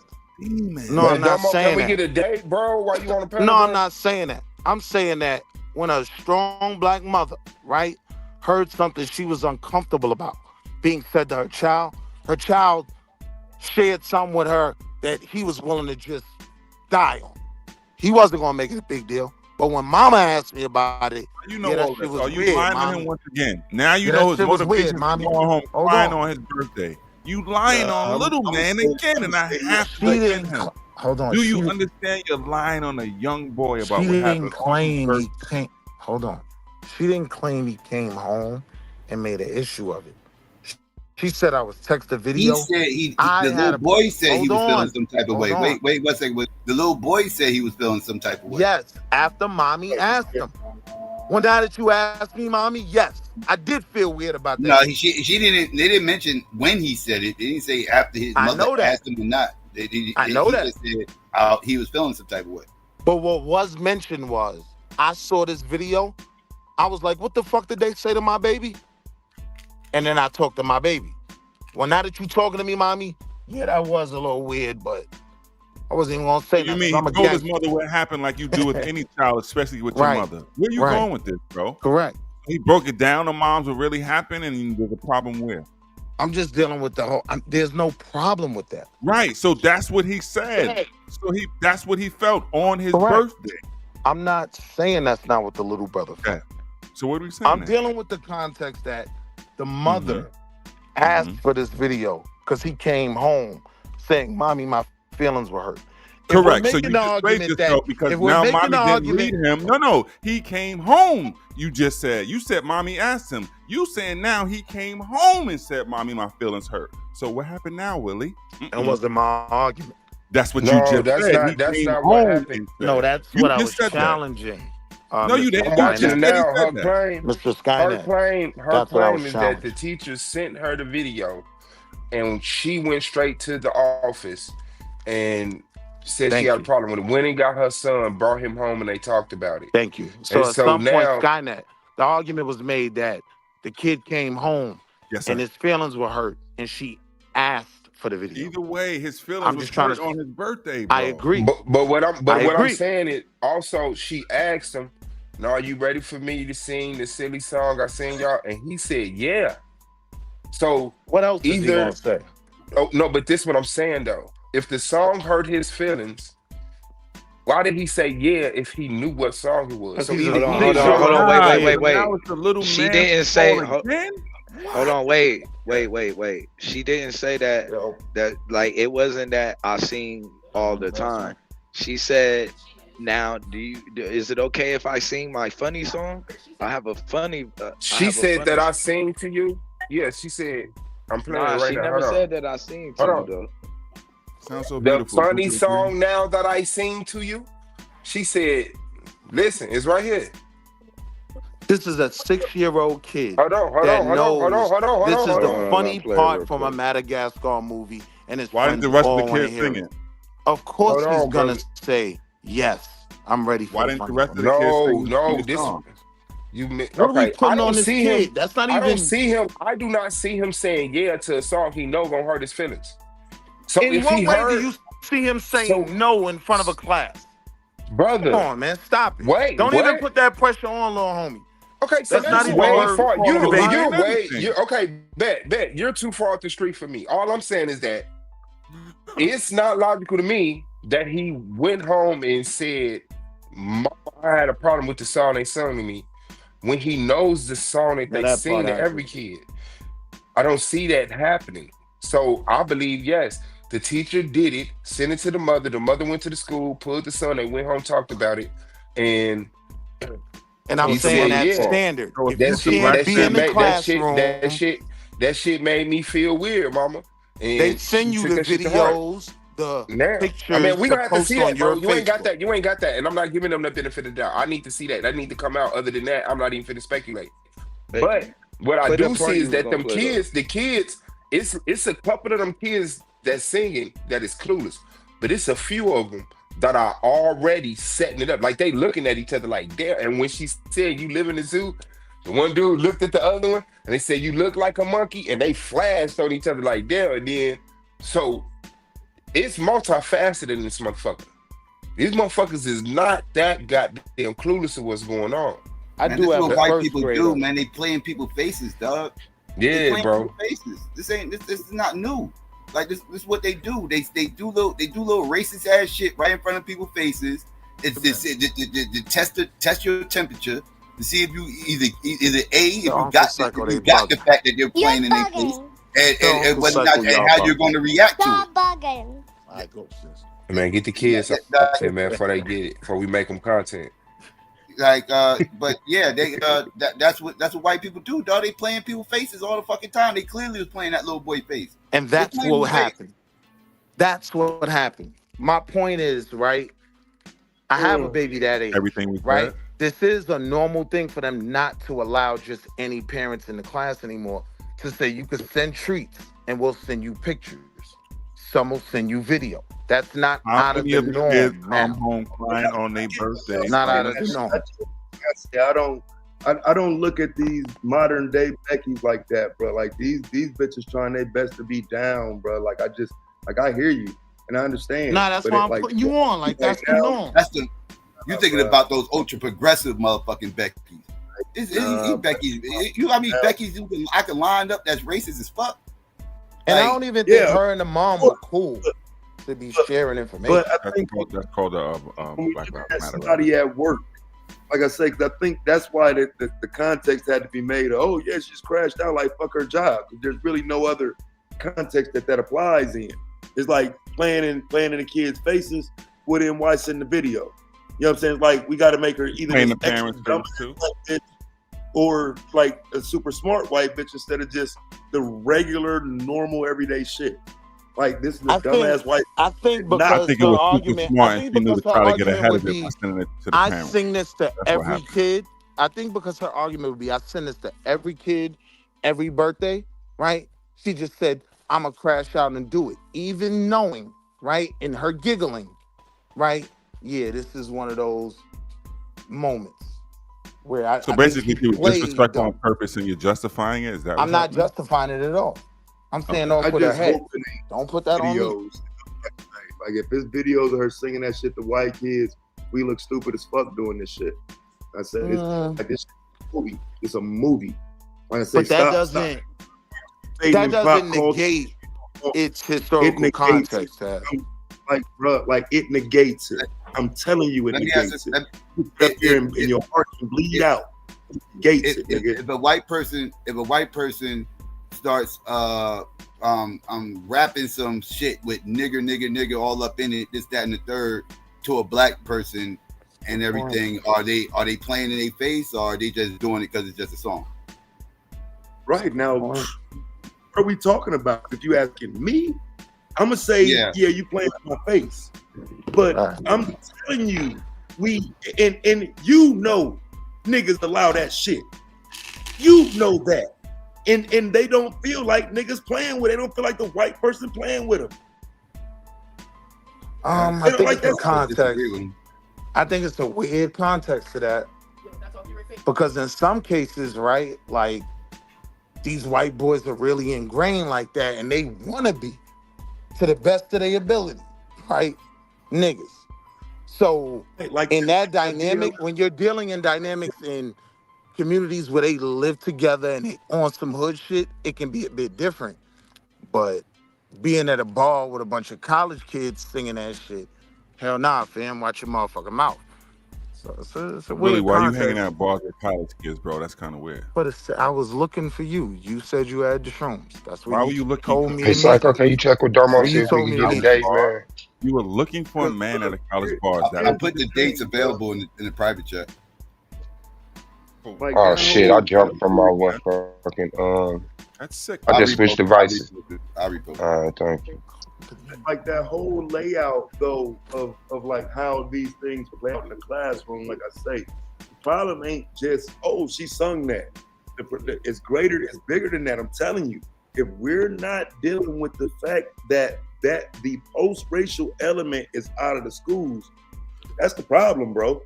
You want there to be some understanding of something that they are removing, and niggas act like they forgot that aspect of the public school system. They are not okay, maybe okay. Fuck it, I forgot it. Let's say I forgot it. Okay, now I've been corrected. Now what the fuck we gonna do to correct that? Nothing. Have more fights at school. Have more racial fights, and then probably some kids. Cancel Madagascar.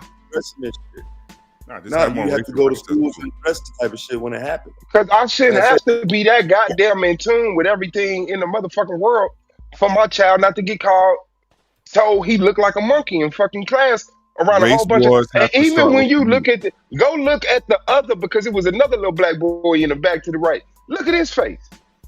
Look at the two white kids on the left. Top though, it's clearly a white school. Because the only thing I'm saying, like for real, I'm just like again, the saving grace is that it's caught on video. But again, you have to understand, bro, this is a kids movie. This is probably sung to black kids all the time. Yeah. Like, and that's the problem. How many of them go home crying on their birthday? That was never the argument here. Birthday, he didn't go home crying, Skynet. All right. He did so, man. He told his mommy, and you don't want to believe that he went home and felt some kind of way. Y'all gonna let him do this? Y'all gonna let him do this? To me, any other context, you fuck the story up. Taz, I'm saying that little nigga went home. No, Taz, all he wanted to do was jump on his PS5. His mother got that email. His mother, hear me out. His mother was ready to post her Facebook of my son, right? Yeah. Lil Khalik is going all over my Facebook. She looked at that. They call my son what? Khalik, come here. What I do? He dropped his PlayStation 5 controller. He went in the room. Hold up. That's what you think of us? Hey, Psycho. Can I finish? Like, I need you, because where this ends at is a conversation about, did that mother create this environment now? That the son wasn't bothered at all. That the mother told him to. No, Taz, that's not my argument. My argument is when he drops those PlayStation controllers, goes in his mother's room, his mother asked him about it. Oh, I ain't in trouble. Yeah, that shit was kind of weird, like, and yada, yada, yada. Like, I wasn't comfortable with it. I'm not saying he was comfortable with it. That's not my argument. If it comes out that little boy enjoyed that song, that teacher, I'm breaking up, bro. Said that. You breaking up, Suave.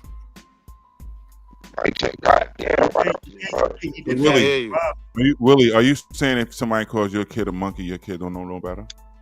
I'm not saying that they don't know any better. No. I'm asking you, do they know any better? Would they feel some kind of way? Yeah. Would your kid feel some kind of way? At that age, I don't know if they would come home and say something about it. Okay, no, I asked you, would your kid feel some kind of way if they say, "Hey, little monkey"? They probably would. Yes. Why would they feel some kind of way? Because of the things. Well, you know what? Hold on. Let me bring that back because I'm lying. Right? No. Okay. At that age, I don't think my child would feel a way necessarily about being called a nigga. How old are you in first grade? 6. Okay. And that looked about what Shorty age was. Yeah. So now that muddies the waters because I knew that. If we're saying that the kid didn't necessarily feel a way, that doesn't mean the mother wasn't right. That doesn't mean that this shit shouldn't happen. That doesn't mean that we can see the bullshit in it. Nah,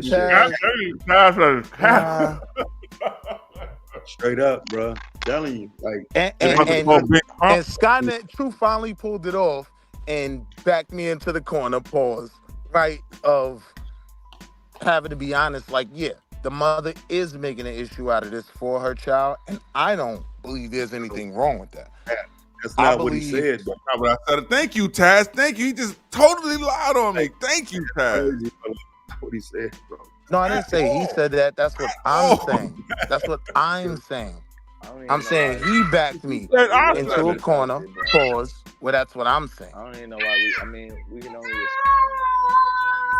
But I definitely don't think the kid came home and said he had a problem. I think mom saw the video. She had a problem, and there's nothing wrong with that. And so even if this is a teaching moment for him, then being called a monkey is attached to something and it's not cool, so be it. Still crashing out on that white boy. Still not gonna let you call another black kid a monkey. Context though, bro. I'm telling you, like, you gotta be careful with that story the way you. I don't disagree. I would prefer the version of him going home telling his mom. I would too. That sounds bad. I would too, but said he was bothered by that. I gotta be honest.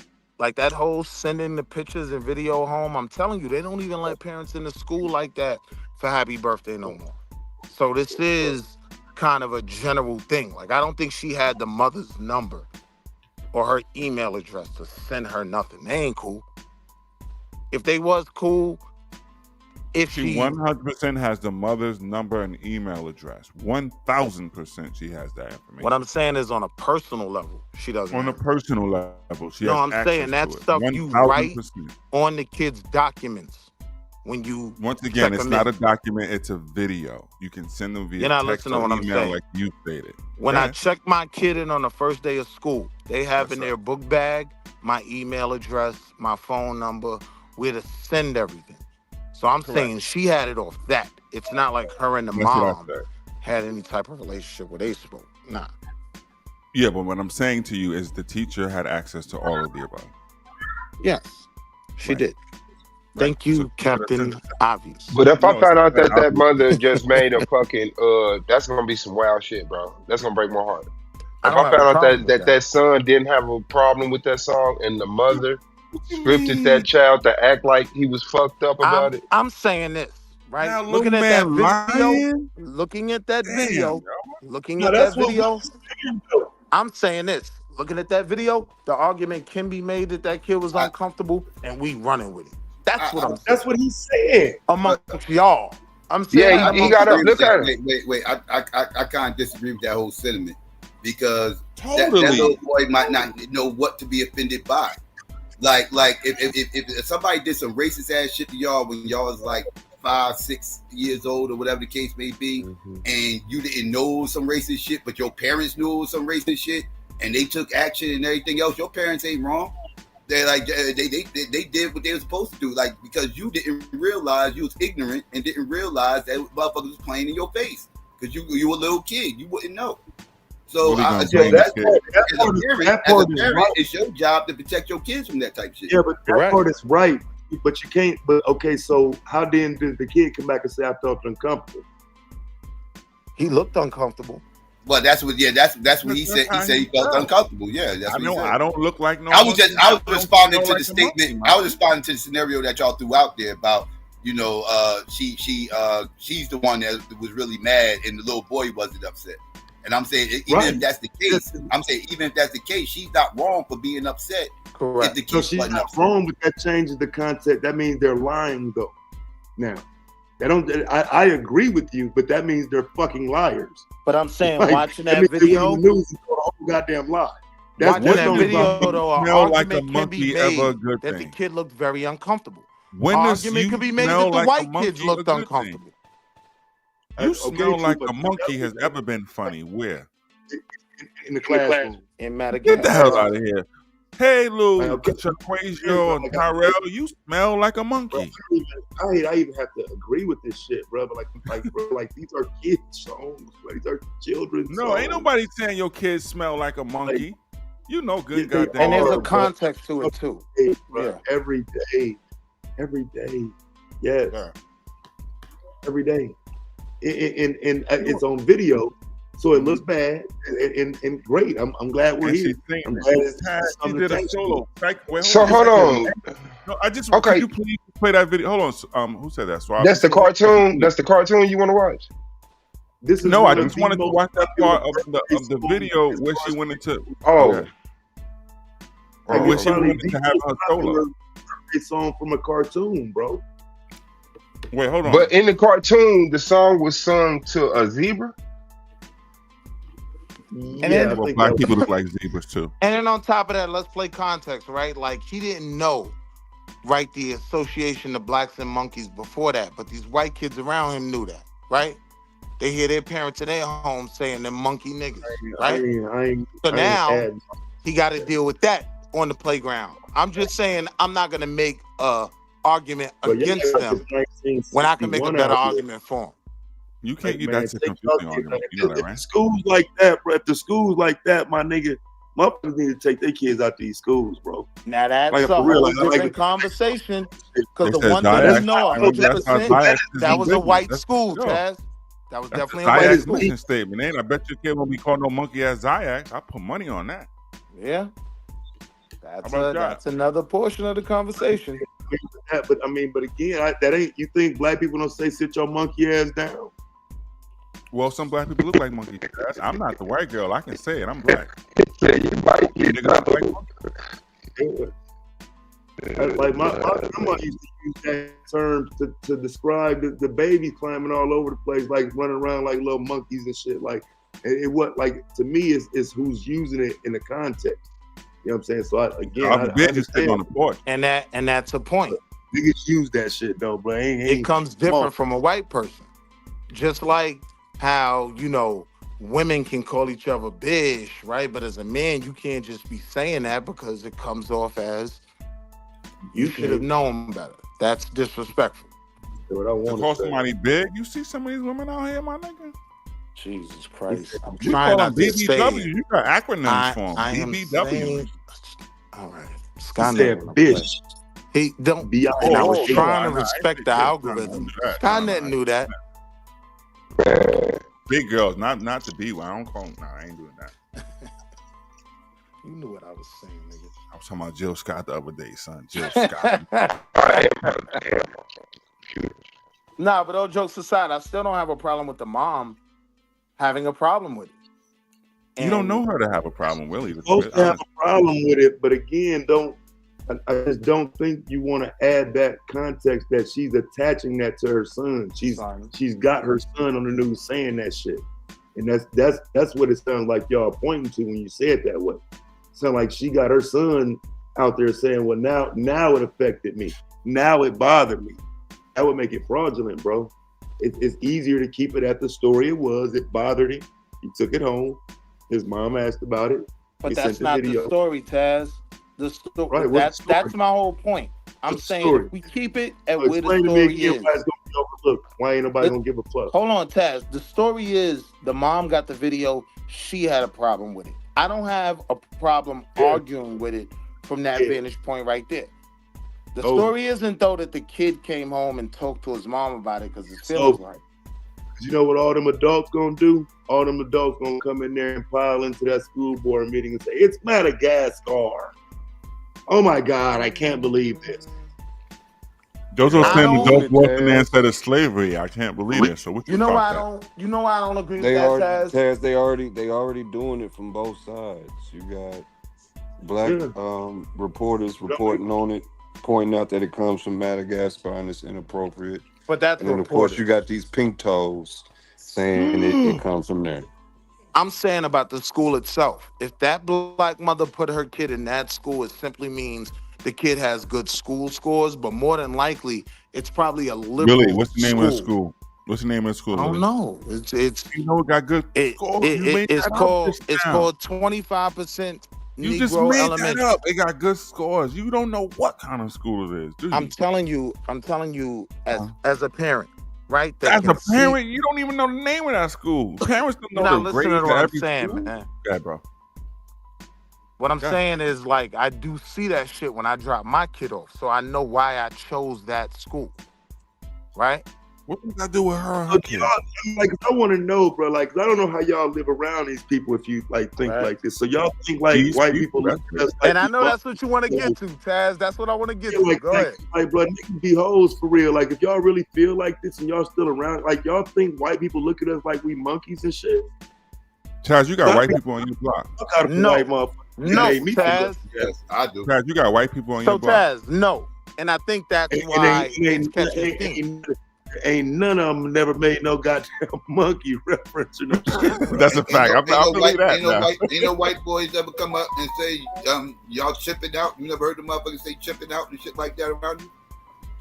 I've heard Online. that on here. I've heard it on here. Online. But they say that shit to each other. They say that shit when you ain't around offline too. Right. They say it in the Fox News comment section. Yeah, wait, but That's they say what it to they each say. other too. They say it to each other as well. So what's the context there? No, they don't say that to each other. Hell no, they don't. They don't say white people chip. When they say chipped out, they talking about black people.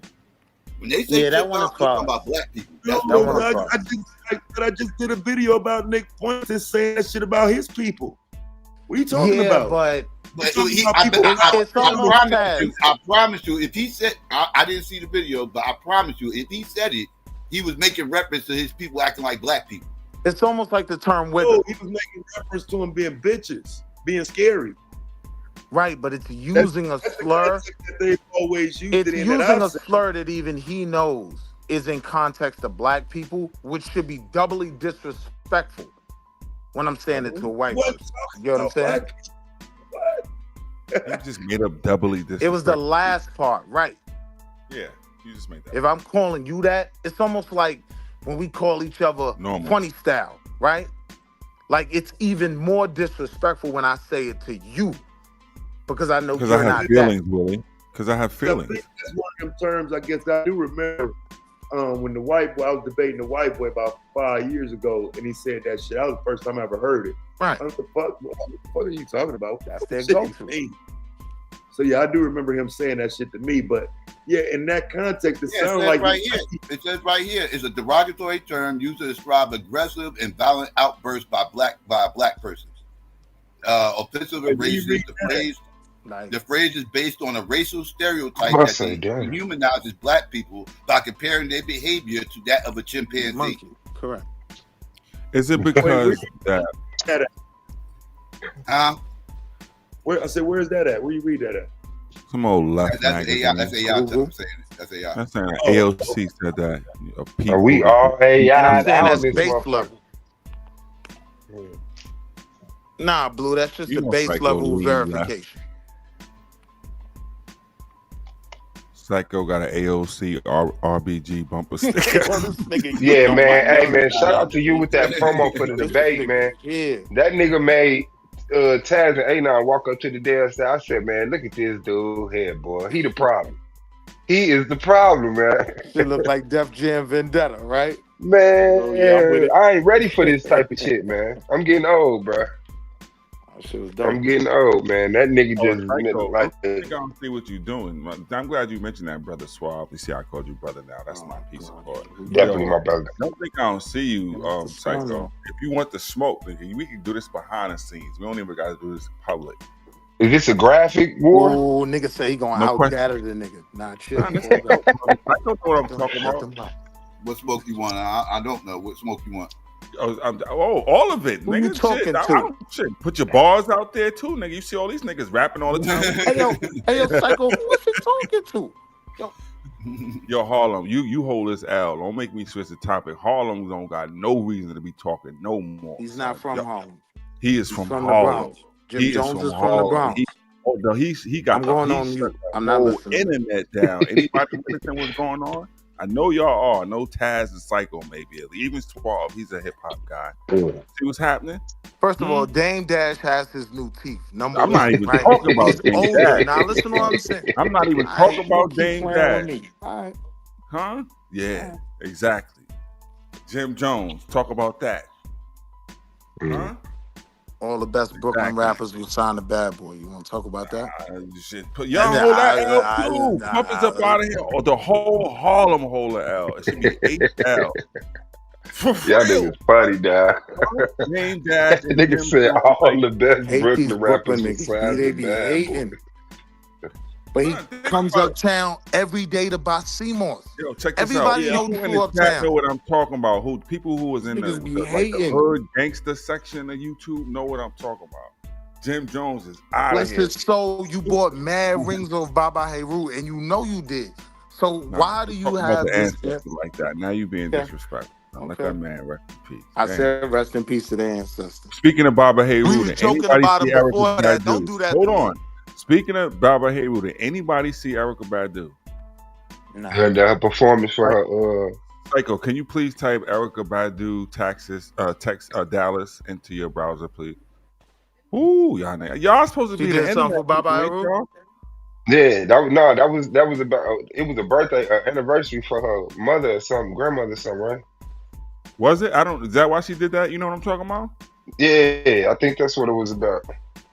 I didn't know why the cause, but because I didn't click on it, but I saw it's the quite thumbnail. provocative. I'm not gonna say it, but Lord Jesus.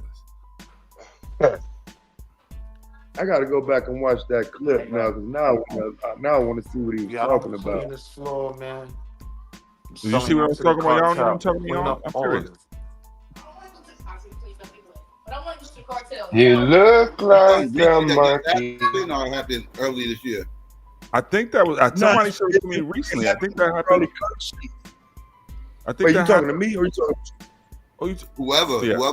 I was talking about the Erykah Badu thing. That's what you're talking about. Erykah Badu definitely didn't do nothing for Charlie Kirk. What? Well, no, you said Dallas, right? You said Dallas. Yes. Was she walking in the street naked? Oh no, I definitely don't. Erykah Badu was. That's what I'm trying to tell y'all niggas, man. Yes. I think she. No, she did it again. Yeah, dude. That's what I'm asking y'all. Y'all supposed to be the Instagram. No, I know she did that like way back in the day. She had a video. On the 33rd parallel. She had rode the bus naked and then got off and walked up the street naked. We got OnlyFans now, man. That ain't catching no traction no more. Let's see. Ain't catching no traction. Fuck out of here. She did it again. And I might have saw something. I gotta go on Twitter. I guess I gotta go on Twitter or something. I might be wrong if it ain't pop up on regular news. Maybe I saw something. Oh, my fault, y'all. Yeah, you gotta buy CMOS to know about that. Like it's everybody. Yeah, window seat. She got off the bus and stripped naked. Yeah, I remember that one, but it was a scene where she was in the street, like straight up, like. Yeah, she walks down to where JFK got shot or something like that, and then lays out. I just got hyped over. My fault, y'all. Yo, true, these kids are not checking for that. You bugging. Okay? I said I'm sorry. I Spike walk around naked every day. You're bugging. Wait, now I'm interested all of a sudden. Hold on. Damn, my bad. I heard who was it? Glorilla or somebody who did Cardi B. Naked. You think these wines impressed by naked? Erykah Badu naked. Erykah Badu naked. You see what she did to half the rap? Your whole rap roster is messed up. Yeah, but that's when we saw her in the flowing on and on gown with a hair wrap. Like your whole rap roster. They coming butt naked from the gate. Man, y'all saying she fucked up Andre 3000 and Common Sense. Y'all saying that she fucked them up, bro? That's real woman hate. That's woman hate, bro. That's woman hate, bro. DOC. I think she made them a better. She made all of them a better person. Like she took them to the peak of themselves, bro. 3000 plays a piccolo. Common went vegan and started wearing satin and silk.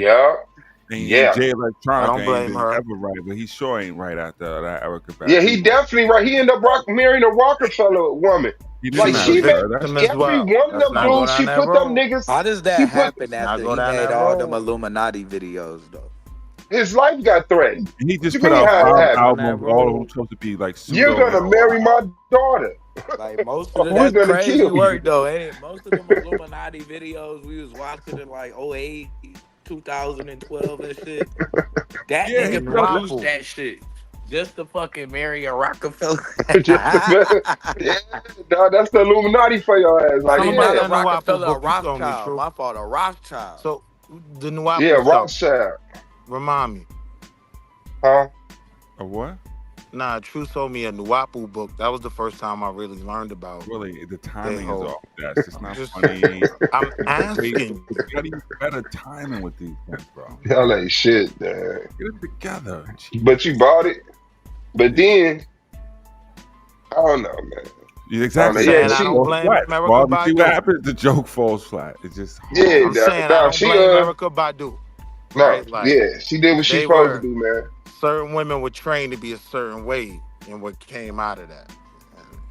Man, she made all those dudes better men, and we are brainwashed. You walk around America with a piccolo and no shoes on, man. Would you rather walk around with a bucket of chicken?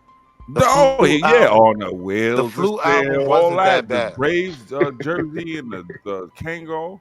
Man, hell no, man. Let that nigga be wise, man. That nigga grew up, man. He played. She grew that nigga up, bro. Did you listen to the Piccolo album? It went gold. No, I knew not to listen to it. They don't even know that they got broke up. Jay Electronica just put out 5 albums. Most of them niggas didn't even know they was done. Did you listen to any song? Jay Electronica literally just put out 5 albums. Did you listen to any song? I did. No. That nigga shit. Wow, when was the last time? But I can see the quality of their life before is before the Dr. XyayX treatment, and I can see the quality of their life afterwards. The song I listened to was we hyped that nigga up for years, bro. After that, Jay Electronica worked with my bad. What you say, Lou?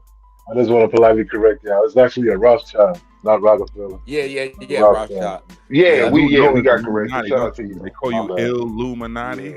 See what I did there? Nigga Lou came out. He just rose up. Some crazy shit though. Hey. I only come up for little moments like that. Y'all got it, bro. Yeah, man, that's just like the Cash Patel shit.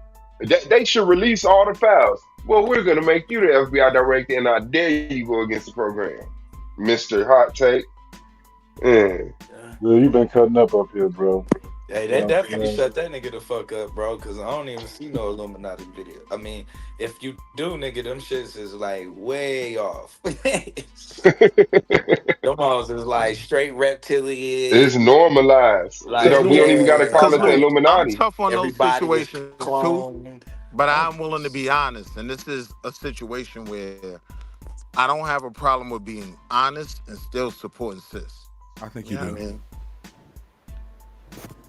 But you had a bad way of showing it, bro. You kept throwing it under the bus, bro. No, I wasn't gonna lie about it, Taz. I don't think we have to lie about it. You did make a better argument, right? If that's what happened, right? That he came home, his feelings was hurt. He came to mommy. That's a better argument. But I'm saying, even in what happened, she got the video on her email, looked at it, ready to post it on Facebook. She looked and said, "What? You gonna run it down again?" Yeah, you just made all that up once again. Lying on her again. Email. Why involve the email? Like, why shame email? That's crazy, man. Protect email. Nah, it's just what they do. And that nigga Jay Electronica, that nigga had one fucking fire, Exhibit C, and we crowned that nigga as the motherfucking next GOAT. Y'all did. Garbo, bro. That's how thirsty that last. I ain't gonna lie, bro. That Exhibit C shit had a nigga. I was like, oh yeah, this nigga on another fucking galaxy with this with the pen game. Yeah, then shout out that to them shit dropped. I said that shit was regular as fuck. Yeah, but he's super duper pseudo too though. That's a bar. That's supposed to help the pen though, bro. Once it take you more than 2 years to release a solo debut, man. Like you And fucking after up. you keep talking about Dostoevsky and all hell are honorable, every other lyric, you know his whole rap before. Don't lie. Hey, Domo, is the 30th cool?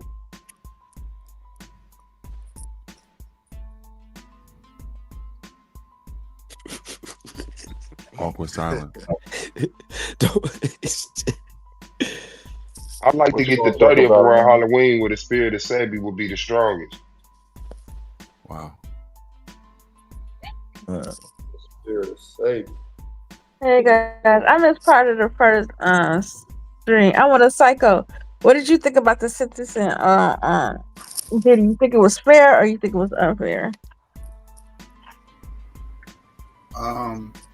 Yeah, I thought it was unfair, but it's better than what they was shooting for. First they were shooting for life, that got smacked down months ago. Then they were shooting for 11 years, and that got smacked down yesterday. But they still gave him some time. But I think the only reason why they gave him time because the judge felt pressure from the Tiki Torch crowd. That they lost their shit when months ago when Diddy got off with the sex trafficking and all that the RICO shit. Like that, everybody lost it, was losing their shit. So I feel like the judge felt pressure to give Diddy something. And he did that to himself, showing no accountability. If you if you know that you finna be judged, bro, and you literally before you even get your sentencing, you making plans, bro, outside. You are, and the judge find that shit out, bro. You know you dead. That's the way I felt too. Like, you playing games, bro. You playing. Like he had these interviews lined up. Like nigga, you might be in you prison. can't be fighting for your life, bro. You y'all know think this shit a game? Like, and I hear you on that, Psycho, but I think the judge wanted to get them baby oil niggas in line who was dancing after they you know what I mean? Remember when they first got charged or whatever when they you know when he beat them other charges and all them baby oil dudes was out there. That's who I think he wanted to get in line. Hell no. I would have let him go. At first, I was on. At first, I was on the victim side. When I first saw, what we call Cassie get her behind beat, and I was like, oh yeah, this nigga going to jail. And then I heard that one victim, that guy, he was like, yeah, I had, yeah, he's like, I had money, you know, to escape, and he was saying if anything, he's like, he was gonna kill us. But it kind of reminds me of the situation though in some regards, because like for real, what happens if you don't go to jail for something, but you keep getting caught up in shit, them judges end up at some point when they got you and they got a chance to go and fry you, they fry you. He very well could have got 2 years and, you know what I'm saying, locked up and the rest on probation. But I think they gave him all that time because this is like his 5th run-in with no time yet. You got to pass for the shooting. They gave Sean that time. So you got away a few times. I really do feel like he is dangerous and he had the money to make people disappear. And I understand why people were scared of him because I probably would be scared of him too. I don't think he's dangerous anymore because I think his veil is gone. You don't even know him. He'll never have the veil. Diddy was terrifying them niggas, bro. You don't even know you. Well, he blew up a car.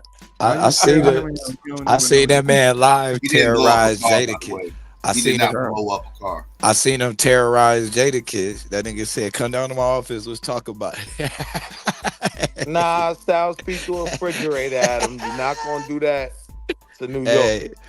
They wasn't nervous. Styles speak to a refrigerator at him. Where was kids at with that refrigerator? A little mini fridge. How you throw a fridge? A mini fridge. You know, the joint in the office in the cut. I'm gonna let you live on that because I'm on the East Coast. You're not gonna play with the lots. D.A.B.A.T.E. Man, Diddy was running shit. He run that city. That's what he said. Yeah, I'm gonna punch you before I throw a refrigerator. That's the thing. A lot of people hated Diddy, man. Like I said, you got Locks fans who feel like he should have been locked up for the shit he did to the lot. You got Pac fans who feel like he should be locked up because he had something to do with Tupac's death. You got motherfucking, you got Diddy Kane fans who want to get at him because he ruined the fucking group. You got Diddy got a lot of people that made don't by like the making the band. He got Motherfucking Faith. who didn't like that walking for cheesecake shit and everything else. Faith Evans, motherfucking. A lot of people don't like Diddy, bro. A lot of people want to see him. I forgot about the Freddie P video too. Don't forget my man Craig Mack. He was crazy when he went out. I'm gonna say right now, we probably do the weekend, bro. And everybody go to religion. Everybody go to some weird, super orthodox. Well, you got to talk to him because the only dates he say available are Tuesdays and Thursdays. Yeah, nah. We got to see. No, I got Sundays too. I put the dates there. I put the dates there. I didn't see no Sunday in the dates though. The 21st. Nah, it was the first, the third Tuesday, the third Thursday, the fourth Tuesday, and the fourth Thursday. The next Sunday I got available. Y'all could have had the 26th, but they just took that today. So the next Sunday will be the 2nd of November. That'll be the next Sunday. Okay, I can do that then. The Ravens is done. Sundays work for me. The 2nd, November 2nd. So ain't that the day that Asada Shakur broke out? So because earlier y'all was telling me that was that the 4th? Was better than before y'all get into the fucking sport. Yeah. Hey, ain't that the day that Asada Shakur got broke out? What y'all title? Can I suggest some debates? Hold on, Blue is about to go somewhere. Man, y'all can't answer my question, bro. I don't know that. Nah, my nigga be high. Yeah. What's the title to y'all debate, bro? That's my question. Was Dr. Sabi a snake oil salesman? Oh my. He said, "Oh my." She said, "Ooh." Can I suggest some debates? Can I throw some debates out and people take them? You can throw them out. I want somebody to debate which party has been more harmful to the Black community, Republican or the Democrat? Yep, November 2nd, 1979. Let's go. Then I want somebody to debate what was the downfall of the Black community?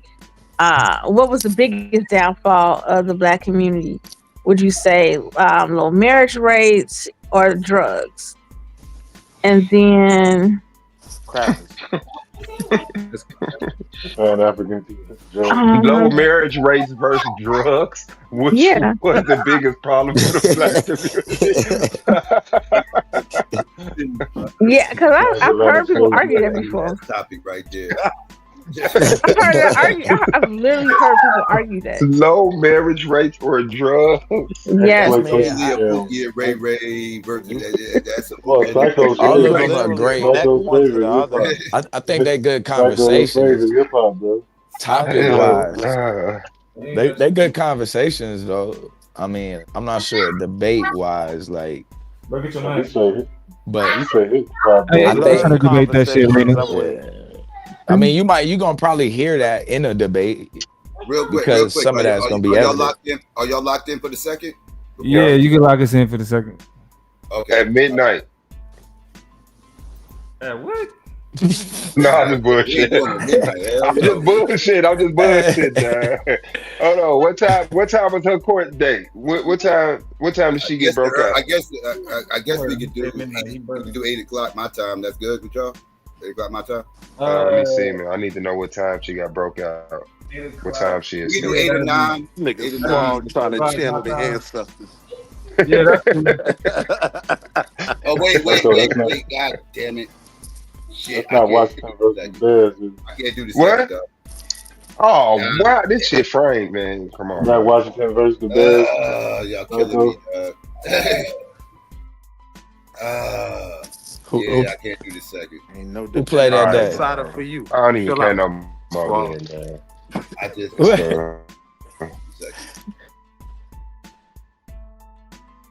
I don't know. Think about going monetizing this channel. It's been monetized and demonetized. I don't even want to talk about it. But Damn, I can't do the second. Yeah, y'all have to do a Sunday too. Damn, now since you said that, now I got. All right, let me. I'm gonna pay my subscription. Let me look at my work schedule and see what I could flex around. This shit is always tailor made for this motherfucker, man. I wish y'all scheduled this for. They just took that 26 date too. Y'all could have had 26. I got a question for Dama. Dama. Yes, ma'am. How come you just didn't become a lawyer? If we need to, y'all can push us to that. I think I'm what I say. I push to that Thursday. I think I'd rather get my PhD though, because I don't know if I want to actually be a practicing attorney, and if I ain't gonna be a practicing attorney, then because I know I want to go into politics. So either way, like I feel like either one will kind of be great for the resume. I could do this. You know what? I could do the second if y'all want to do an early debate, but yeah, I don't know. That's cool. We can do that. We can do that. We can do that. Yeah. Yeah. If we can do it. Y'all be good with like a 4:00 debate in the afternoon? Y'all be good with that? Actually, yeah, that probably be better for me. Yes, I see you. Yeah. We could go. You don't watch football, Bob, so that don't affect you none. I mean, I might start, bro. I mean, I might give a fuck. Is that what you wasn't finna do the debate for a football, bro? No, I'm saying like we can do that like on Sunday. You don't watch football. You don't care that. Okay, November 2nd, and I think she did get broke out around 4:00. Yeah, 4:00 is perfect. Okay, all right. We can do really trying to channel the ancestors. We can do an early debate on the second. We'll do it on the second. So now that y'all got that out of the way, we gonna stand on the fact that before this season started, y'all told me that Lamar Jackson was better than Jalen Hurts. Hey, watch your mouth. Yo, I'm going on mute, man. Lamar Jackson is better than Jalen Hurts. I mean, hey, listen, I'm a Jalen Hurts fan, bro. Like So wait, you gonna shoot at my man when he hurt? Lamar Jackson is. They would have had a chip. They would have already had a chip if they had Jalen. Nigga, they would have already. Baltimore. I'm gonna be honest. Our defense has been failing us more than our offense. Lamar Jackson would have beat. Actually, nah. I can't say that with the Chiefs because the Chiefs. Lamar Jackson ain't beating the Chiefs, bro. That man, hey, watch what they. I'm gonna tell you right now, Cooper Rush finna make Zay Flowers look like a motherfucking CD Lamb. Watch. It's a Cooper Rush now. Cooper Rush finna go crazy tomorrow. What y'all gonna say then? So Blue, you think Jalen Hurts is a better quarterback than Lamar Jackson? And that dude, after this chip this year, he the #1 quarterback in the league. I would say mentally, Jalen Hurts, like the intangibles, Jalen Hurts has better intangibles than Lamar Jackson. Oh, I disagree with that. I disagree with you too. Bro. Thank you. As a football player, Lamar Jackson. I mean, but Lamar Jackson probably him, Josh Allen, and Patrick Mahomes, bro, is just kind of like leagues above everybody else. Like, and then it's the rest of the NFL. Jalen got better ball placement. He read the defense quicker, processes the defense faster.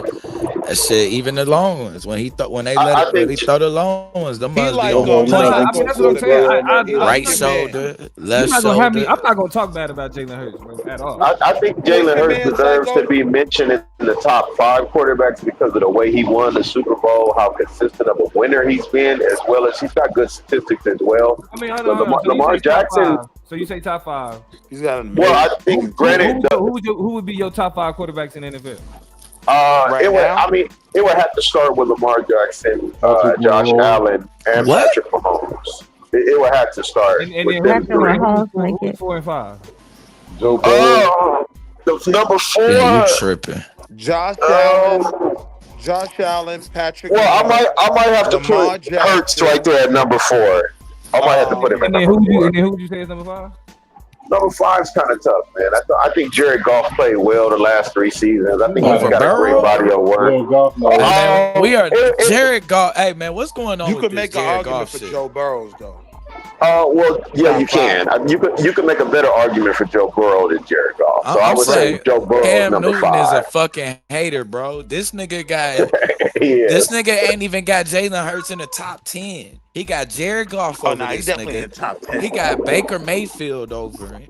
He got motherfucking what other white boy did he pick? Yeah, to your point, Blue. But I mean, he was a quarterback. Like Jalen played better in the Super Bowl than all of the.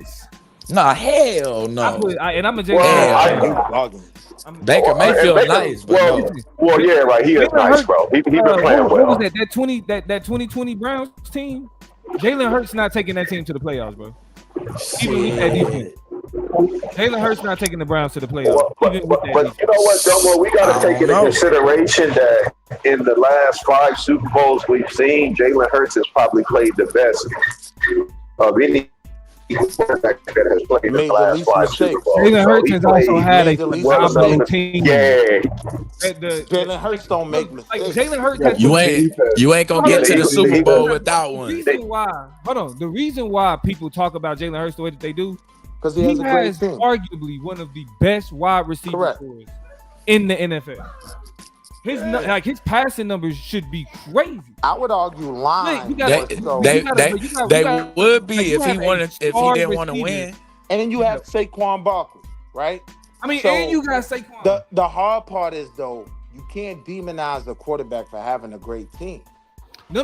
Well, I don't think you can, Willie. But the truth is, because a quarterback that's not good can ruin that team.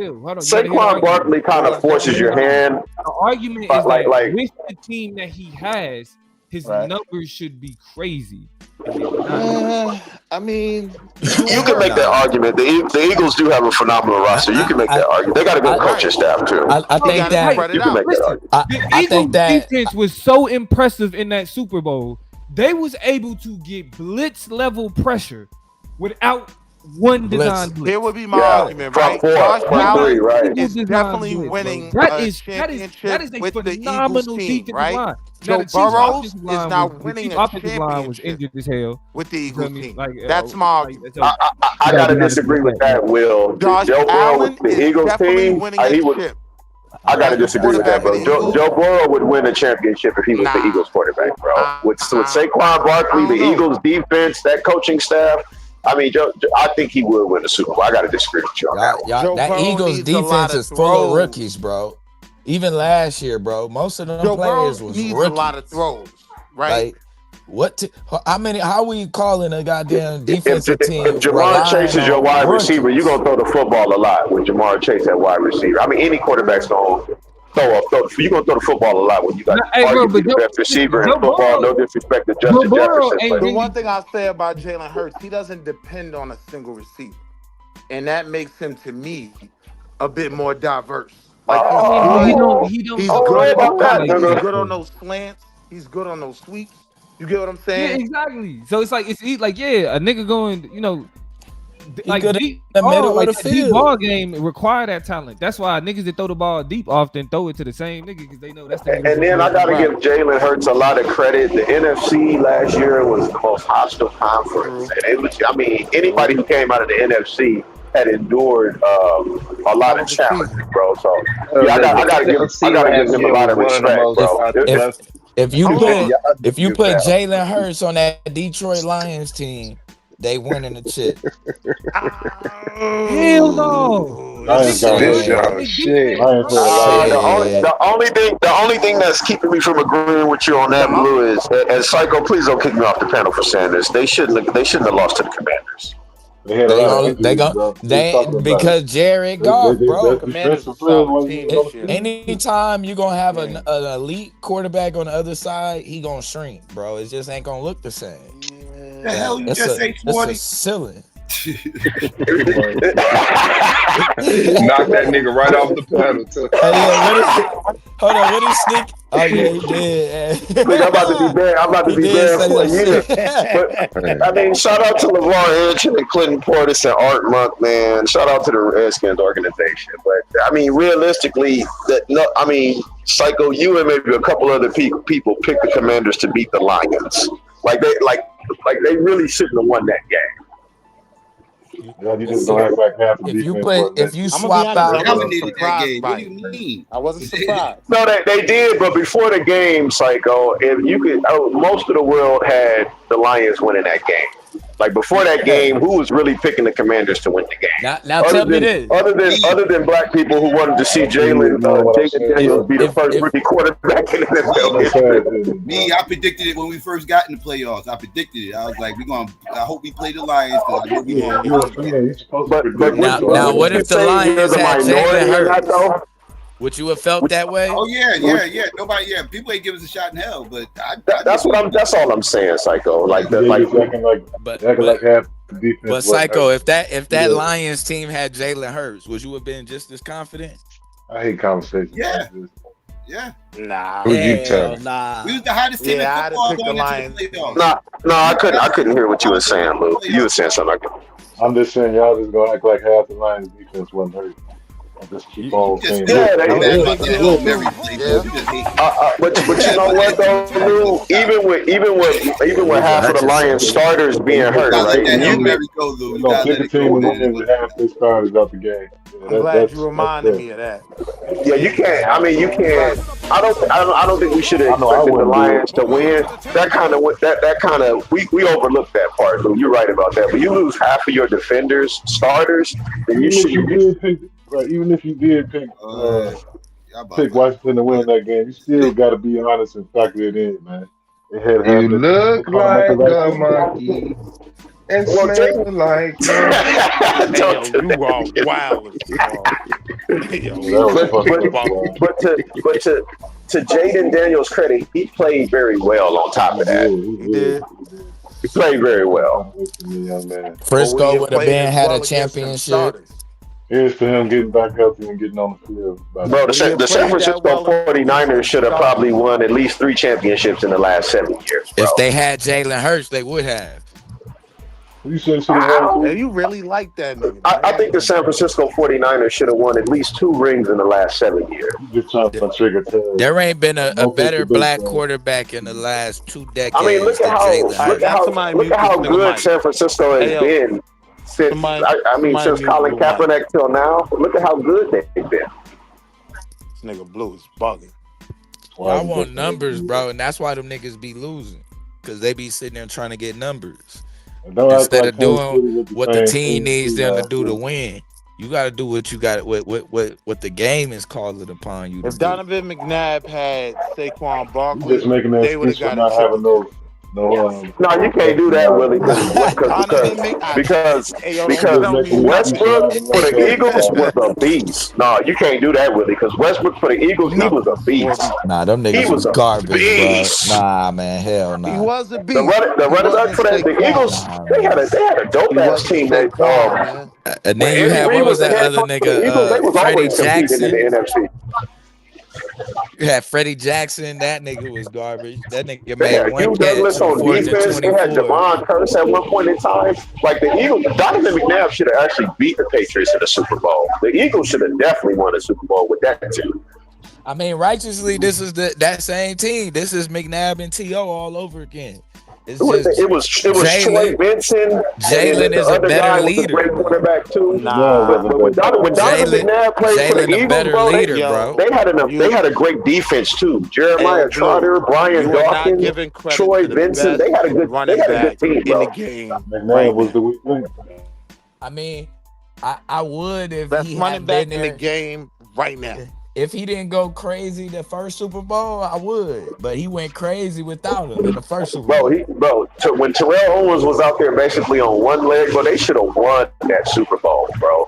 Like Donovan McNabb, to me, he didn't come to play in the way that it just felt like he didn't want to win. He had so many opportunities, especially at the end of that Super Bowl. The Eagles should have beat the Patriots. Man, Terrell Owens was out, bro. He had Terrell Owens that year. He had T.O., but who else? Shit, he made it to the NFC Championship. Crazy too. Before they had Terrell Owens, when they had Freddie Mitchell, he was making it to the NFC Championship without Terrell Owens, with fucking Freddie Mitchell.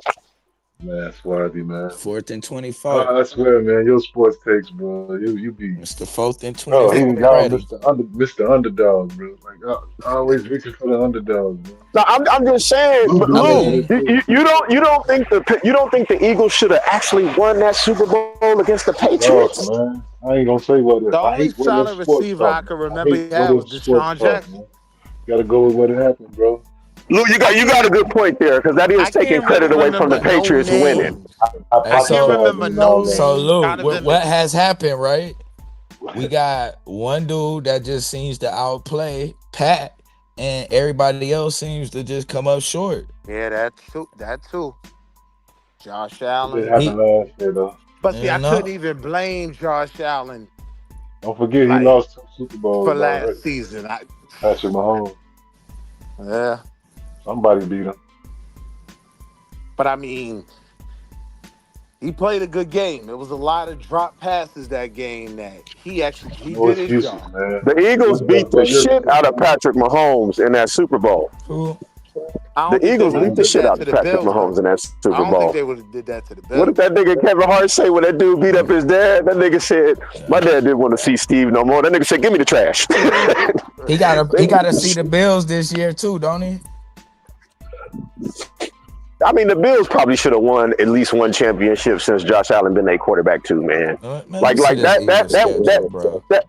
window to win. If you get to the NFC or AFC championship 2 or 3 seasons and you don't actually win a championship, then you probably gotta hang it up and go back in the rebuild mode. Like that city. I'm from New York, man. That city works against itself. You know what I mean? They level with why would Josh Allen be able to break those curves?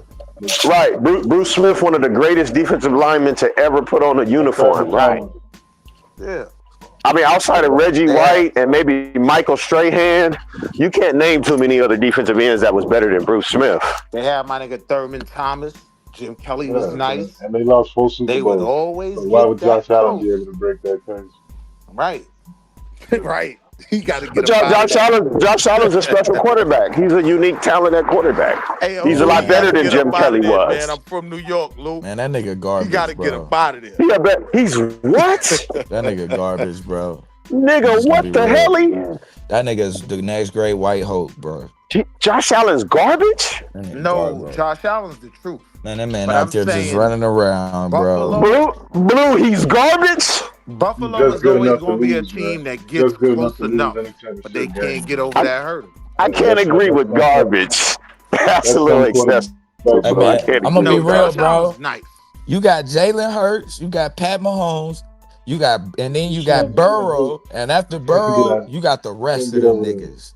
Jalen Hurts, Pat, and Burrow on the line right now. This is my order this season. Jalen Hurts. I gotta be real with you, Blue. Jalen Hurts ain't no top 5 quarterback. What, bro? He's literally top 2. I mean, I didn't mean to say Jalen Hurts. I meant to say Josh Allen. Josh Allen. Lou, is he top 10? He top 2. Josh Allen, Patrick Mahomes, and he not Lamar, 2. Dak. This season, Dak is cooking. Like, he's not getting the credit he deserved. That nigga out there putting up 40, right? I mean, when does he ever though? Let's keep it real, Will. When does Dak Prescott ever get any credit for anything? He doesn't. When? And that's not fair, bro. It's hard to, bro, when you throw 5 picks. Tie game they had, like them niggas was at 40. But Blue, since his rookie season, he's been consistently great at the quarterback position. I'm not talking about team accomplishments, but individually as a player. Dak Prescott, since his rookie season, he's been consistently a great quarterback. I can't say great. I ain't He been all right. great. The numbers don't lie. He's been consistently Tony Romo. That's what he's been. I would argue he gets more. Tony Romo wasn't a bad quarterback. See, this is getting out of hand, man. He's been consistently Tony Romo, bro. He's not gonna. I ain't gonna lie. This season, I gotta give him that number 4 spot. This nigga Tony Romo throw 577 yards and a goddamn interception to the house at the end of the game. And you got niggas talking about Josh Allen better than Jalen. This nigga ain't getting no chip, bro. Nah, Josh Allen is better than Jalen. And don't worry, Josh Allen gonna be there this year. Jalen Hurts couldn't win a chip with the Bills team. Shit, they would have been one. Listen to what I'm saying. They would have been one. They lose because of his mistakes. If you swap out those players, no. The Bills don't get a chip. If you swap out them players, bro, still get their chips. Guess what? If you swap out them players, bro, Jalen ain't making all them goddamn mistakes. Yeah, but he's not getting a chip. Josh Allen do some wild shit in the game. I win money, bro, off of betting on Josh Allen to throw a pick. He's good enough to lose, man. I used to do that shit with Tony Romo. I used to bet every week, and I knew it was coming. I could go the whole game, bro, and I knew it was going to come. Josh Allen got a different level of responsibility. He got to take chances. So, yeah, you're going to get some picks. He ain't got to take, man, they got a great offensive line, a superstar running back, that nigga next level.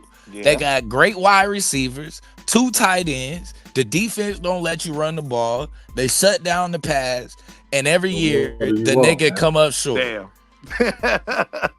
These niggas they just come up short, bro. And then we go and blame Jalen for him. I just stepped up real quick, but is Blue trying to argue that Jalen Hurts is better than Josh Allen? Yeah, that's his argument. Yeah, you tripping, bro. Yeah, I can't agree with that either. Josh Allen does what he does. Like name a Bills receiver, Blue. Stephon Diggs was a Bills receiver. Keon Colby, yeah. Keon Colby, okay. Shakur. He had to name a nigga that's not on the team, Then he got 2 studs. Come on, don't do that. Tight ends and Kincaid and motherfucking what's the other nigga? Josh Allen makes them niggas studs, bro. Man, them niggas. Josh Allen makes them niggas studs. If you give a nigga a ball and he run through 3 niggas like Jeremy Shockey, nigga. He's not on the team no more, yo. The nigga got 2 Jeremy Shockey. What are you talking about? It's only been 4 games. Josh Allen does make the offense better, and I do think there are some receivers that he makes look a little better than what they are. If you look at all the top teams in the NFL, right? Like, yeah, like the Bills and them, they a great team. We thought about Baltimore and shit like that. But look how much points they allow allowing niggas to put up. Look how many points the Lions is letting niggas put up. The Bills is like, these niggas is putting 40 points on their ass. These niggas have to score damn near 50 to win games. And the fact that they can, and the fact that Josh Allen again is making it possible for these that comeback against the Ravens. I mean, this is before we knew like, okay, the Ravens defense is just bad. That shit broke my heart. But it's not what it was. And we lost that game. They didn't win. Listen, we lost that game. I'm a huge Jalen Hurts fan. Jalen Hurts doesn't do that, bro. Jalen Hurts doesn't do that. The sports hour over with. Name something that he do. I'm saying Jalen Hurts doesn't make his team better. All he has to do is hand it off to Saquon. Oh, now I don't know if I can agree with you on that, Willie, because he played very well in the Super Bowl with all the lights and pressure, with everything at stake. He made all the throws that a franchise wants a quarterback to make.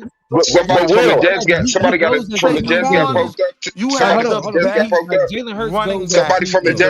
up in Indianapolis. Somebody from the Jets got poked up in Indianapolis and now they locked up. Yeah, they saying he stabbed the Uber DoorDash delivery dude.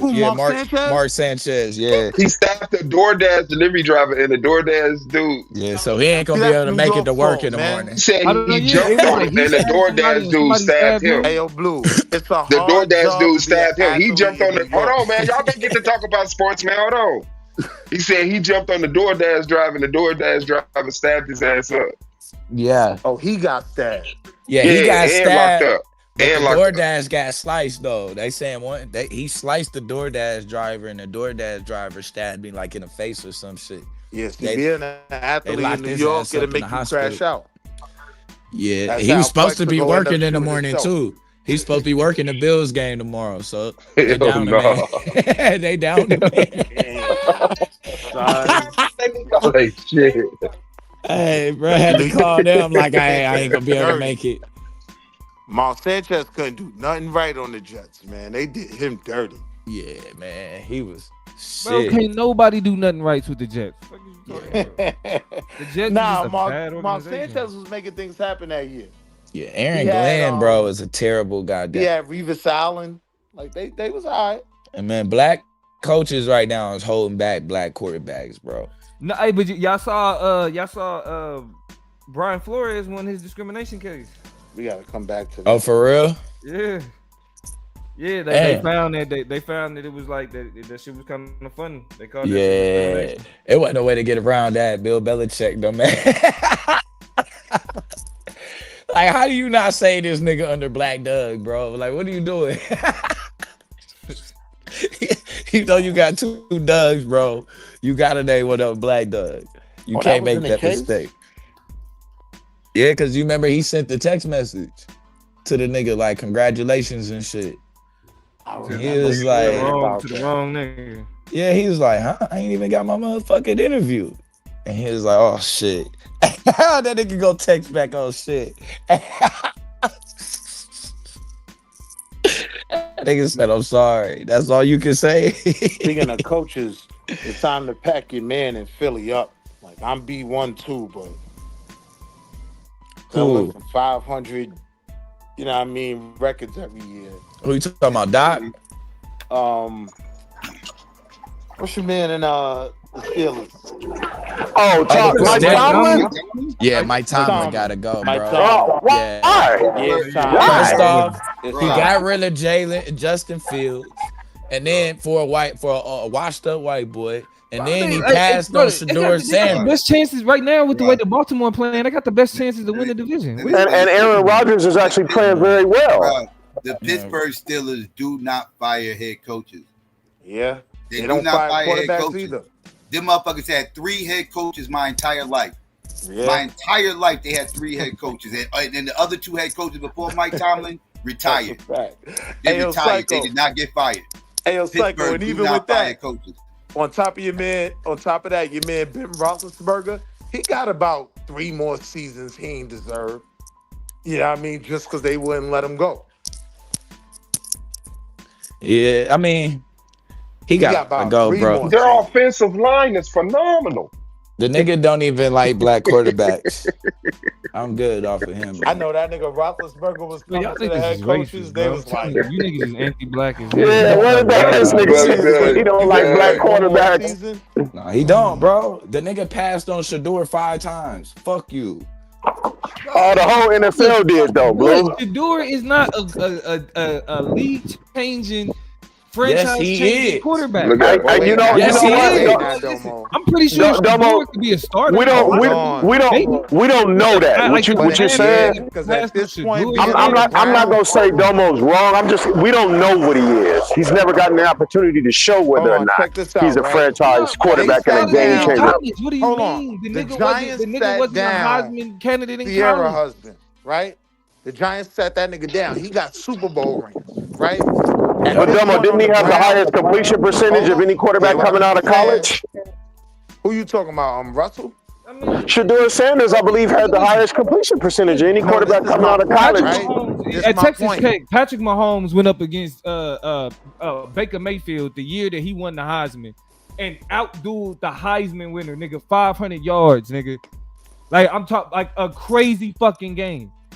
Niggas, I'm saying on the ground. Texas Tech though is an established though. That was already an established right now, system. Like Shedeur should be getting. Okay.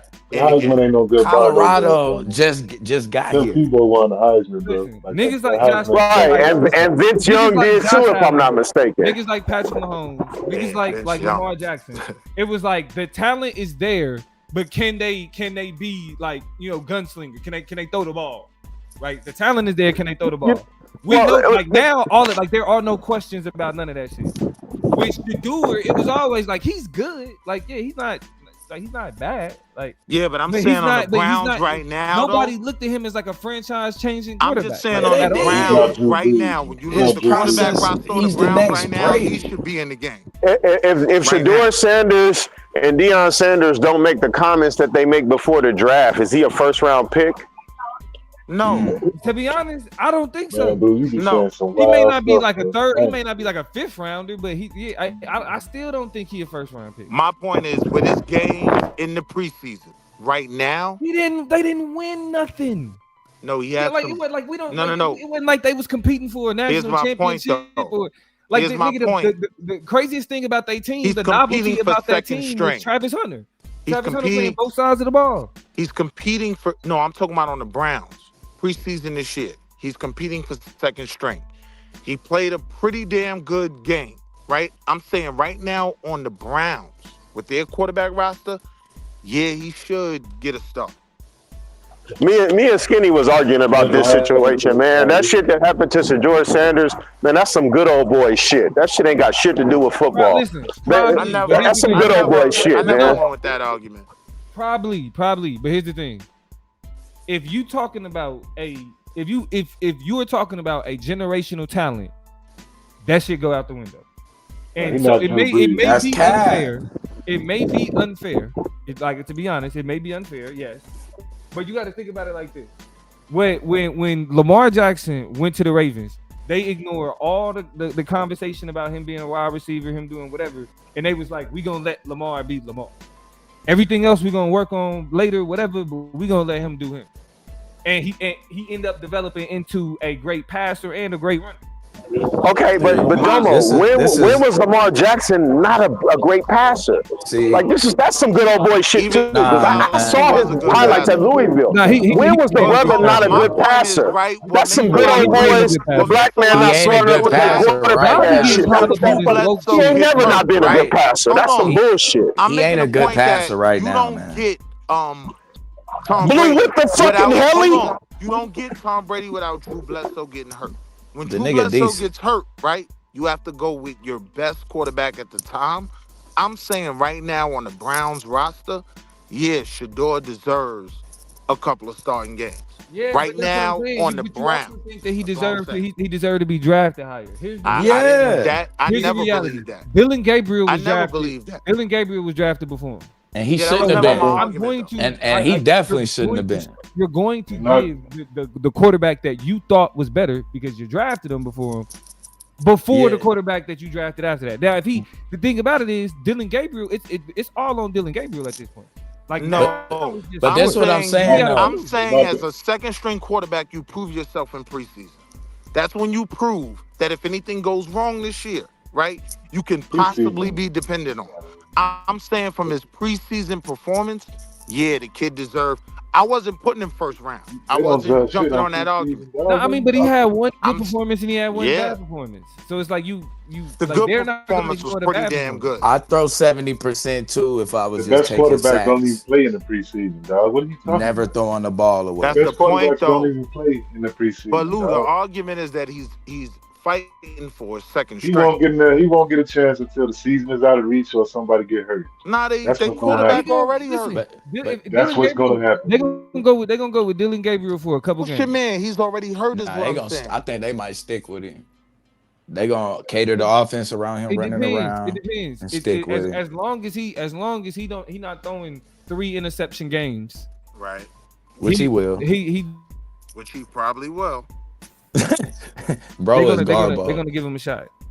But see, this is what I think is unfair though, because you saying that he ain't that Shador ain't a franchise changing quarterback because he don't run the ball like Lamar and run around. But ain't Dylan Gabriel hurt?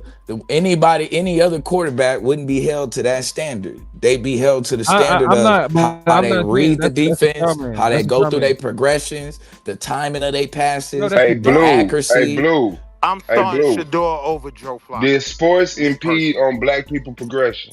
Yes. No. All right, my nigga. That's a good one. You can make an argument for anything. Anyway, but I never said that he has to be a great runner. What I'm saying was, he was cool in college. He wasn't impressive. So bro, the processing and read, and then the way where he was, his ball placement, Drew Brees, man. all of that was impressive. That's why he was talked about. It wasn't because of it was because of the ball placement, the accuracy, the timing, his ability to read the defense before the play starts. Nobody's saying he's trash. But like that's Justin literally Fields, what makes you a good quarterback. Justin Fields is hold on, man. Who said Justin Fields is horrible? I'm saying it, bro. No, bro, that's Aaron Glenn, bro. Garbage ass. How you expect the nigga ran the ball 4 straight downs, bro? Justin Fields he throws interceptions on screenplays, bro. No, man, they shouldn't even. That mean you called a badass play. He a one read If quarterback. if you throw an interception on the screen, that mean nobody fell for the screen. That means that was a bad call. That means certain everybody seen quarterbacks it is coming. better at being efficient. That's where your Jalen Horrible, Hurts bro. is Aaron efficient. Glenn, That's where your man from watch the that Redskins game against is the efficient. Bills. They should have beat the Bills. Aaron Glenn choked that game. He get them down the field. This nigga calls a crazy ass triple sweep. They lose goddamn 24 yards. They go down again. Straight down the field, fumble in the end zone. Hey, Blue, that's how I feel about Dak Prescott and your man CD Lamb. He a lamb for real. Like he might not be the best coach in the world, but Aaron Glenn was a great player.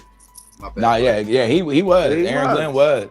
I think CD is straight, bro, but I think he showed he a number 2. Pickens is the dude. Nigga CD dropped too much. Saying some crazy stuff, bro. We seen it, bro. Hey man, elite wide receivers don't drop passes like that, bro. And he lost a couple big games. Show me, give me your T.O. highlights, bro. Just the shit hitting his face mask. Show me that. That don't happen with T.O. That don't happen with Michael Irvin. That don't happen with Fitzgerald. That don't happen with elite wide receivers. You talking about 2-3 times in the same game. You naming Hall of Famers and say it don't happen to a Hall of Famer. He's supposed to. I guess the reason why I'm looking at it like that is when it's all said and done, it's going to be. See how they doing, Domo? But Lou, it's going to be that Dak didn't come through.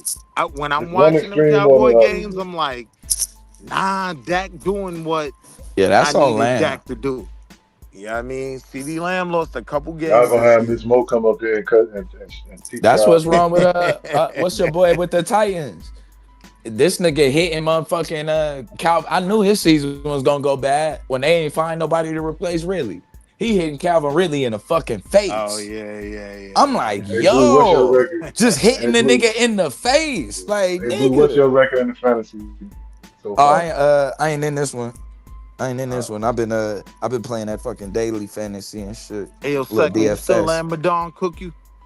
I make a full team every damn week. What'd you say? Look, he gonna come off mute now. What that fantasy looking like? Oh, I'm 2-2. Okay. I'm 2-2. I'm in the middle of the pack. Okay. Yeah, Blue. You gotta you can't be so extreme on your takes, bro. You be jumping out the building. Bro. Man, the Steelers would have went to the playoffs, bro. They would have probably won the damn in the playoffs last year. They would have stuck with damn Justin Fields. You got Russell Westbrook up there with Kobe Bryant and somebody. He's better than Kobe. He got Jalen Hurts being Josh Allen. Like, I knew he was gonna jump out. If you give Russell Westbrook Shaq, bro, come on, man. But we 10 chips in. Russell Westbrook don't make people better. What? Nah. Let's start with Oladipo. Hold on, we're gonna start. Oladipo, superstar. Steven Adams, all-star. Let's see who else he made better. Finals before he got there. Oladipo already nice. What's your boy for Dallas that he found? They center.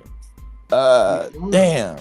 Gibson. Hey, yo, Blue, damn, he's an offensive player, man. He needs a lot of touches, a lot of shots. Pause, right? Like, he's not making people better.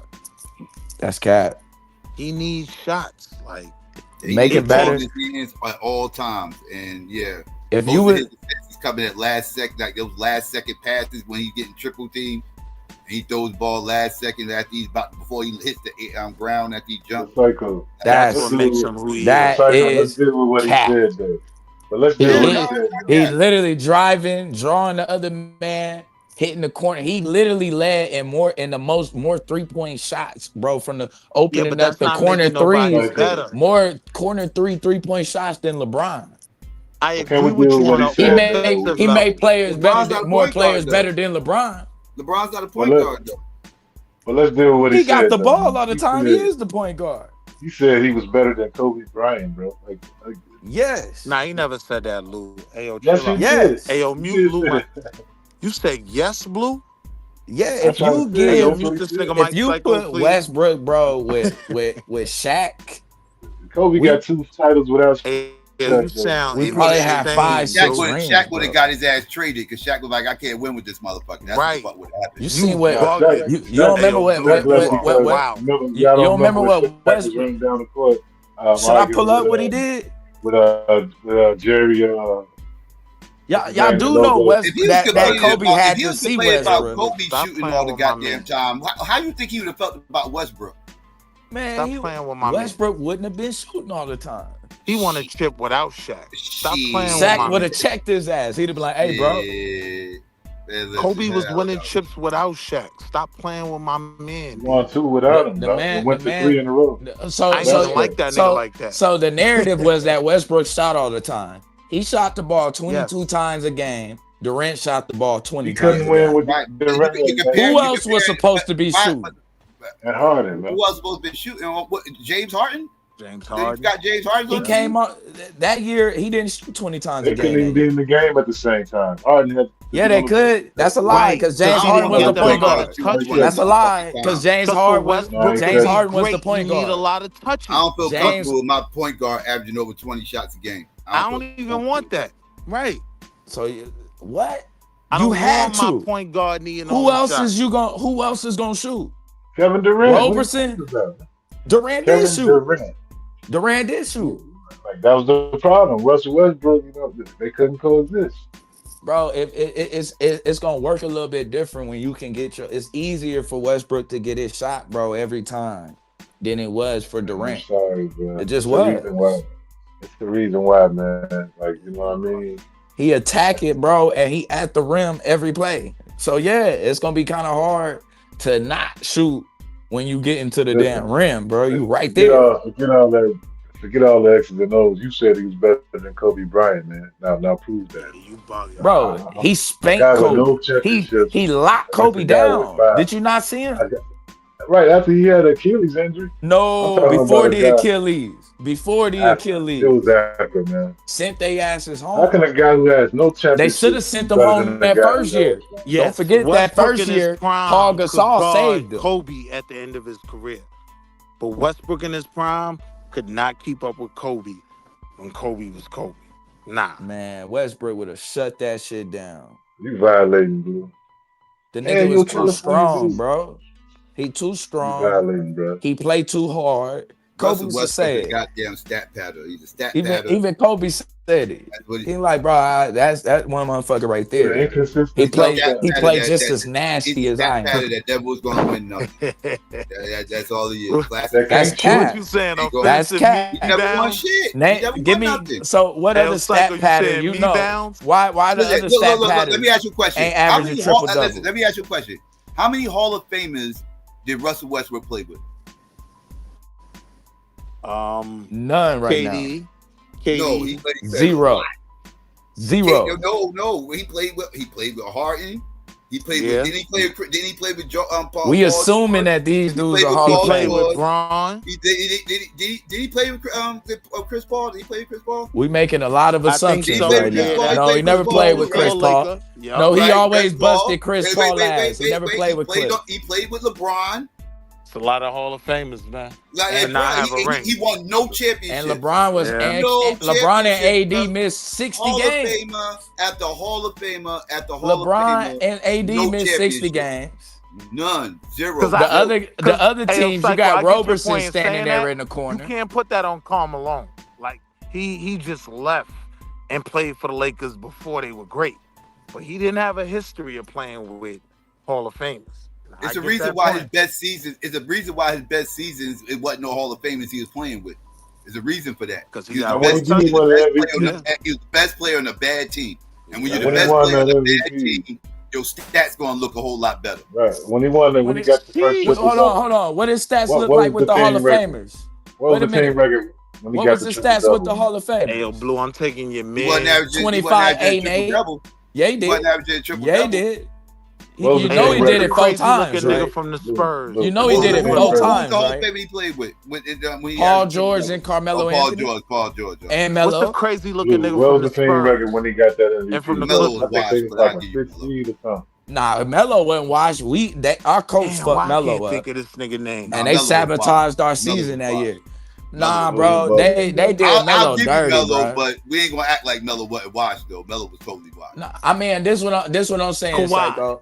Melo, they fucked Melo, bro. The beginning of the season, they first start talking about this nigga may have to come off the bench. I'm like, what? Then they start acting like, bro, he can't shoot twos. Who, the Knicks? Nah, the OKC when we got, bro, I didn't even, like, I felt like, bro, what the fuck we bring Melo here for, bro? If we was gonna do this shit to him. That was like, that shit twilight years. That was dumb. Nah, bro, Melo was buckets. Journeyman at that point. Bro, Melo came back 2 years later because remember they fucked him out. They blackballed him out the league a year. Bro, Melo he came back 2 years later, bro, with Portland killing. Melo best years was on the Nuggets. He was a superstar journeyman on the Knicks. By the time he got the OKC and all of that, like, he's not my go-to player. I mean, do you watch the other side of the court too, though? That's what I'm saying. Man, what? Melo got some of the best hands on the other side. Nah, bro. What you do was not no defensive specialist, man. Nah, he wasn't. But what you do with Melo is you put him on a bigger man, bro. And and Melo hands, he gonna strip the ball, bro. Going he back got to good Westbrook, hands, good I'm timing. taking Kawhi Leonard over Westbrook. He's strong every day of the week. Hell no. Every day of the week. I could show you Westbrook locking down Kawhi. I'm taking Kawhi over Westbrook. Just taking the ball from me. Taking the rebounds from me. Give me that. Does the intent, little nigga, man. Straight down the court. Bang. Nah. Matter of fact, I'll show you. Nigga, it's motherfucking, it's game 6. Nigga, we down 3-2 to the Grizzlies. With fucking 5 seconds left. This nigga just take the ball from Conley, go down and dunk that bitch. And one. Man, get up out of here. Yeah, but what was his field goal percentage that night? It don't matter, 36. Bro. No, Kobe was shooting like 38%. Y'all want to go through? Matter. He ain't never shot what Kobe was shooting. I mean, you talking about the end of Kobe's career, man. We gotta stop playing like. In Kobe heyday, that man was shooting like 37% in the playoffs. Around and then throwing their worst seasons around. Like that man Kobe was had throwing that like field goal percentage. That wasn't textbook Kobe. That was. Hey, I'm here to confiscate Blue Mike. Thank you. I'm here to confiscate Blue Mike, man. What Kobe is that against the Celtics the first year? Oh Lord, hey Savage. This niggas can't be talking reckless about my nigga Kobe Jelly Bean Bryant though. My nigga 81 ain't never fucked around with nobody type shit. Blue, he always had a superstar team. You know you out of pocket, bro. Like, hold on, Blue. Even with Shaq being what he was at that time. At the end of the game, you cannot have Shaq on the foul line with the game on the line. And at the end of the game, Kobe, the Lakers would not have won any of them championships without Kobe Bryant, bro. Yeah, as dominant as Shaq was, they wouldn't have won without Kobe. But yes, they would have if they had Westbrook. Look at Shaq numbers versus San Antonio. Kobe was That's winning. Still a bad argument, though. Right, because Tim Duncan and David Robinson was putting smoke on his ass. Man, if they had Shaq was a force, though. We ain't gonna act like Shaq wasn't good. But Will, at the end of the game, wasn't good for 34 points on a bad. But Will, the game is tied up. It's the end of the game. Who you giving the ball? Who do you want to have the ball in their hands? I'm going to Kobe. Shaq gonna make you 2 free throws though at the end of the game. What? What? Yeah. Hold on. What I'm saying is, he make there's it when a they whole count. Defensive scheme. Man, this nigga Shaq can't spell free throw. I know Shaq ain't making that free throw. So if you're asking me in the final seconds who I'm giving it to, if the team probably do got a foul, I'm giving it to Kobe every time.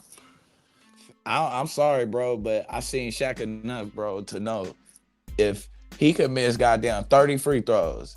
If it's goddamn to win the game, he gonna win the game with that free throw. Nah. I'm not. I You don't will think. lose to Shaq, bro. I can't remember a the single game on the line against the Spurs. I You want can't think of Shaq a at the free throw single line? time where Shaq hit a game You niggas is tying or crazy. game winning free throw. Nah, Bro, it's a Against that little ain't. the strategy, bro, to Kings. foul Shaq, bro, because he can't hit free throws, man. See, What is Blue, you talking and about, this why Blue? you can't be And a then general guess what they manager, used to Blue. always say? He make them when they count. Because Ayo, what Blue, happened? When you it done mattered, gave the ball to he Shaq made 2 them. seasons in a row. In them final seconds of the season, now Pack blew up like he's not the head Yeah, coach. he got to get backed up, G. Man, Shaq was averaging goddamn 50. Nigga, all dunked. He On wasn't Todd averaging McCullough. 50. On You're Todd wild. McCullough and But on a old bad It so night, felt like on a it, bro. bad night, Shaq could give you old ass 32, Matumbo. 34. So felt like it. As a goddamn Sixers fan, it felt like it was 50 every night. The nigga was putting Matumbo all the way underneath the Right, basket. old Matumbo. And then just Blue, you think you can keep a head coaching job putting Shaq on the free throw line at the end of the game with the game on the line? Hey, Swarthy, what are we talking about? We're giving him his papers. Cease and desist. Tell him he can't ride back on the plane. Get Blue up out of here. If it was your contribution to the that team, Blue. You Who else gave better than Shaq Kobe? the ball. Now we do gotta give more respect. We got to give more respect to Blue's argument when it comes to Westbrook because Westbrook does have an impressive career. So I will say that argument deserves a little bit more respect than what we give your it. contribution as well. You getting fired with Blue. Oh shit! This nigga handed the pink slip to me like, get your ass the hell up out of here, nigga, talking this shit. Show them niggas the dough. Kobe starts playing all the time, man. Westbrook is the only player that Westbrook is the Curry prototype fears. of why Westbrook is a prototype of why you can't just go off numbers. Exactly. You're right. And that's what people try to do. They go off the numbers. That's a good point, Psycho. That's a good point. Look at his percentage. With Westbrook, people hang their hat on the whole average of the triple-double season. No, they hang their bro. whole hat on, their whole argumentation is centered around that. And he's the prime example of that's what people hang their hat on. We've seen him send everybody's favorite point guards. We seen him bust their ass. Psycho, we seen him send Cliff Ball home. Right? Can you say the same thing about KD? Blue, if Westbrook is what you said he was, right? Why didn't he win when he had Durant and James Harden on the same team? Why didn't they win then, Blue? Bro, they was 19 and 20 years old, bro. They were young. Bro, they should have won. Serge Ibaka. Bro, they had OKC had a fucking team, they wasn't bro. even expected to be there, Swarthy. bro. Blue, and why do Serge you wasn't that Serge? Why do you think KD left, bro? Because of niggas like Roberson in the corner, bro. No, bro. Yes, KD left, bro, because of Westbrook. Bro. No, bro. And he left because he had an opportunity to get a ring. No, yeah, bro. And it's clear he didn't like the way the team kept running. We kept putting a nigga that can't shoot on the court with us, bro. No other team was running like that. Real quick. Why did Kevin Durant out his own mouth say, why did he not put him in his top 5 teammates of all time? Win. If he's so good. What do you mean win? Because they got issues. If he was this great player, bro. Wasn't one of his top 5. Yeah, because he literally said that Westbrook and he literally said that all of the players now is Westbrook and Kyrie babies. He literally said that. Yeah. That ain't no good compliment. You tripping. Best players he played with was Kyrie, motherfucking Braun, Steph Curry. You know what I mean? He played with a lot of great players. He ain't play with Braun? No, bro. Going the other way around. My fault. Yeah. But I got to hold Westbrook accountable, Blue, for that OKC team. The Kevin Durant, James Harden, Serge Ibaka, they had a good team, bro. They should have won a championship. I got to hold him. You talking about the one where James Harden was scared to shoot ever since? The nigga literally was scared to shoot as soon as we get to the Spurs game in the conference finals. To be he never showed up after that. Great team. He never showed up after that. But Psycho, to your point earlier, Psycho, would you say that KD is another example of outside of those Golden State years, right? Where it only made sense for him to win a chip there. Outside of those years, Would you say he only looks good on Take paper? championships away from the man, bro. That's crazy. No, KD look good every single fucking year. Yeah, KD was he was what he was. He was a scorer, right? Like that's what he was required to do, and that's what he did. He's one of the greatest scorers of all time. Yeah, but he wasn't winning a chip Russell outside Westbrook's of Golden a point State. guard. He's a point guard, so you got to gauge him a little bit different, right? I don't know if you can say that, Willie. The point guard is the quarterback of the team, and his job is to make sure everybody's at their best. Swarthy and Psycho, though. Westbrook made sure he's at his best. There's no point, no top point. Hold on, no. But if you don't have a Westbrook, a point guard, yeah, because you. No, but hold on. Yeah.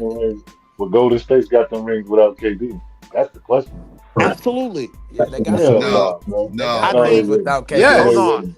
So let me make, because I understand. Yes, we did it before him and we did it after him. What is y'all talking about? That don't even make sense. No, I don't think they would have won without We Kevin won. Durant. Hold on. I agree We won without him. I got you, but I wasn't talking to you, Psycho. I was talking to us. It's no guarantee that the 2 years that KD was there that they would have won those 2 years. I agree. Agreed. But the question he asked was, would they have won what I'm without saying KD? is it more likely, right, that no, that's what I'm saying. The Warriors did win a chip in one of them 2 years, or is it more likely that KD would have never got a chip if he was on that team?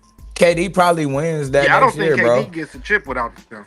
Curry got one Finals MVP though. I think that's cap, bro, because the way that they. I think KD was the best player on the team, though. Yeah, but they was still that good. That's why your man is ready to punch him in the mouth like he punched the other little nigga in the mouth. He like, yo. But Kevin Durant would have been the best player on probably 85% of the teams in the whole NBA. It's not too many teams. 95. Yeah, right. It's not too many teams he wouldn't have been the best player on. Everybody, I can't. 95. Name shit 99, bro. It's Right. LeBron. Yeah, and then KD. I give you that. This nigga's the best player on every team except one team. What team? And that's arguable. That depends on how you feel. Like, yeah, what team? I mean, you can argue he's not the best player on a team with LeBron James. That's probably about it. That's it. Nah, I disagree with that. What you mean? What other team? No, I'm saying he the best player on every team. Yeah, but what I'm saying is even being the best player on that team, Draymond and Steph and Clay, they still of getting a chip. You're not getting it outside of them. You had Kyrie Irving. You didn't even make the playoffs. Let's stop playing. Kyrie Irving didn't play. He got hurt. Yeah, that was the playoffs. Real quick. That was the year after COVID and Kyrie ain't even hardly play. He refused. And they lost to Milwaukee. Right, that was the real reason. Play home games. It wasn't Kyrie was hurt because they had the mandate for the jab and everything. That whole season was a shit show. The bubble year. So please don't bring up that season because I'm gonna get triggered. And they lost to Milwaukee away from and then we turned around was a motherfucking centimeter. Not an inch, right? A fucking centimeter. But winning that motherfucking game and going to the fucking championship, bro. But Psycho, you hooped though. The bubble year was pure basketball. Who you talking about? Who to us? Psycho, you hoop. The bubble year was pure basketball. I'm not making that excuse. Hey, Willie. Hey, Willie, I'm a Lakers fan, bro. They be trying to take that championship from us. Like, we really didn't win that championship type of shit. That bubble ring is cat. Yeah, you talking and I don't even rock with y'all at all, Swarthy. But I'm not. That's some bullshit. How y'all gonna take that championship from the Lakers like that? Half the league didn't want to finish it. Half the league didn't want to finish that season because every game was a home game. Tough double D fucking titty. That's our championship still. Y'all want an off-season tournament the way I see it. Y'all want an off-season tournament. Oh my god, give me shit. Rush me to the hospital. How could you say that? They legalize I'm saying weed, you take bro. the whole crowd out. All it was simply pure basketball.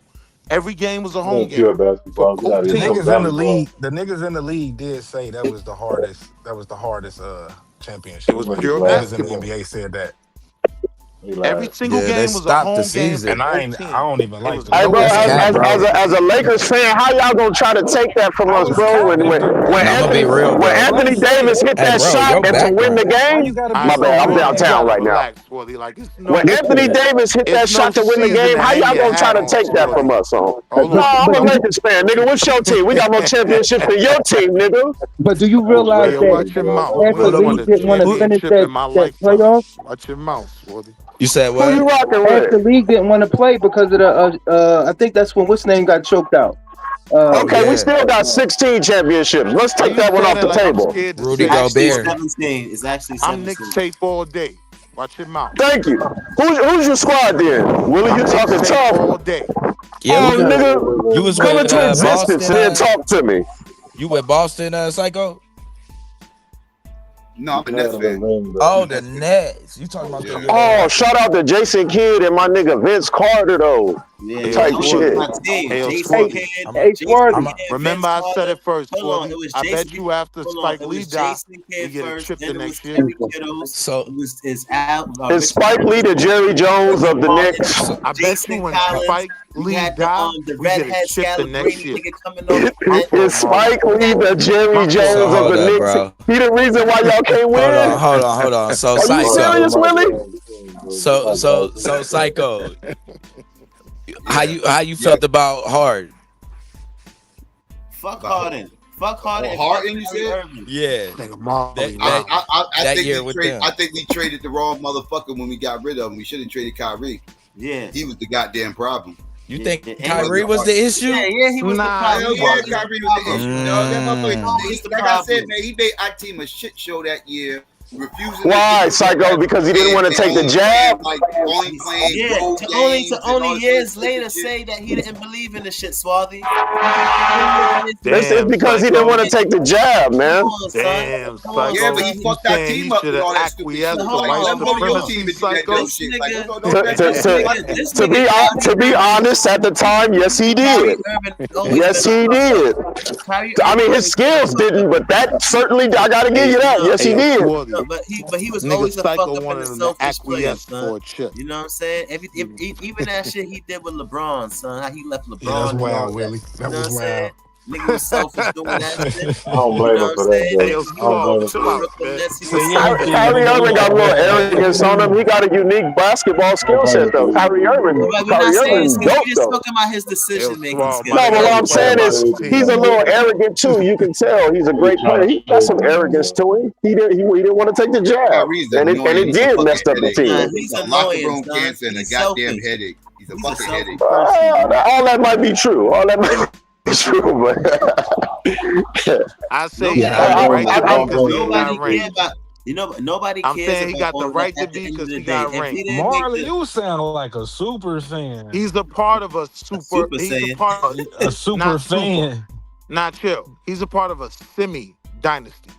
He got a right to be on this Hebrew Israelite shit if he want to be. What is a semi dynasty, bro? What is a semi dynasty? He got 2 chips, what the right? fuck is a semi? No, he got 1 chip. But it was a dude. What's the dude name? My man, Kenny the Jet Smith talked about that situation though. Will he talked about how he could have had more. He could have had. I might be wrong. With his goofy Kyrie ass. only got 1. Yeah. Who else he went with? Who else he won with? You made it seem like he won things by himself. He ain't ever won shit by himself. The Cavs won too. Gotta put that nigga, they ain't winning no. I tell you. I tell you what, I wish we could have got him, boy. We would tell y'all's ass out the frame. Looking at niggas' mindsets or nothing like that. He was horrible mindset wise. Fuck the nigga skill set. We all know that he got a good skill set. It don't matter how good your skills is. Yeah, you got a fucked up. If you have a fucked up mentality, even though you're hold on. Right? If you have a fucked up mentality and you making poor decisions in your career, nigga, you're dumb, nigga. And all y'all want niggas to boo because that was y'all team. Hey, Molly on some y'all want niggas to boo because that was y'all team. That's what's going on. That nigga Molly been on some I bootlegging. mean, if you look at it from a coaching standpoint and from an owner standpoint, right, that is a cancer to the locker room and the team when you're like that as a player, even with your skill set, and it certainly does make the job harder. We got to understand that. So that Martin actually said some shit. When you look at it from a coaching standpoint and trying to make decisions as a general manager, that shit fucks up a team. And Swaggy, not to that add, was the year Swaggy, KD was on the team, right? Years later, after that, he said that, yo, I don't believe in that stuff no more. He came out and said he don't believe. I'm just like, yo. Marley, he still does. You just have to. He just like Nick Cannon and like all of them. They all gotta say that after they get paid. You know, basically. No, That's because they the Brooklyn Nets now. Kenny the Jet Smith spoke on that thing though. Real talk. Wait, let me tell Do you that y'all mind if do y'all mind shutting the fuck up about sports for a while, bro? Was you a Nets fan before the Barclays? Wait, hold on. Was you a Nets fan before the Barclays? Yes. Hey, yo, Molly, stop the cat. Yes. You don't know Drazen Petrovic. I was never a Knicks fan, nigga. Yes. Hey, I was never a Knicks fan, Psycho, nigga. handle that for me, man. Yeah, this nigga don't know Derek Coleman. Like, anyway, nigga, I know Derek Coleman. Nigga, I know the whole Nets lineup. Nigga, Jason Kidd, nigga, what you talking about? Kerry Kittles, nigga. Richard Jefferson, Kenyon Martin. Oh, y'all, like as far as being a Knicks fan, Marley not passing the test. Colin Kaepernick. I was at the game, nigga, in the Eastern Conference Finals, nigga.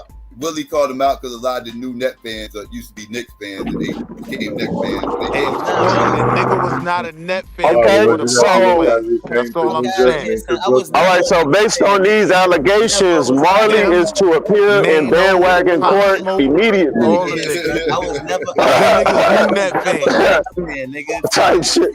Marley, you've been subpoenaed, sir. You are to show up in bandwagon court immediately. Yo, ask anybody who know me growing up. So I was never a Knicks fan. Hey, yo, SYKOPATHeist. Yo, shout out to Colin Kaepernick. Colin Kaepernick has been brought up back in the news lately because of his stance and things he has taken. Since we're talking about sports, Pastor, go ahead with that bullshit tonight, Pastor. We all shout out to Colin Kaepernick. Shout out to Colin Kaepernick, one of our greatest biracial children that has stood up for black I rights. knew you was gonna bring that nigga up. Shout out to one of our greatest biracial black children, Colin Kaepernick, the real black. Man, what he been in the news with about, that man? bullshit, Pastor. Anyway, the That nigga nigga been got in the mad. He news. took a knee because his ass got benched. He ain't taking a knee for nothing else. And then too, Pastor, it's also biracial children that stand up for the other nations that hate us too.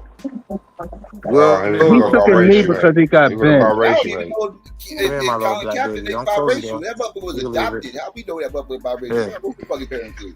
That nigga got an afro, nigga. See, he got an afro. Y'all said Kamala Harris be black. Y'all let Kamala Harris be black. You got to troll. Say kick We did not let Kamala Harris be I'm not even trolling. I'm not even trolling. Y'all did let Kamala be black. Y'all, Kamala told you kick rocks, Pastor. I'm not kicking no rocks, my nigga. What are you talking about, my nigga? The reality of it is, shout out to Colin Kaepernick. He back in the game. I think that we need to continue this. It's not a race hustle. I don't think you're doing a race hustle, psychopathist, and I don't think Dr. Umar. I don't think Colin Kaepernick did a race hustle.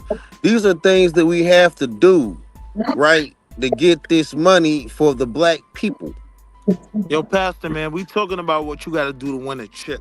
Like, you taking it somewhere right now that I don't want to go with you. You destroying their fantasy. You destroying their fantasy. Let them fantasize in a circle with each other still for another hour. Suave also said he would like the sports debate to come to a complete motherfucking halt. Ladies, brothers and sisters, Suave is saying over and over, you niggas have had this ESPN shit long enough. That's the reason why I came up here and tried to switch it up a little bit because where the more is black. Hey, but hold on, Suave, he'll be the main nigga who say, "Well, what y'all gonna do about it?" I just want to know though. So what y'all gonna do about it, Swab? Yes, the Moors are black. The Berbers were also black. Let's get But it. them niggas mad at Colin Kaepernick, right? In 5 years, these niggas been using Colin Kaepernick as a talking point. You said the Berbers was black? Yeah, nigga, Colin Kaepernick black, so concerning, like, I can't share my y'all screen always right now. want to go back to Blue 1600. want to crash out. Hold on. Yeah, let's get it. No, real shit. Because here's the thing. Here's the thing, right? Nigga, go back to 1600 AD. There are nigga. writings. Go back to There AD, are writings. There are writings about the Berbers, about the black Jews that are not white men who slept with African women. And nigga really means black in the Bible. And swarthy and tarny also mean black too. Etymology.com, nigga, let's motherfucking go. That is true though. Nigger in the Bible, like nigger in the Bible. It's does not mean black. Niger, you tap dancing ass motherfuckers. Nah, It's yo, not Niger you tap dancing ass motherfuckers. Nah, I'm sorry, How the fuck my you nigga, gonna say Jesus is white when his family is called nigga and black in the Bible, nigga? Nigga, shut your ass up. You American capitalism. Fuck you mean I'm we believe in pseudo America. believing that we the real Ass Jews? up, nigga. And scientists Conversation, man. What are you doing? What are you doing? What are you doing, nigga? You crashing out right now, nigga. I put up for a good I'm not conversation. talking about you, brother. I'm not Nigga, talking about you, brother. nigga, Colin Talking Kaepernick, about nigga. you, brother. I'm not talking about you, brother. You was trying to have a conversation. I was saying, let you reply. Like he started to go off. Like, nah, what was your point? Crash out. I'm about to pay for him, my nigga. You good? I'm about to pay for him. You got to be a different motherfucker to fuck around. That's because of this nigga Marley with this fake net shit, man. Like, you fucked up the whole deal. Yeah, Marley, you gotta come to bandwagon court. For real, that's some real shit. Nigga Marley, B.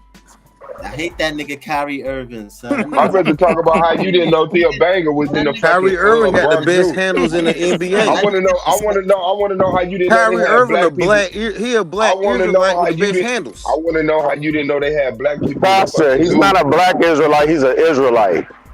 I want to know how you didn't know they had black people in the zoo in 1900s. In the 1900s. No, Kyrie Irving is a black Israelite. And he got the best handles ever in the league. Dude, them devils call us black people. That's disrespectful as fuck. So what if he black? Like, don't call us that shit. That's them trying to say we terrorists. We niggas you are scared. You are scared niggas of in the bar really nigga. You got the skin of ham, nigga. Ain't no you got the dark skin of ham, and you scared, boy. Hold on, man. Hold up. So that shit out there. Hold That's some lightweight shit. Nigga, Jewish people don't even say they're the Israelites. We don't. Man, don't respond to that nigga. What you mean don't respond to that? You got the skin of ham. This is what I'm trying to say. So you mad at the skin of ham, nigga? What we saying that you don't want to respond to your skin of ham. Where we saying that? So I'm saying where you saying that the Berbers came from? Nah, forget them Berbers. You got the skin of ham. You definitely a skin of ham, nigga. So the Berbers, right? That nigga that said forget about what I'll address it, Blue. I'll address it. Man, do y'all see how constructed that conversation about sports was? Ham skin. Y'all was you so ham skin. Pastor. Well, you when y'all was talking about sports, y'all was so respectful. Y'all had order. Y'all had something I said, right? Actual information. Wait. Pastor so like the whole sharing my screen and all that shit, bro. I've been studying for about 7 years. I've seen writings. Hold on, can I crash out, Will? Your mic is. Wait, we can't go past that. No pun intended. I gotta hear this. Motherfucker just said motherfuckers is ham-skinned it. What the fuck? Oh yeah, this nigga Pastor cool ass tap dancing and shit. Yeah. So you Roman Catholic Church employment ass nigga, you? Yeah. You a skin of ham. You a ham skin. What? The skin of ham. You are inherently Nigerian with your ham skin. Now we ham skinned it. We already got to deal with our Lord being called monkeys. Pastor, is you ham look like a monkey. to turn your mic down, this nigga possibly like a Nigerian. Oh, my bad. Like a Nigerian Democrat. So, hey, yo, Molly Wow. Is there a connection? Is there a connection between the barbarians and the That nigga Buddha got an album coming out called Hamlet while reading Raisin in the Sun later today. This nigga Buddha sponsored by Oxtails. Now, what was you saying, Blue? Hey, Swarthy, what's wrong with you, bro? Hey, Swarthy, what's wrong with you, bro? This nigga Pasta got the living. Okay, so the whole Burber thing, right? So the whole Burber thing, the brothers in IUIC have a library of information called Our Hidden History, where we proved that King Arthur was a black man that was an Israelite that was called Swarthy.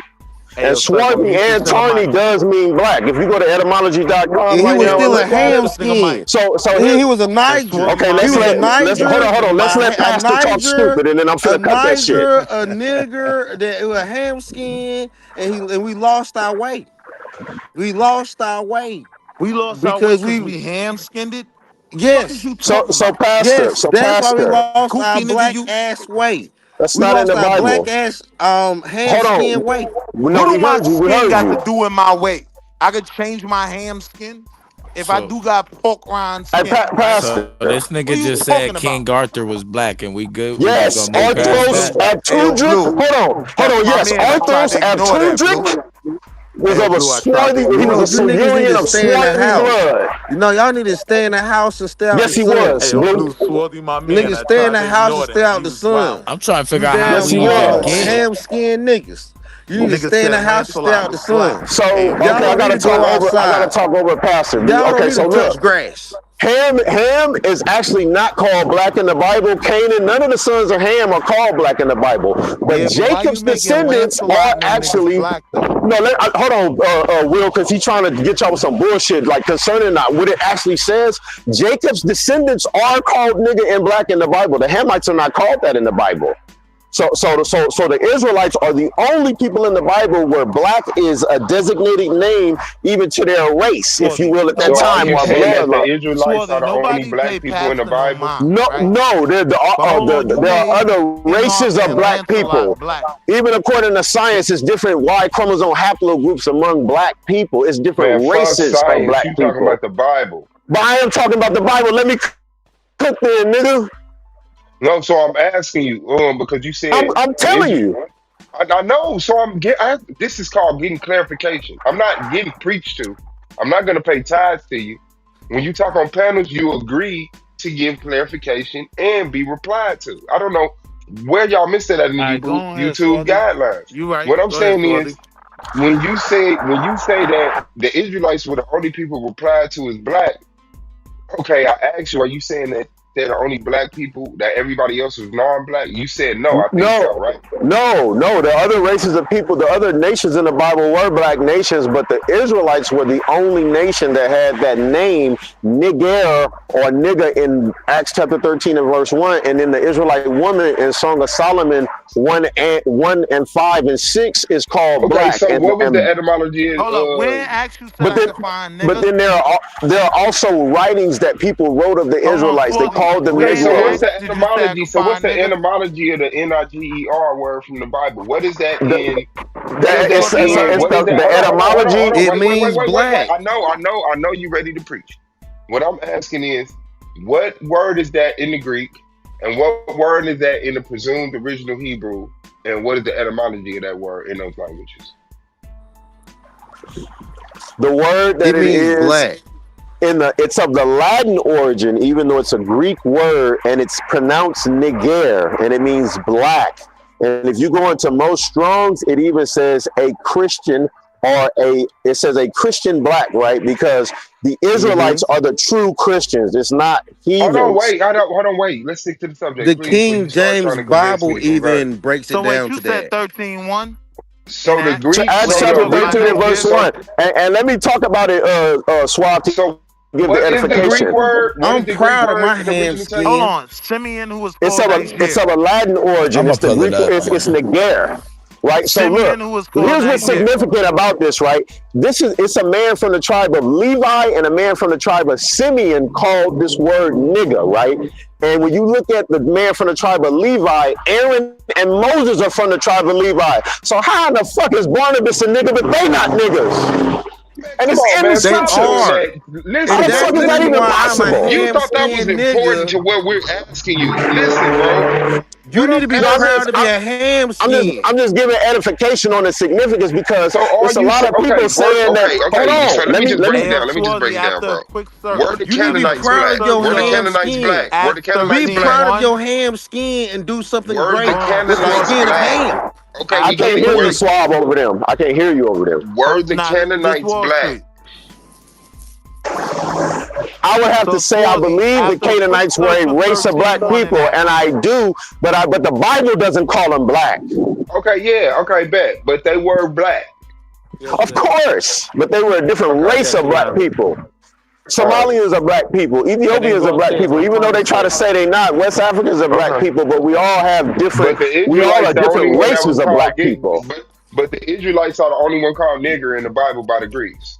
Hold on, but the Israelites are they're the only nation in the Bible that's described with the word nigger and black. Hold on, bro. Yes, so answer the question I just said. Yes, sir. It's Niger. It's Niger. It's Niger. It's not two G. It's not two G's. It's one G. I'm not even going to argue with him about that. Please don't do that to yourself.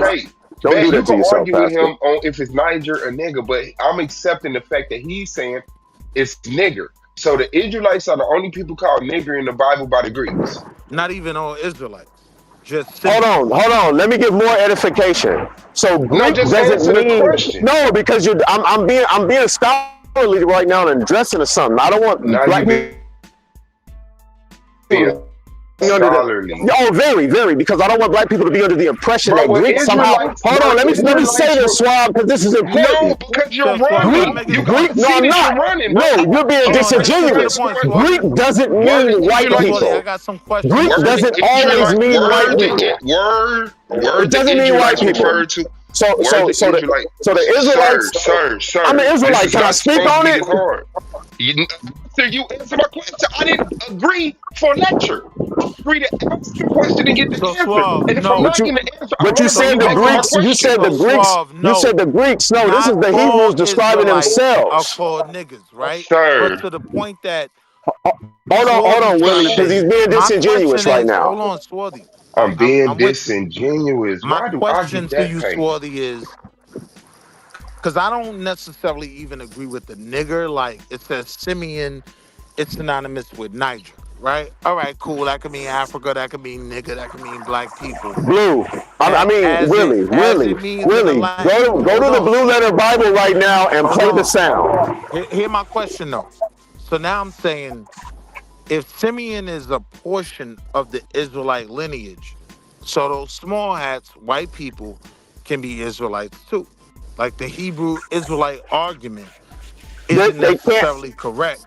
Willie, the reason why they can't be is because the Israelites are supposed to be at the bottom of society concerning eschatology and biblical prophecy. You can't be saying you the Israelites owning motherfucking Macy's. It don't work like that. Y'all niggas, see, the thing is, y'all niggas really don't know the Bible from the Israelites because you don't respect that we have to understand it. So y'all let me know what y'all talking about, man. Based off what you said, can I ask you the simple question? Oh, of course. Man, hold on. Swab, you've been dealing with me fair. Go ahead, brother. Bro, I swear, bro, I just don't like the bullshit. It's like motherfuckers got agendas that's so goddamn deeply rooted. At the bottom of society, right? Listen to him. According to biblical prophecy, Willie, the Israelites are supposed to be at the bottom of society. It's not supposed to be no banking families, trillionaires, or none of that shit. Listen to my question, Swarthy. Because if you making that argument, black people at the bottom of society called nigger and black, like Barnabas, Simeon, and the Shulamite sister, nigga. And all the curses of Deuteronomy fit black people. Yes, they do. Let me ask my question real quick. And I'm going to say some things because... See, y'all still dripping over the skin of ham. God damn. Y'all, they keep dripping over the skin of ham. Pastor, you dummy. Ham is not called black in the Bible.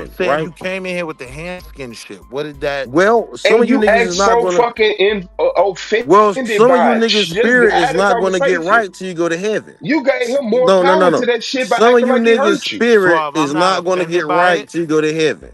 I Okay, want to then, so learn let's stick to the more information. Let him about get his how joke my off. people can The Some shit of you was niggas funny. is You don't not gotta gonna have a defend it. clear And then white get to the spirit of information, purity. bro. Some of you niggas not gonna have no Hey, purity Suave, until you go stop to telling my heaven. subscribers. You a ham Wasn't black skinned it nigga a joke? in this earth, and you never gonna see whiteness and clearness and purity till you go to heaven, nigga. And I'm not a So Mormon. I'm whiteness, not a Mormon. cleanness, and purity. Yeah, That's nigga, what Bro, you we never talking gonna about. see pureness, nigga. Okay, we don't You give So, a never fuck gonna see about that shit, clarity. that guys. gotta be You a never gonna joke. see clarity, nigga. so You you never gonna see believe purity.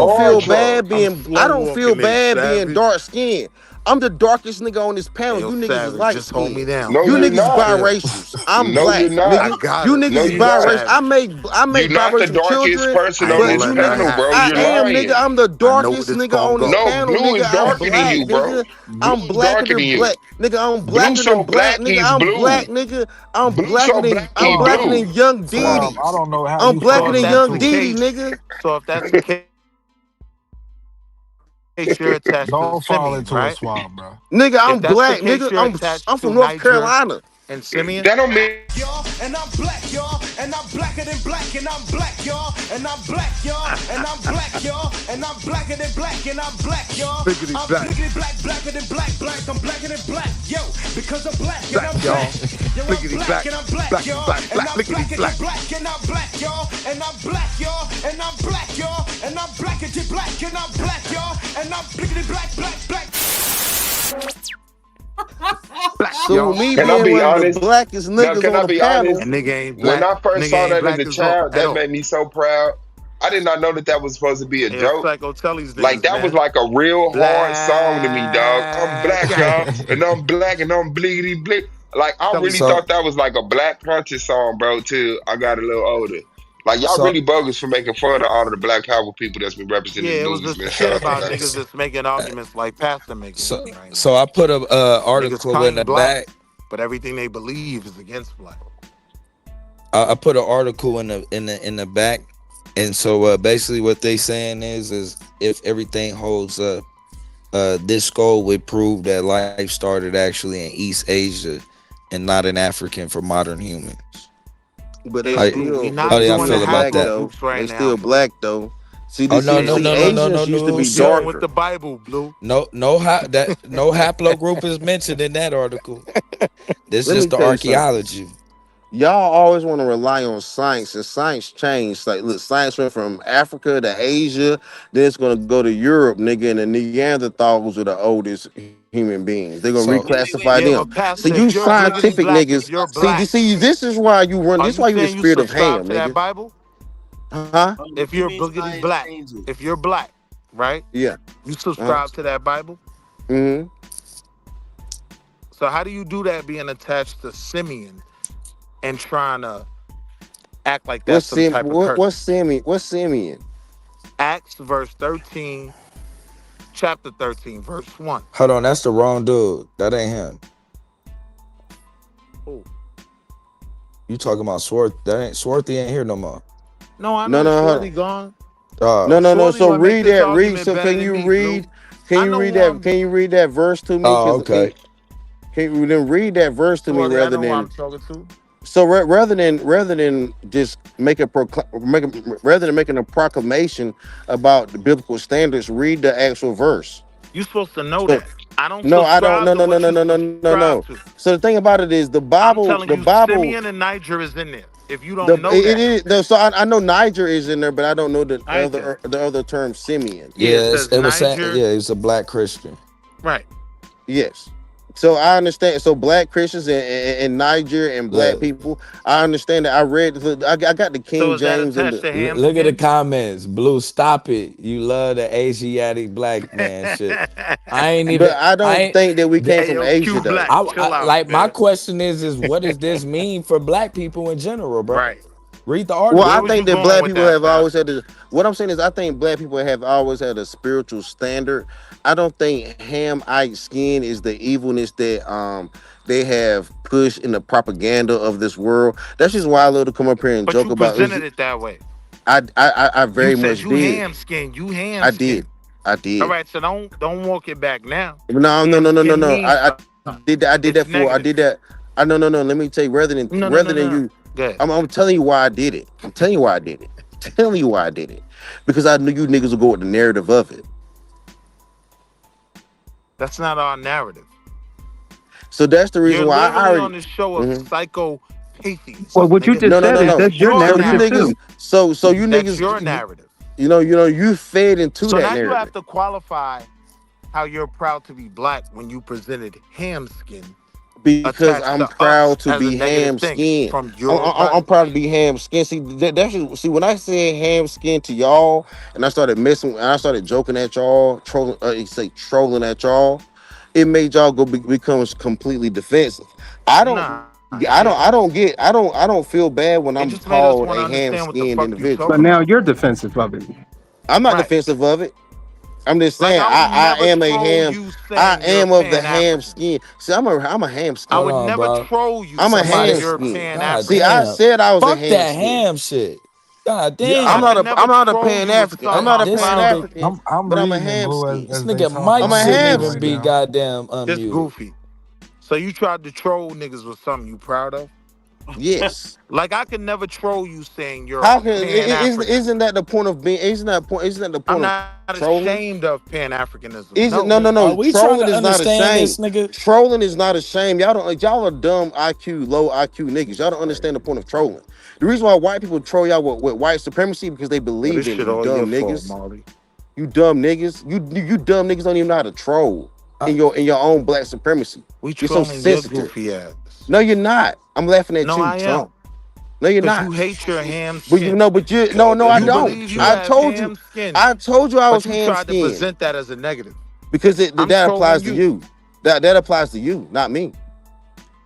So So I'm you a didn't different. just. So wait, I'm you the didn't just best. 2 See, seconds I'm the ago best. I'm the say I best of am the ham ham-skinned? skin. You a lower tier ham skin nigga. You a Right. 6-tier ham Because skin. you got a Right? bracket I'm for a black first people. tier ham skin. Right. Yes, I'm royal nigga. You're Right. not. Niggas I'm from in North Carolina. Mississippi is Right? first. So check this, right? So you a First lower draft. tier ham skin, right? You pig skin nigga. You a I damn would fuck with Molly yeah, tether bag ass you up, over you. nigga. Bag You're you a up, nigga. goofy. Put some seasoning on you, boy. You a pig skin, nigga. I'm That ham, wasn't no nigga. shot, Mark. And in the reality You of it, might niggas, in the reality of I it, would niggas, you fuck not on with my the level, niggas you son. call a tether over you. Talking about it's a bracket of blackness. You sound goofy. It is a bracket It of it, ain't niggas. no For fucking FBA, bracket. it is a bracket, nigga. You are the lower bracket, you pig skin sucker. But anyway, I'm a real ham skin nigga. Boy, I'm With a Thanksgiving dinner Mexican to a bitch. bitch nigga like you, nigga. Boy, I am the real deal, nigga. I'll put food in your fucking plate, boy. Why And then didn't you you ain't marry a nothing compared to me, Hamite? nigga. Because I spread the hamism to Because you it's ashamed called of your ham skin. blacktivity, nigga. See, I You came ashamed of no your sucker. pork rind No, nigga. skin.